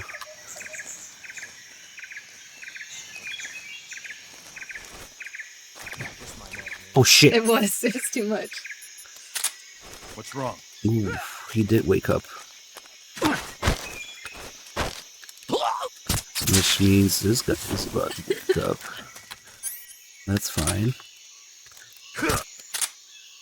Seating posture was from war torn Let country. me go The here. sound was made by soldiers when he was a small child. It's a B&B Rebin story generator. No flying squirrels? Not yet. And that last guy is in here. Did an AI write this? I love it. No, it's a Snake Soup article. So, an soup article to write it? No, you just, it's a prompt thing. You just enter a couple name, location, verbs, animal, and it spits out. I would use pre-made prompts. It spits out a B&B story, because the point is that they're all the same. You just change the animal and the location and the verb, and they're all the same.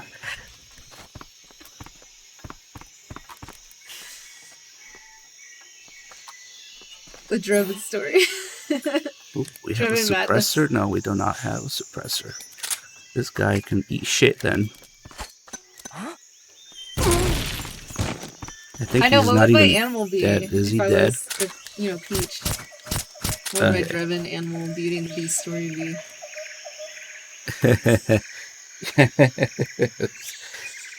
Here, you want me to show you the article? Here. No, you don't have to show me. Okay. No, it's okay. It's freaking Peach Eater. And now that it's clear in here, we can get a checkpoint. Let me make sure I have all the different kinds of grenades. Stun, smoke, and frag, and magazine. I don't have magazine. Oh, I do have magazines. Okay. And also, put this stuff away. Brothers. Maybe. Actually, we're gonna grab a couple snakes for my collection. Shit, I have no tranquilizer ammo. Damn it. I need a live snake. I have a magpie. Schrodinger snake. Hopefully one of these guys has tranquilizer ammo in his first item slot. Oh shit, did they start disappearing? Do you think instead of like snake, like the cat being dead or alive, do you think it'd be like how many snakes are in the box? Like now the box is What? You don't know how many snakes are there. Is there a phantom snake? We don't fucking know. The phantom snake, where have I heard of that before? Please have some ammo. Don't be an asshole. Don't be an asshole. Oh, he does! That's incredible. Maybe that's what Metal Gear's like. There's only Snake until you play other versions of Thanks, H-Sicky. It's not like I don't know everybody's dead already. That would have messed me up earlier when we were trying to do it. Okay, wait. I said I would get a snake or two. There's one. Nectarius, you are an asshole. Good thing I already got my snake. So now we have to waste these 7 rounds. But I got the second snake doing that. That's okay, we don't need the ammo anymore.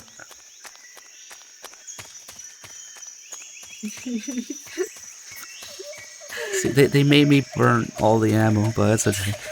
It doesn't say that I can aim it or try to aim it when I'm shooting it somewhere, yeah? Alright, so let's prepare the inventory for this.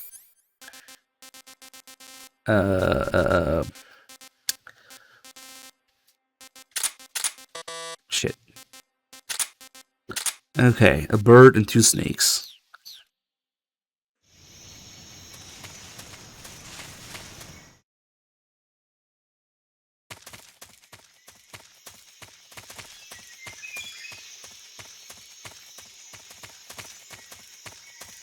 Bird and 2 snakes. Whatever shall we do with them? I might be paranoid. All these guys are dead, right? Yes, they're dead. Otherwise I would have noticed that. And I would have gone to a caution. Alright.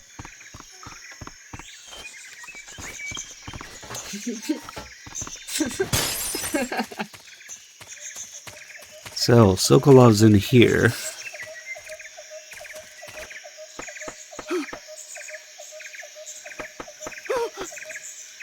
This poor man right now.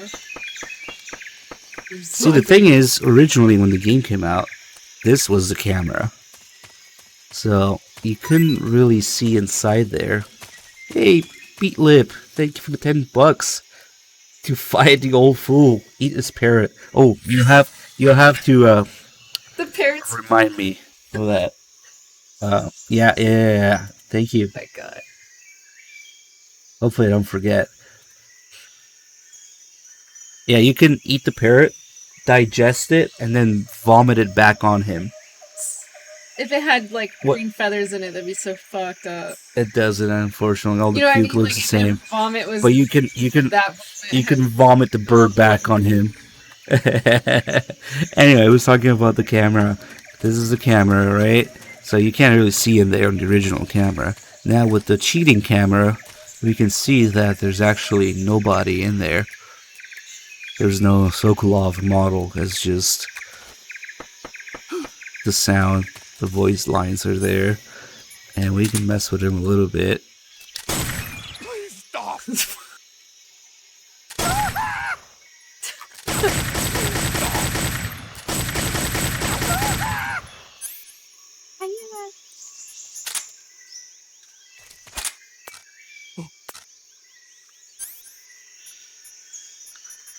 Throw him a bird. Poor bird is trapped in there now. It's flying around in the room. Aw. And then if you throw a snake... Is that the magpie? Yeah.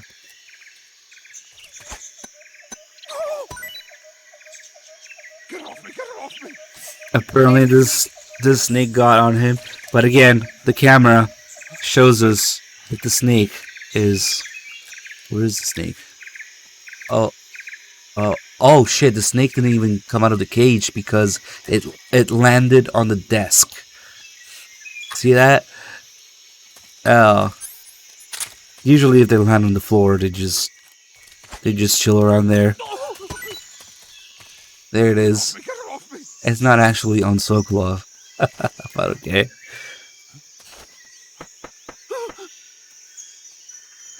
That's weird. It just landed on the desk so it didn't come out of the cage. And then we can throw some more grenades in there.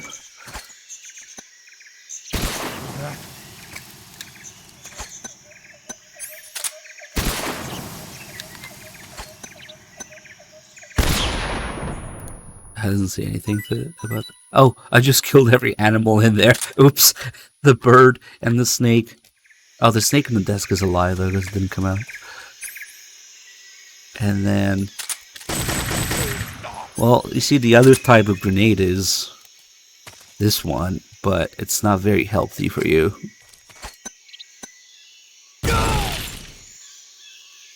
Oops.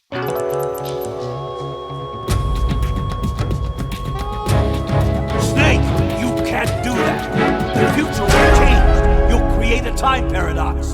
And none other than Campbell comes out of nowhere to tell you that it's a time paradox. So, there's a few times where you'll get Colonel Campbell on the game over screen, time paradox, instead of, anybody else, because it's in the future that it matters. So, when you kill Eva, kill Sokolov, kill Ocelot, that's a time paradox. Campbell is an MGS3 ish. The text is slowly changing from Snake is dead to time paradox. That's why the letters change. And in the process of doing that, they spelled nonsense. So sometimes you can get some pretty funny stuff. I don't think it's always the same. Yeah, if you pick up the save file, it's actually saved under plot armor. Plot armor. Wait, there's one more thing we can do to mess with Sokolov. Before we do that, though, remember I said the boss disappears once you get here. She stops picking up the call, any call. So there's no response. But this is actually one of the things, it's kind of unique and blew my mind when I found out about it. Usually, if somebody isn't going to answer, they're just never going to answer. So you call them once, they don't answer. It's useless to keep calling them. Like, that's the case, for example, Ninja, MGS1 and 2, you can never call. Deep Throat, they never pick up. Or like when Snake is out of the picture, never picks up. Or like when Meryl's codec is broken, she never picks up. So I thought it was useless to keep calling here. But apparently, if you keep calling. Plus, probably a combination of closing and reopening the radio screen, right? And I'm not sure which one counts, but if you keep calling long enough, that's kind of ass to get. It's kind of annoying.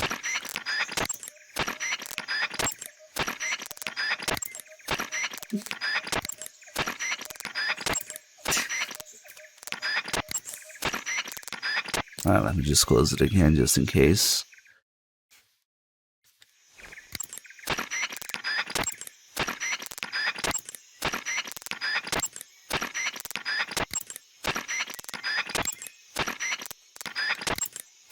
Well, there's nothing to skip, so should be okay. Come on.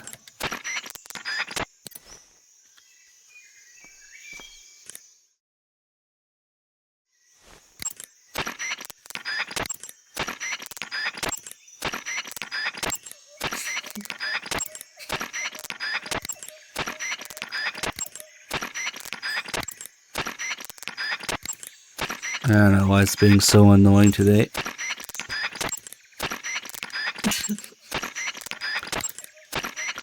Man, who would keep crying after this, you know?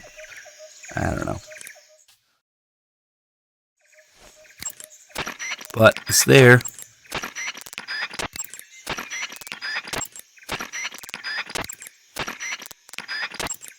Is that mommy? Yeah, I usually do it here, Bad Humans. I don't know if people talk about doing it on the bridge and going back, but I've done it here before.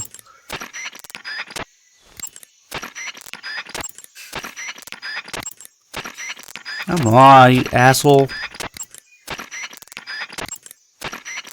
Yo, this call log is wild. Sara's busy fapping. I've been closing and reopening the radio. Fuck no, I'm not moving closer to the exit. That's gonna trigger the call, the cutscene, and also I don't think it matters. What's the CQC? I don't understand. 150 missed calls. That's me sometimes when I try to get a hold of you. Come on. The boss is busy inventing new stuff. There's no way I've done it like exactly like this before. Is it because I never called anybody from the continue? Snake, do you see the door there? Yeah, it's a swinging door. Opening a swinging door is a bit different from opening the doors that you got used to during training. To open doors, generally you can just use the left stick to move towards the door. This way you use your body to push the door open. To open a door without creating any noise, move the left stick slightly. So, when you're concerned about alerting enemies on the inside of a room of your presence, open the door slowly and slip right in. Except we can't do it this door because it's a cutscene door. If you use large motions of the left stick and run towards... Alright, shut up. I've done it exactly like this before. Just stand here and spam it. But...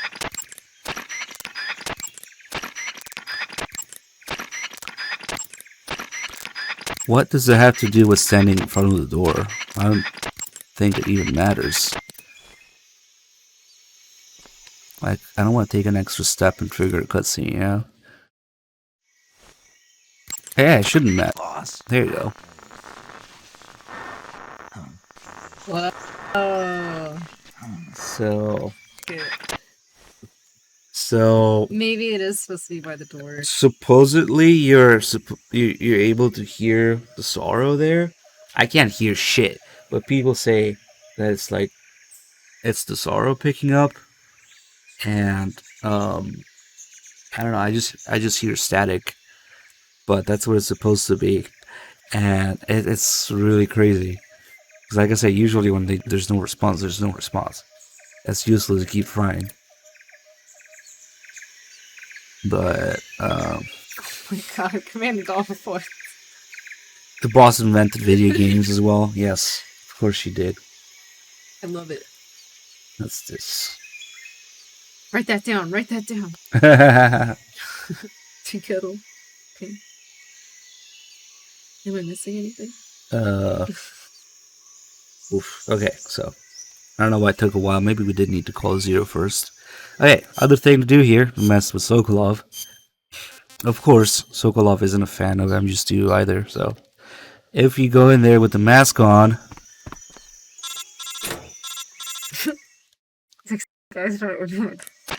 Snake, when you meet Sokolov, don't go in wearing that mask. Why? He won't like he it. won't like it. Won't like it? Oh no. No. Why not? Just trust me, he won't. Yeah.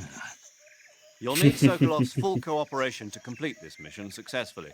Don't do anything to make him lose confidence in you. When you go in to meet Sokolov, make sure you remove your disguise. Got it? So many people dislike Raiden's face in this game. Vulcan didn't he? Go away. Vulcan sent you. He's like, no. I will never give it to you. He's talking about something else.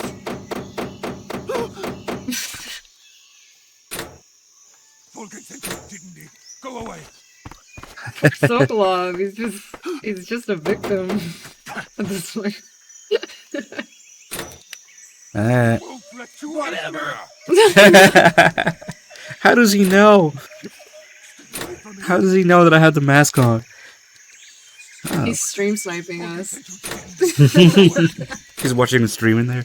Oh no, take off that mask. Won't let you in here. I think that's it. Let's see if we got more. We should have a couple more save calls, maybe. You want to save?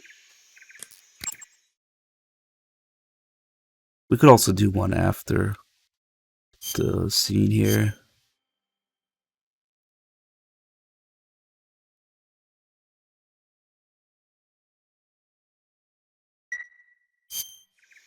Snake, have you ever seen Jason and the Argonauts? I can't say I have. It's based on Greek mythology. There's this ship called the Argo, and it sets sail in search of the Golden Fleece. Along the way, it encounters many dangers. They run into all kinds of monsters, like bronze giants and the deadly seven-headed Hydra and the vicious bird-like harpies. The most spectacular part of all was the battle scene with an army of skeletons. It was like they were actually standing up and fighting. Are you serious? If you don't believe me, go see it for yourself. Then you'll understand the magic of movies. It was totally amazing. Yeah, all right. If I make it back alive, I'll go see it. It just came out, so I'm sure it'll still be playing.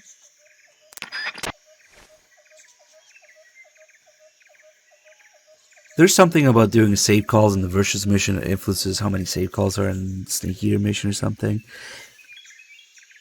Oh, you're set up? Nice, nice.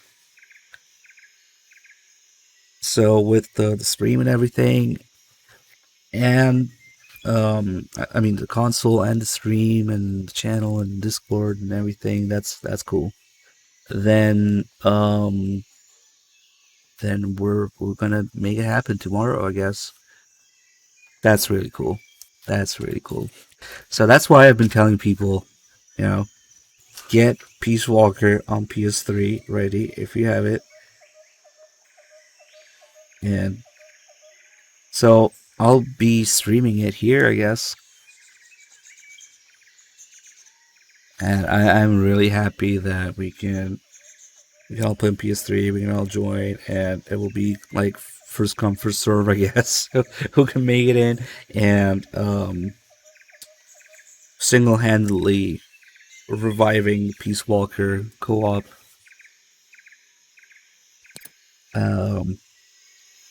Let me finish these save calls, God. There's so many calls. I can't believe we spent almost 5 hours on the Virtuous mission. To be fair, we were also talking about random shit in a way, but still, so many calls. Lectus, thanks for 68 months. So,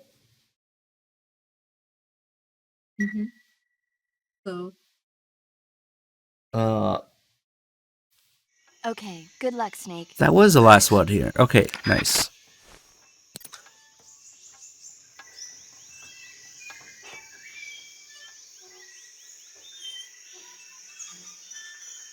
I thought that's what they So we were just setting stuff up right now. Or I don't think you guys are playing now, right? It's probably just a setup that's done. Okay. So Well, I'm curious if it's gonna be like MGS2 or Peace Walker first, or I don't know. I shouldn't have looked at that channel. Never mind. All right, finally we can move on.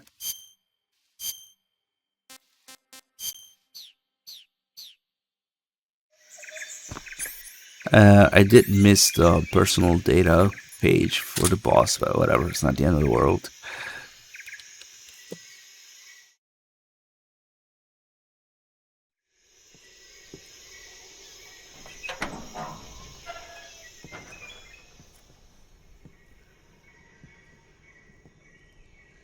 He's burning the porn.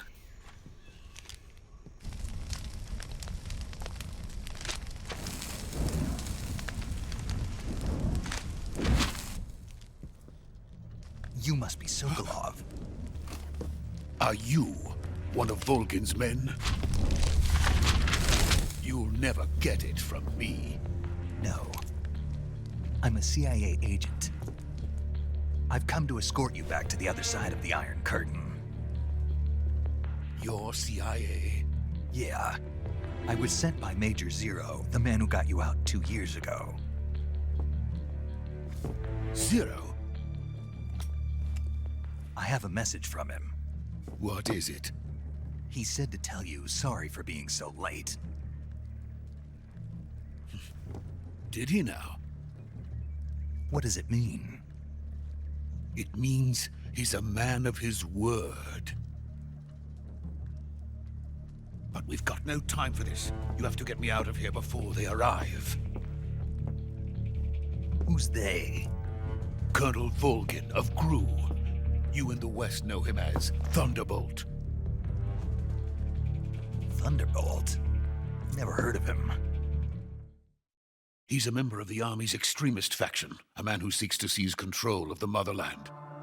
Ever since the Cuban Missile Crisis 2 years ago, Khrushchev has been pursuing a policy of peaceful coexistence with the West. Despite resistance and criticism from hawks in the army and the provincial authorities, Khrushchev has managed to suppress the opposition so far. But the failure of his agricultural policies has put him in a precarious position.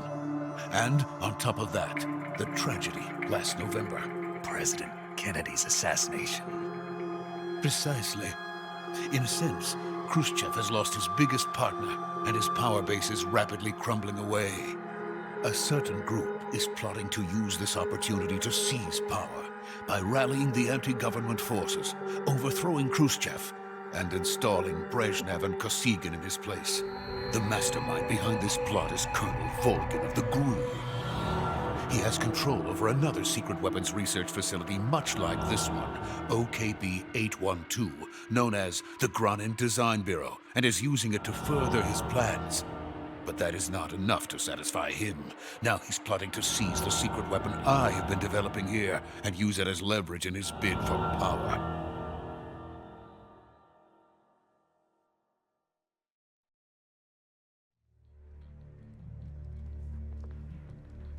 The intelligence says that they are going to make their move during the test. Then, the soldiers outside. Exactly. They wouldn't need that many men just to keep me inside. Their orders were to prevent Colonel Volgin from capturing me. Even if it meant killing me in the process. So it would seem.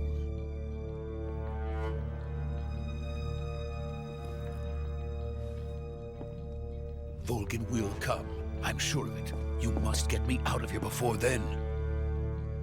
Leave it to me. By the way, your Russian is superb. Where did you learn to speak it? From my mentor. Is that so? America's truly a frightening country. Having second thoughts? No. I have no love for this place. Let's go.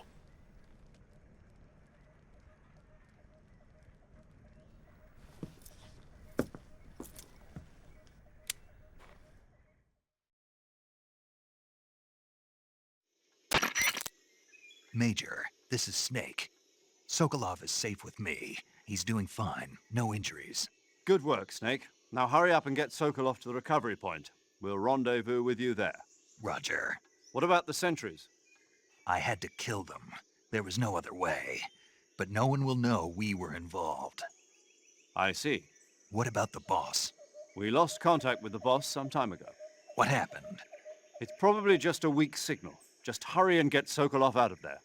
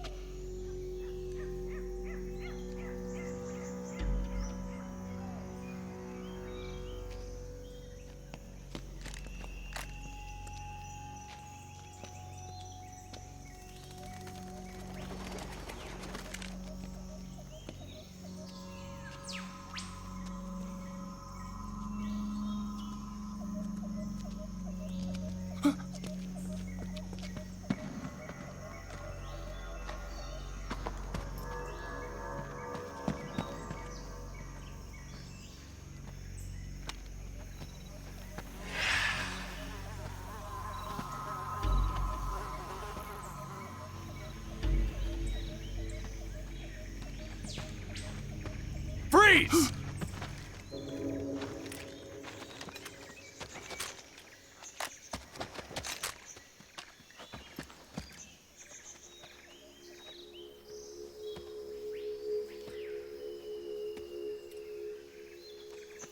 So this is the legendary boss.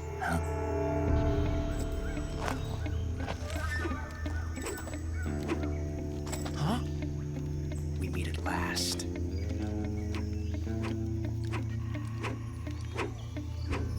Who the fuck is this You're from guy? the Ocelot unit of Spetsnaz. Huh. What's a GRU soldier doing here? Soldier?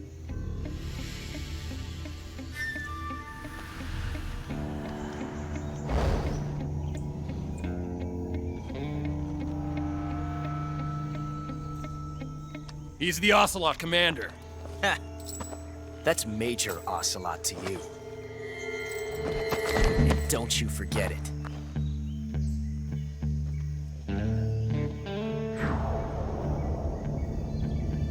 Sokolov is ours. Now get out of here. And Ocelot never lets his prey escape.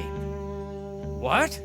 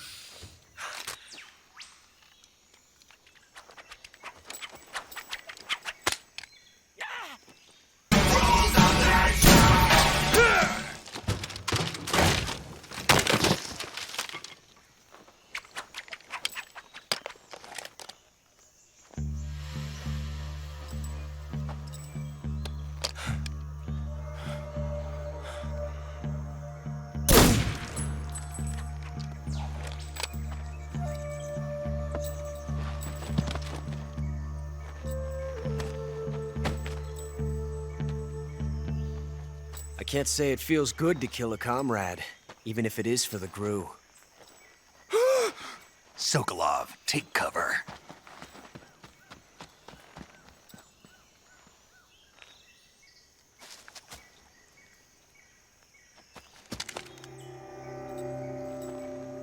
Huh.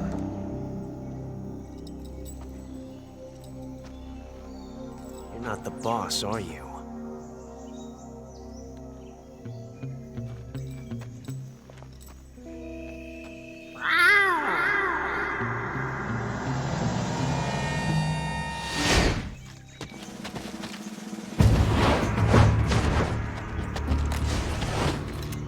Crew operatives? What is that stance? Huh. That gun.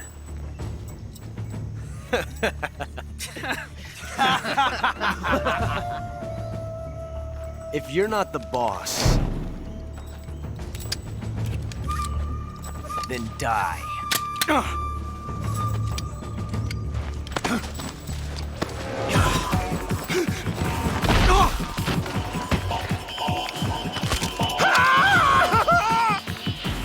Major! Leave it! Shoot the other one! Whoa!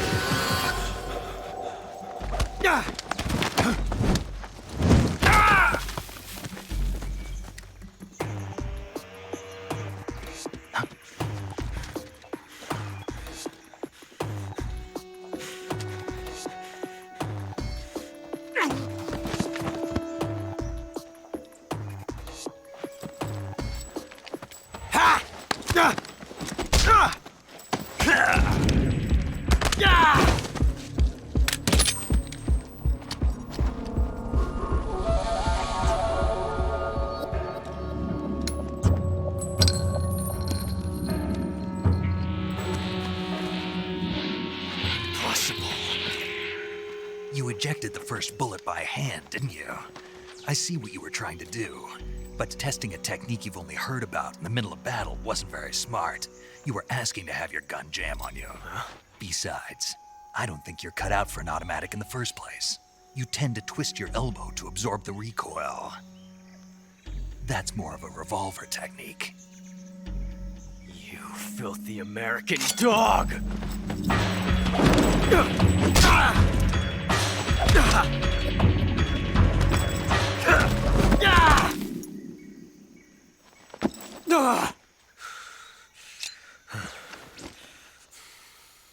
But that was some fancy shooting.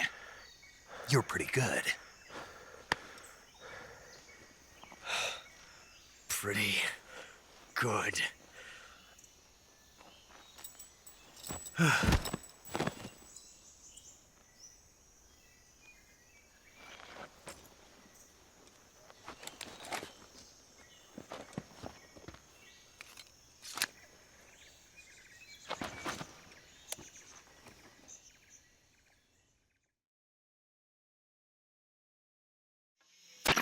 Major, do you read me?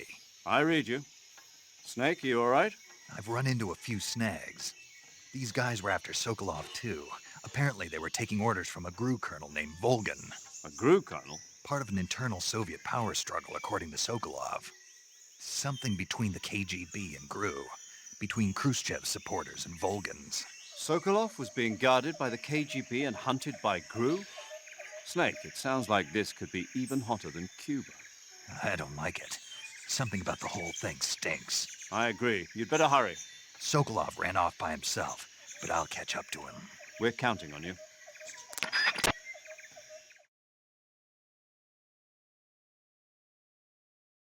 What I think is going on is that Ocelot is asking, first thing he does, asks Snake if he's the boss.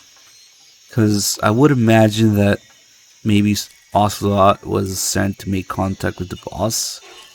Because she is defecting, maybe? He's like, wait, you're not the boss, are you? Or maybe he was told to like leave her alone or let her do her thing. So he's like making sure that it's not Snake. For some reason he's looking for the boss or making sure Snake's not the boss. You're not the boss, are you? It's just kind of also a little bit of a hint that she's about to appear and then betray whatever. But because Ocelot was already looking for her in some way. But anyway, he gets his ass handed to him, and from this moment on, the entirety of Ocelot's existence is about sucking Big Boss's dick as much as possible. The end.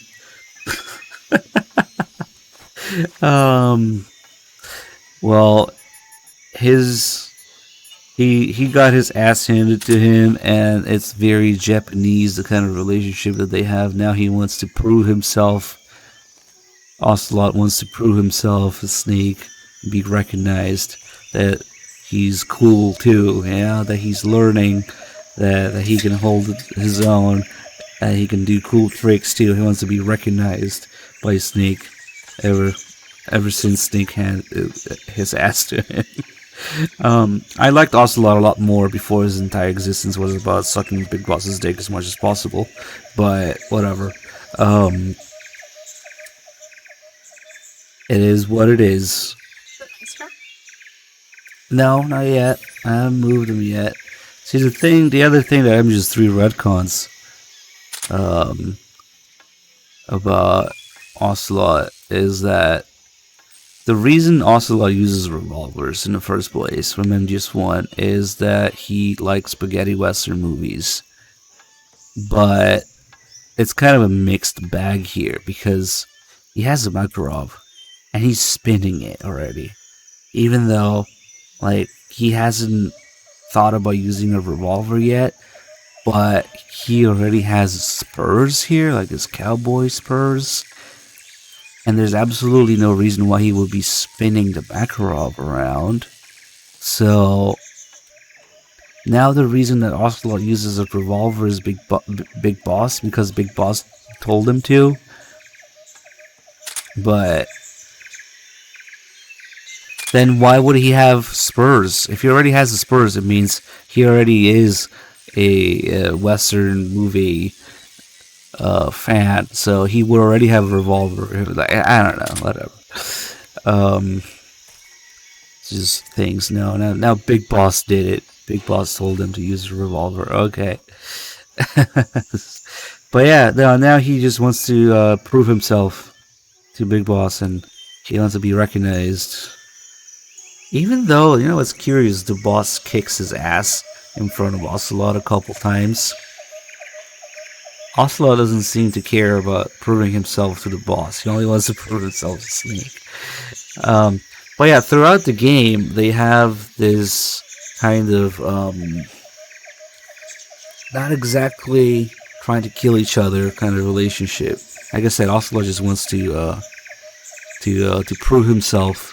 This is reflected during the boss fight. Also, his behavior.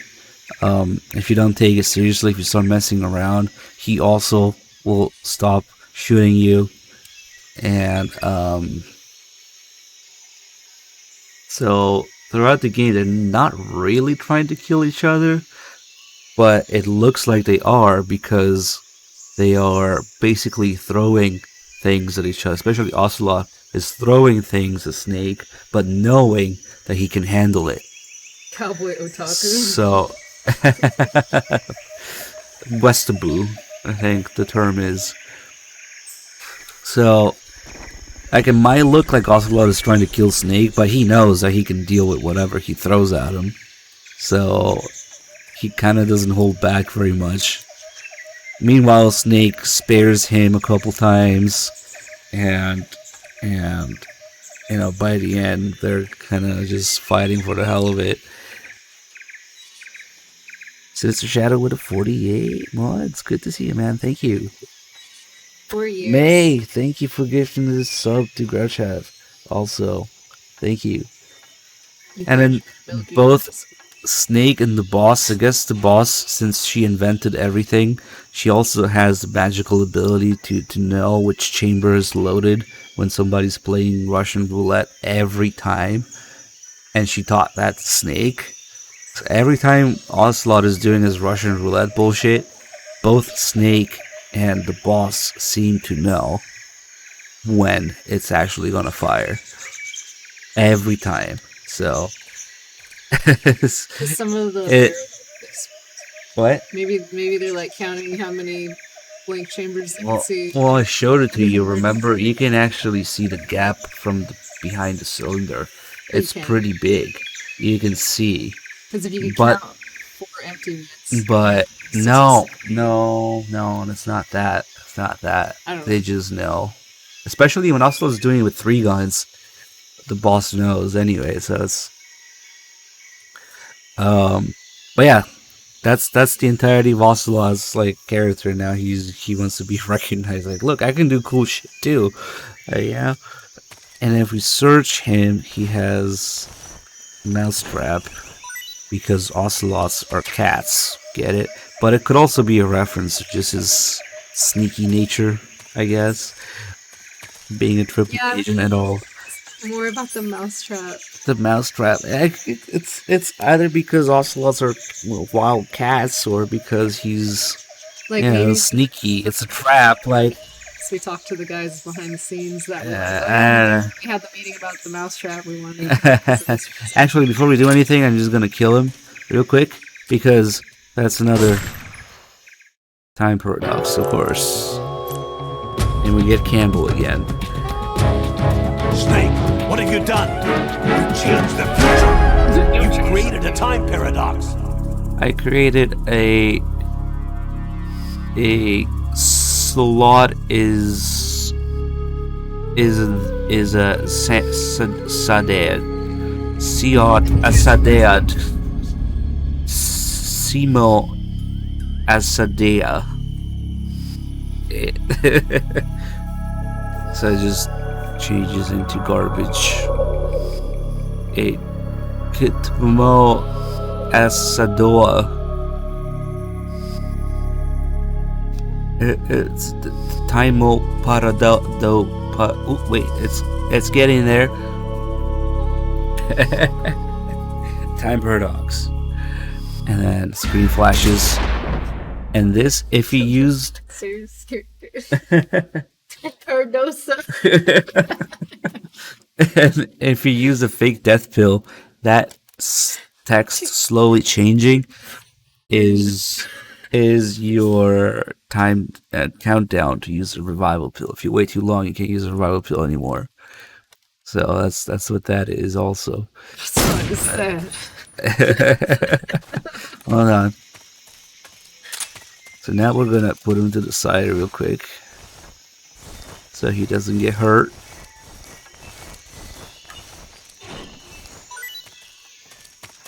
God damn it. Okay. And we are going to grab the shotgun because reasons.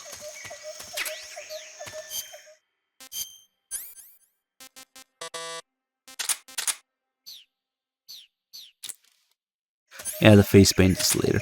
The Virtuous mission is pretty much over. There's nothing left.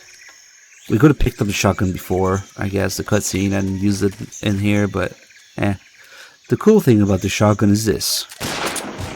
It just makes everybody fly in one direction. Ah, shit, now they're stuck here. Oh fuck, I got the barrel too. And all of these guys, hold on. Let's group them together.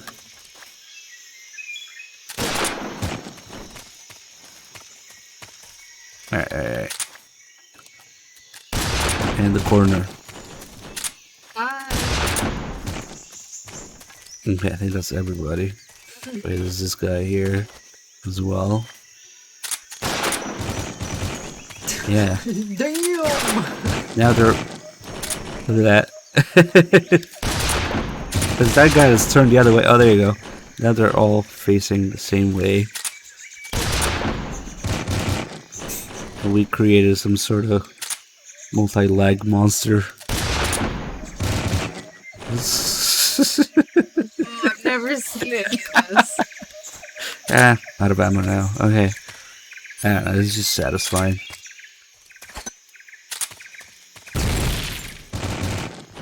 I guess the grenade does it too.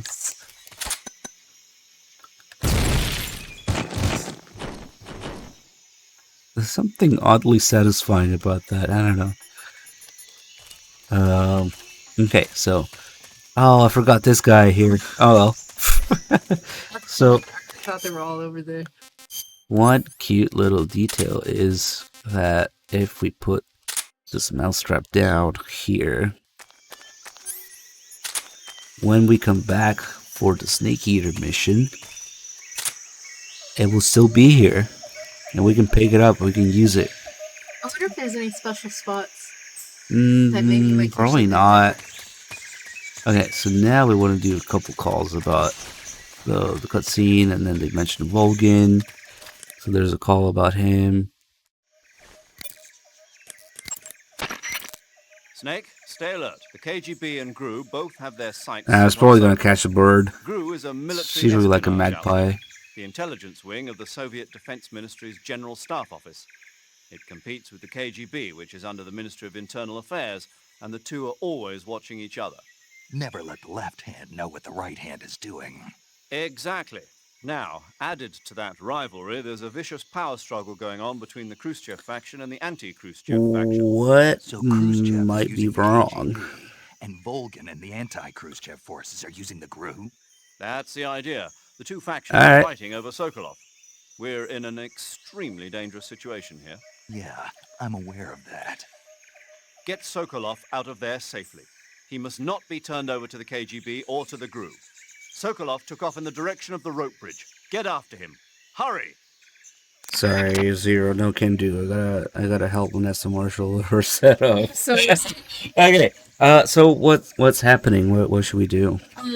Maybe I wonder if maybe they want to hop in the call with us. I don't know. I would get on a call. What is it? So we can hop in the